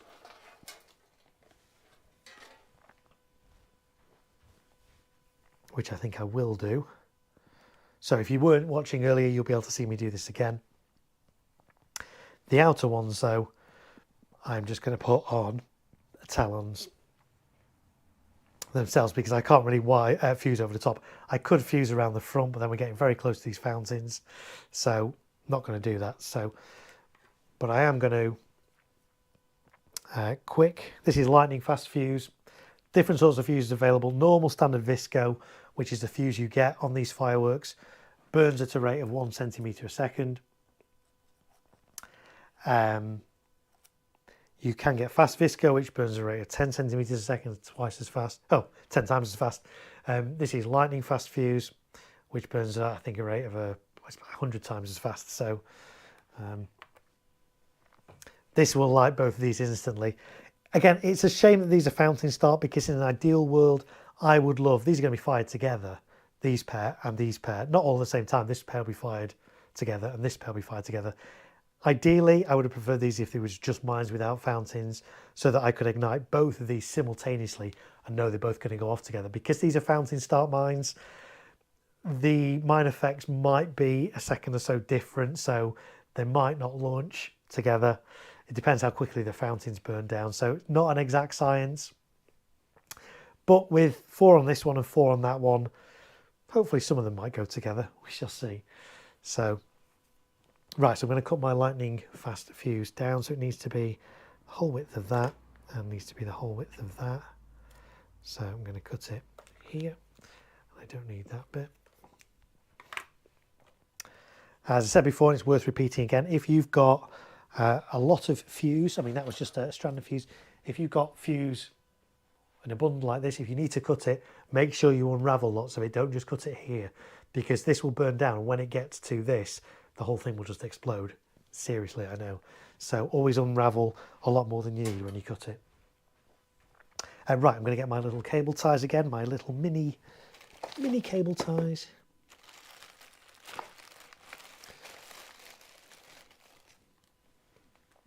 Really, really tiny ones. You can use bigger ones. No problem with that at all. In fact, actually, I might. Let's have a look. No, I'm going to use little ones again on this. It's neater, and it will work. So, I have noticed actually some of the fuses on here are a little bit loose. I could potentially pull these fuses out, so they're not great. But once I foil the tops of them, they will be absolutely fine. So there's my piece of lightning fast fuse. I think it's 100 meters a second, I think, on these, so pretty much instantaneous. Very, very close to quick match. For those of you who know what quick match is. So I'm going to cable tie. I'll try and turn it around so you guys can see it a little bit more. I'm going to cable tie this in a couple of places. It is quite a long fuse, so I may cable tie it 3 times. We shall see. But I'm certainly going to put at least 2 cable ties on. So let's get that nice and close. Let's get this nice and tight as we can get it. It's good. We'll get another one on the top end of this. If you don't have cable ties, you could just tape these together. That does work, but I just prefer a little bit more. You know, this is a bit more solid. I am actually going to, because there's quite a long fuse in here, I'm actually going to use a 3rd one of these as well. You can get away with just using 1, but this will just ensure that if this fuse burns past this one and doesn't light it first time, it's got a couple more chances to light it before it won't. So that's good, and we can do this like this. I'm going to need a few more of these in a minute, but let's get this one around here first.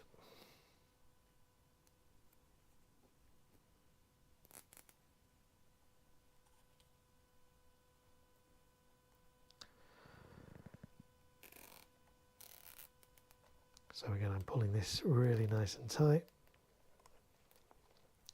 against the fuse. I'm going to get a couple more of those.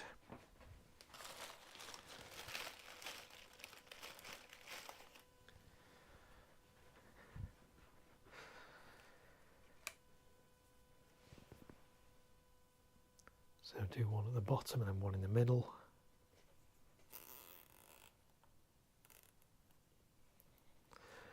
Like that.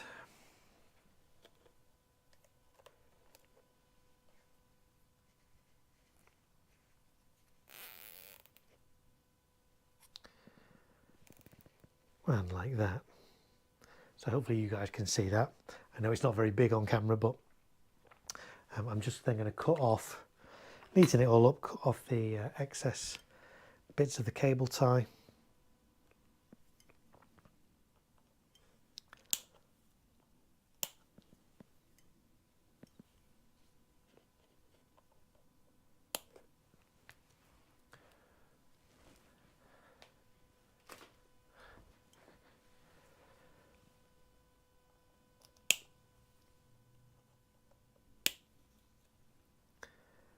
like so. And then I'm going to get a talon. 50cm one might be enough. Let's have a little look. So, yeah, that will work. I'm going to clip it on to the fuse. It can kind of pretty much clip on anywhere. I'm going to clip it on around about here. Making sure it's got good contact. That's great. Let me work out which number that's going in on my firing system. That one is going into number 8.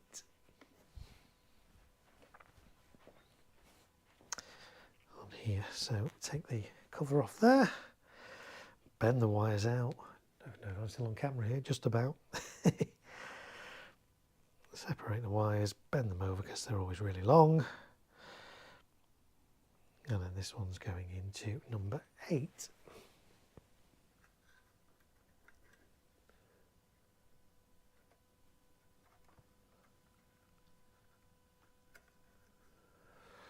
Like so. And then all I need to do then is what I did up here. I need to sort of foil the top of this to make sure that stray sparks from other fountains can't ignite this. So I need my foil tape.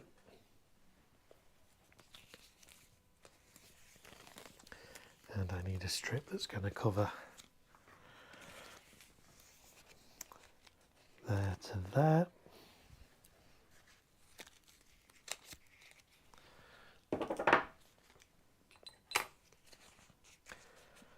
Try and peel the backing off. There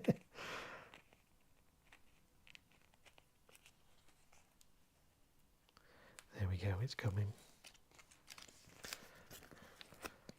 And I'm also going to cover the talon as well, so this will keep the talon nicely in position. So over that end,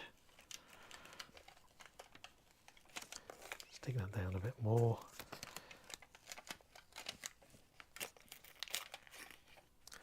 Over that end, and then we're just going to push this down. The fountain will burn through this aluminium foil tape.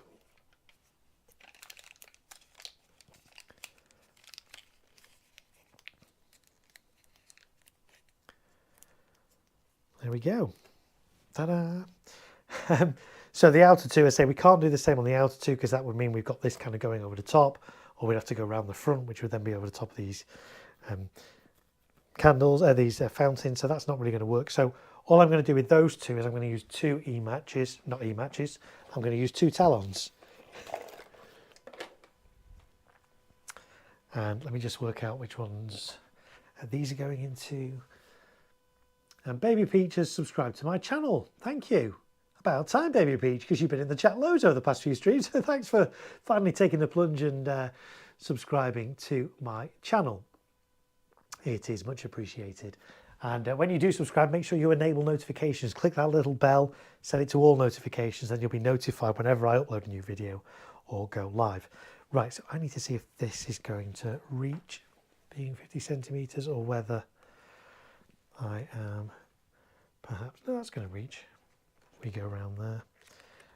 Is this one going to reach? I say I do have 1 meter ones of these I can use if I want, but that's going to work. That's fine.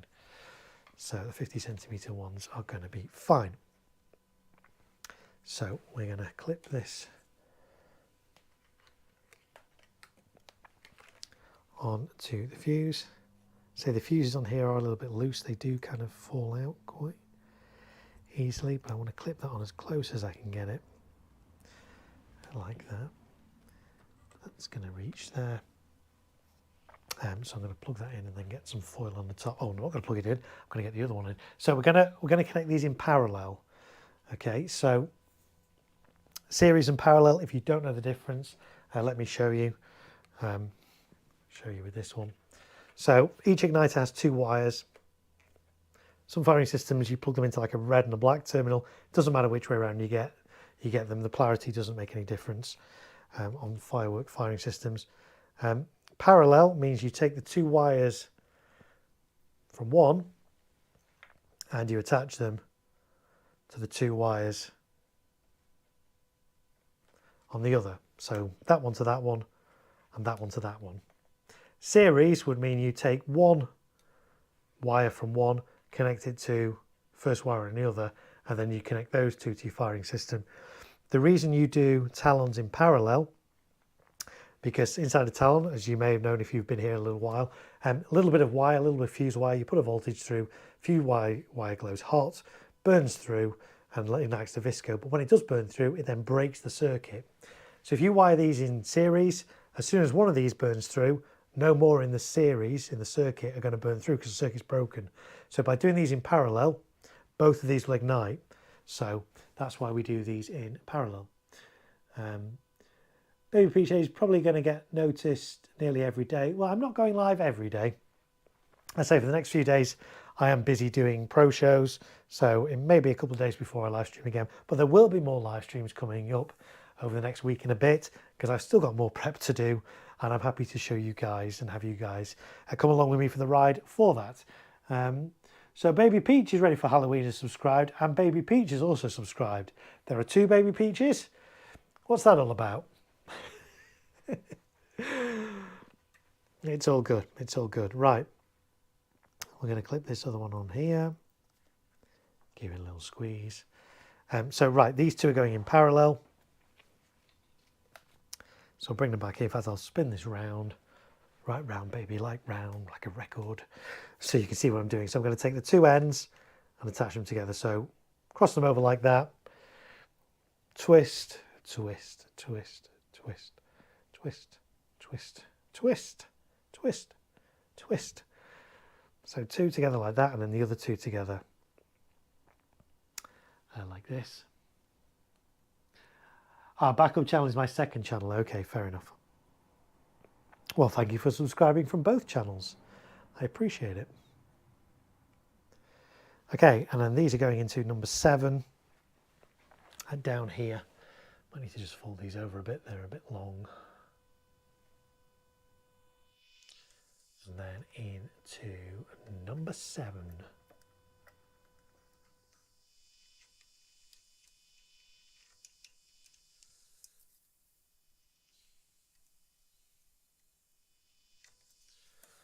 Like so. So that's good. So, oh, I need to foil the tops of those because again, at the moment we got a bit of exposed visco. There's a chance the sparks from an adjacent firework could land on that and could ignite the visco. It's possible. Chances of it are small, but nonetheless, if we can minimize risk, eliminate risk, then absolutely let's do that. So we'll put a bit of foil tape over both of these.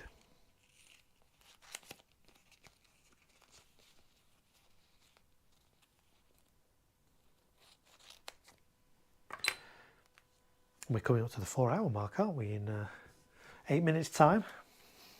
As I say, I'm not going to go all night. I'm conscious it's nearly half midnight here in the UK. I do have a professional show to do tomorrow at primary school, so I do need to make sure I get plenty of rest, especially when my daughter wakes up at 5 o'clock in the morning. Which is fun. Not really. I'm really not a morning person. And again, that's because of the industry. You know, when you're doing fireworks and pyrotechnics and stuff, it's pretty much evenings, and it can be late nights as well. So I'm much more used to being kind of awake and alert at this time of day than first thing in the morning. And that's the thing that a lot of people don't realise about these organised displays. You know, you go to a firework display and think, oh, wow, that's great. 15 minutes to come home. There's crew that are going to be there all through the night on some of these big shows. This one I'm doing on Saturday, I think that the display itself is about 7:30. It lasts about 15 minutes or whatever, so it'll be over by 8. I'll probably still be there 2, 3, 4 o'clock in the morning de-rigging, and again, that's regardless of the weather. Even if it's throwing it down with rain, we can't just decide, oh, we're not going to de-rig it. It's all got to be de-rigged regardless of the weather. So it could be freezing cold, snowing, windy, hailing, whatever, you name it, you've got to do it. So doing fireworks professionally, not that glamorous.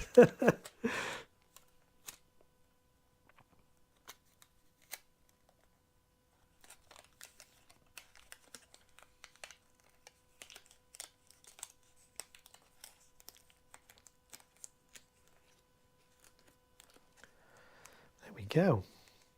It's good. I'm happy with that.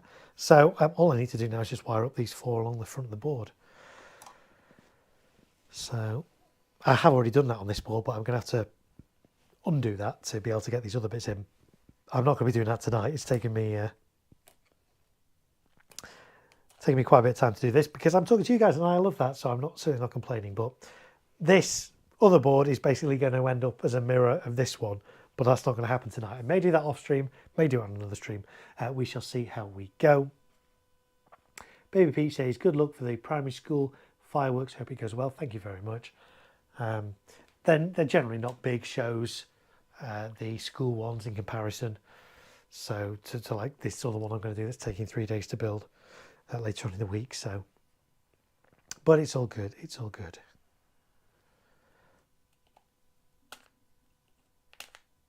And we were talking earlier about some of my earliest memories of fireworks. That was another one of my earliest memories. My primary school used to do a firework display. The PTA, the Parent and Teaching Association, used to do a firework display on the school field back when I was a kid, and they were great. On the playground, they'd have little stalls. They'd be selling toffee apples and treacle toffee, things like that. And then on the big field, they'd be big. In those days, you know, you didn't have anywhere near the same fireworks you have now. Back in those days, you had great big set pieces. You had great big kind of Catherine wheels, great big tank battle was another one. Who remembers a tank battle set piece? That was great. You'd have like 2 kind of tanks, they'd fire at each other and things. All those kind of good things. Waterfalls, all great big set pieces back in those days. Really good. Pigeons on wire, not real pigeons, but pigeons is the name of a firework where it's like a rocket on a wire. It kind of zips back and forth. All those kind of great big set pieces. They were really cool. I miss those. Right, I'm just taking the tissue paper off these fuses. Tissue paper is just here to keep the fuse in one place. Removing it doesn't alter the performance of the firework. You can also light the fuse with this tissue paper on. It would be absolutely fine. I'm just taking it off because I'm going to be clipping Talon igniter on and then taping that down, and that's going to keep the fuse in the position I want it in, equally as well, if not better, than this little bit of tape. Jason says we are a rare breed. Yes, we are indeed. Yeah, fireworks is not glamorous. I mean, I'm fortunate that because fireworks isn't a full-time job. There's very few people in the UK that have a career in fireworks. Most companies will have freelance crew, and I am of course freelance. But when I'm not doing that, I work in the entertainment industry, entertainment production. So I do lighting, sound, all those kind of things. I've worked in arenas for some of the biggest names in show business and stuff like that. So I'm used to kind of working long hours, long days into the night and things like that. So, but yes, it's not necessarily glamorous. Right, that's that one. We'll take the paper off this flame. I can't even remember what colour flame was on. Position B. Somebody might go back in the other streams and have a look. I've covered it up with tape, so I don't know. But whatever colour this is, you guys chose it on one of my streams last week. And you'll see the fruits of that in my display when I upload it to YouTube after I've done it in just over a week and a bit's time now.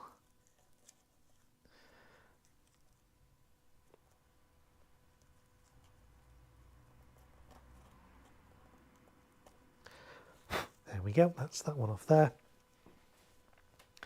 So what we need to see is whether I can still use 50cm talons on these now that we've got all these other things in the way.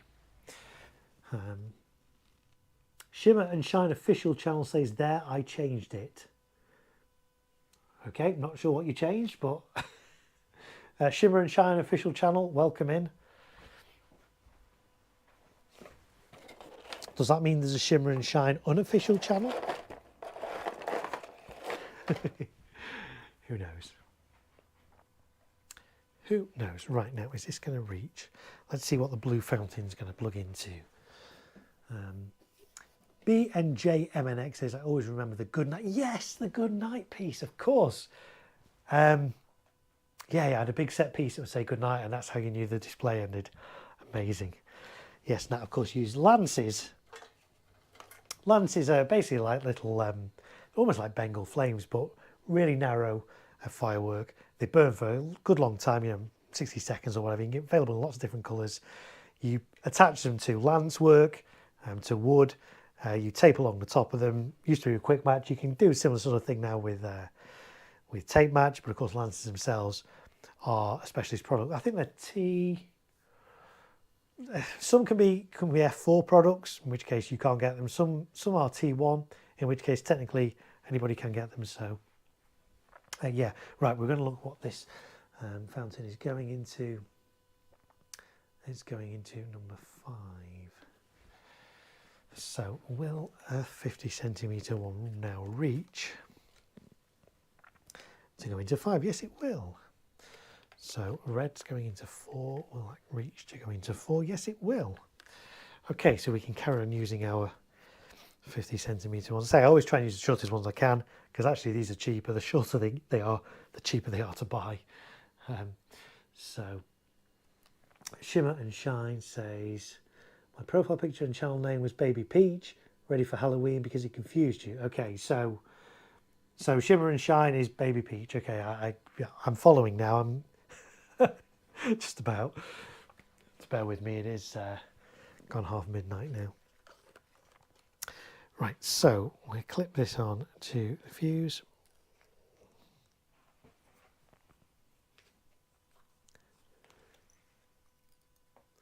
Close as I can get it to the entry point,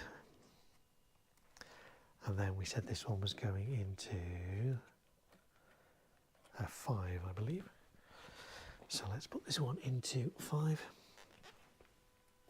So yeah, that little fountain there, it starts off with a blue flame and goes into a gold fountain. It's by Yorgi, called Diamond Fountains. Its mate is here. It's a red fountain which starts with a red flame and goes into a silver fountain. Small little fountains. They're only category F1, which means spectators only need to be a metre away from them. My spectators are going to be further away than that, but with 5 of these going off at once on the different sides along the front, they'll still be visible. They'll still look good when it's dark. And they're novel. So this one's going into 5. Like so. The other one was going into 4. Double check. 4, yep. I do like to check and double check, because it would be really annoying if, like, I get 4 blue fountains and 1 red one going off together instead of all 5 blue ones. So you'd be surprised. That does happen a lot in pro displays where something goes off wrong. And the reason being is the people that are setting up the fireworks are not the people that actually assemble, because, you know, these kind of things will be pre-made in a fusing place, off-site and brought to site as like a piece like this. But the person that connected all this up won't be the person that connects it up on site, and the person that designed it won't be this. There's lots of different people involved in professional displays, so lots of things do tend to go wrong in those things, in terms of wrong things firing at the wrong times. So this one is going on to the red fountain, like so.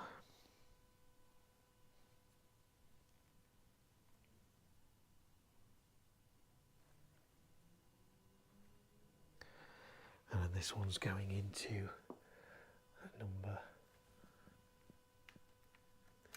4 on this slat on the back. And if you've not seen the slats, if you weren't here earlier, slats of these are kind of like little spring terminals, like speaker terminals. 12 on a slat, so it means I've got 12 different channels I can control of fireworks. And then I just run a network cable, an Ethernet cable, internet cable to each one of those. So it means setup time really easy on these, because I'll literally be able to set up the 5 speaker stands across the front, put the 5 of these plinths on top, tighten them up, plug a cable in, check it all works, put a bag over to waterproof, and then it's ready for the start of the show. So Pyro Bundy says, thanks for another live, Mark. Time to get some sleep. I'll see you on the next one. Yes, thank you for being here. I do appreciate your company. I'm going to be finishing soon anyway. I've got 2 more fireworks to connect up, and then I'm going to call it a night. I'm not even going to start on this one tonight. because time is getting on and I've got a busy few days coming up. But thank you for being here, Pyro Bundy. Appreciate your company. It's been nice having you here, and see you again soon. Right, so let's connect the strobe up. Yorkie strobe, little white strobe, just flashes rapidly, really bright flashes for 60 seconds, really consistent. I actually did a little comparison video of these against Celtic's blinkers, because Celtic do some strobes as well. And I actually preferred these. These actually performed better than the Celtic ones, and these are cheaper. So I really rate these. I've been using these for years. They're really good. So let's see what number this is going into. Strobe is going into number 2. So let's work the best route for this. Bit of a spaghetti junction going on here. That looks good. Let's connect that like that. And then, yeah, this one is going into number 2.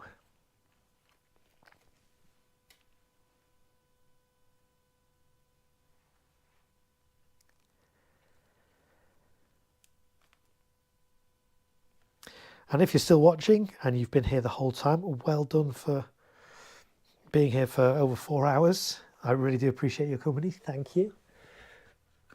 Otherwise, I would just be doing this on my own with some music on in the background. So it's much more fun to chat with you guys and answer your questions. And yeah, it's been good. Right, one more to go, and then we just foil the tops of those and then we're done. So coloured flame. Bond says, will you take the bag off just before firing, or is it okay to leave it on? I'll probably take the bags off those. For my cakes and stuff, so I waterproof. You saw my other stream, I cling film them. You can just put them in there like pedal bin liners, but I cling film them. I lay them out on site and I put a big sheet of polythene over them. Before the start, I will take that big sheet off. They're still waterproofed underneath with a cling film. The bags that I put on here, say it's one big bag over it, I'll whip that off literally a minute or 2 before the start. Or, I mean, if it's not raining, obviously I'll take it off beforehand. If it's raining, I'll take it off a couple of minutes before, and that'll be fine, because the displays are only lasting 10-15 minutes. There's foil on the tops of all these. It would take longer for the water to actually egress into these and penetrate these than they're going to be exposed to the elements. So not a big issue. Can you fire these through a bag? Yes, you can. But because the bag's not going to be tightly over, it's literally just going to be over. Doesn't burn through quite as well as if something's right over it. So I don't really want to take a chance. And also these, like some of these are only F1. There's not a lot of power in these. Like that's just a flame. So I don't really want to have a bag over these when I fire it. But taking it off a minute or 2 beforehand will be absolutely fine. So Shimmer and Shine says, lol, spaghetti junction. Yes. Right, let's see what channel the flame is going into, number 3. So I need one more talon.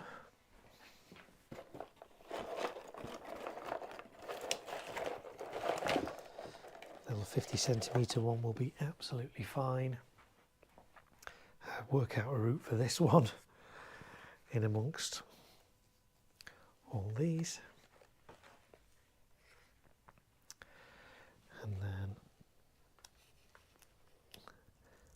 clip the Visco on. I always like to just give the jaws a little bit of a squeeze, just make sure that's really nicely gripped on to the fuse. And then this one is going into number 3. And then I'm just going to foil the top of those 4 along the front, and then this board is now done. I know it kind of went through a bit of a redesign with these candles and the mines and stuff on, which weren't in my original plan, but I think they're going to work really well. Looking forward to seeing them. This is going into number 3, like this, and like that. That's great. So all I need to do now is just foil tops of these, protect the fuses a bit from any stray sparks. Where did I put my foot? There it is. Where did I put my foil tape? Marco, are you a big sleeper? I'm can get to sleep fairly quickly, and I can also power nap and doze. In the industry where when you're working in live entertainment and live events, You work all kinds of weird, odd, unsociable hours. It's never like 9 to 5, it's never regular. And the same with fireworks as well, so you just kind of have to adapt. But I am definitely more of a nighttime person than a morning person. I don't really do mornings very well at all. I'm much better this time of day. So, but yes, I wouldn't be doing this if I was tired. I mean, yeah, I'm kind of, I can go to bed, I'm ready for bed, but I'm not like overly tired. It would be dangerous to be having anything to do with fireworks when you are overly tired. So, yeah. 4-hour prep, no breaks. Yeah, well, I did 4.5 hours, didn't I, on the last stream, with no breaks and talking the whole time. So it's not that easy to do. I mean, it's easy to stream for 4 hours. It's not easy to stream for 4 hours and talk the entire time, and and not be repeating yourself that much and talking about new things and different things and trying to keep the audience engaged and stuff. So, but I appreciate you guys that have been here for all of that. Equally, I appreciate if you've literally just joined in 30 seconds ago and think, what's this guy doing?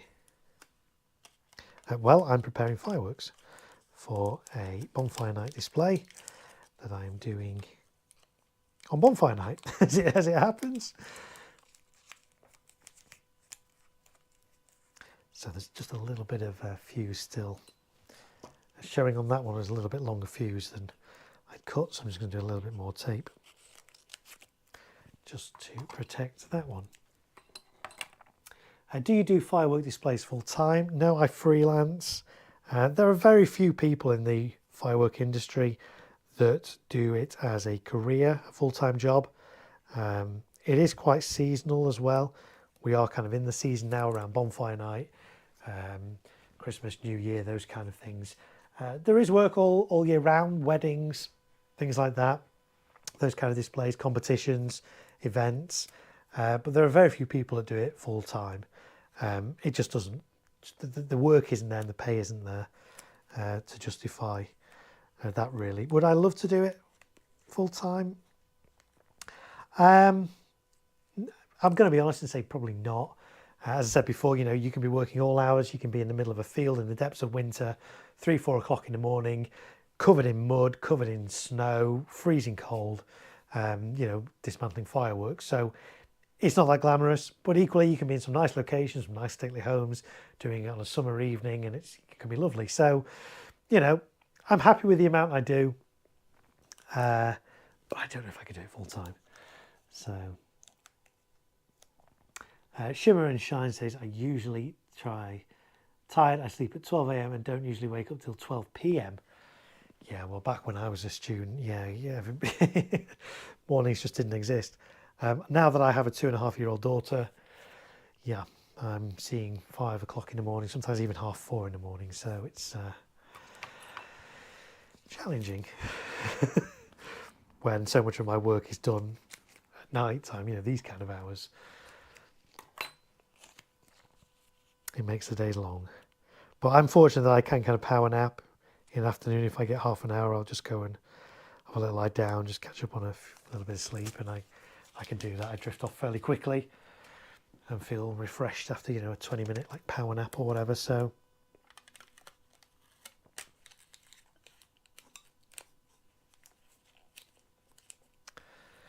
and that's on there. 2 more to go in terms of fusing the tops, protecting the tops, foiling the tops is the word I was looking for. You can tell it's getting late, can't you now?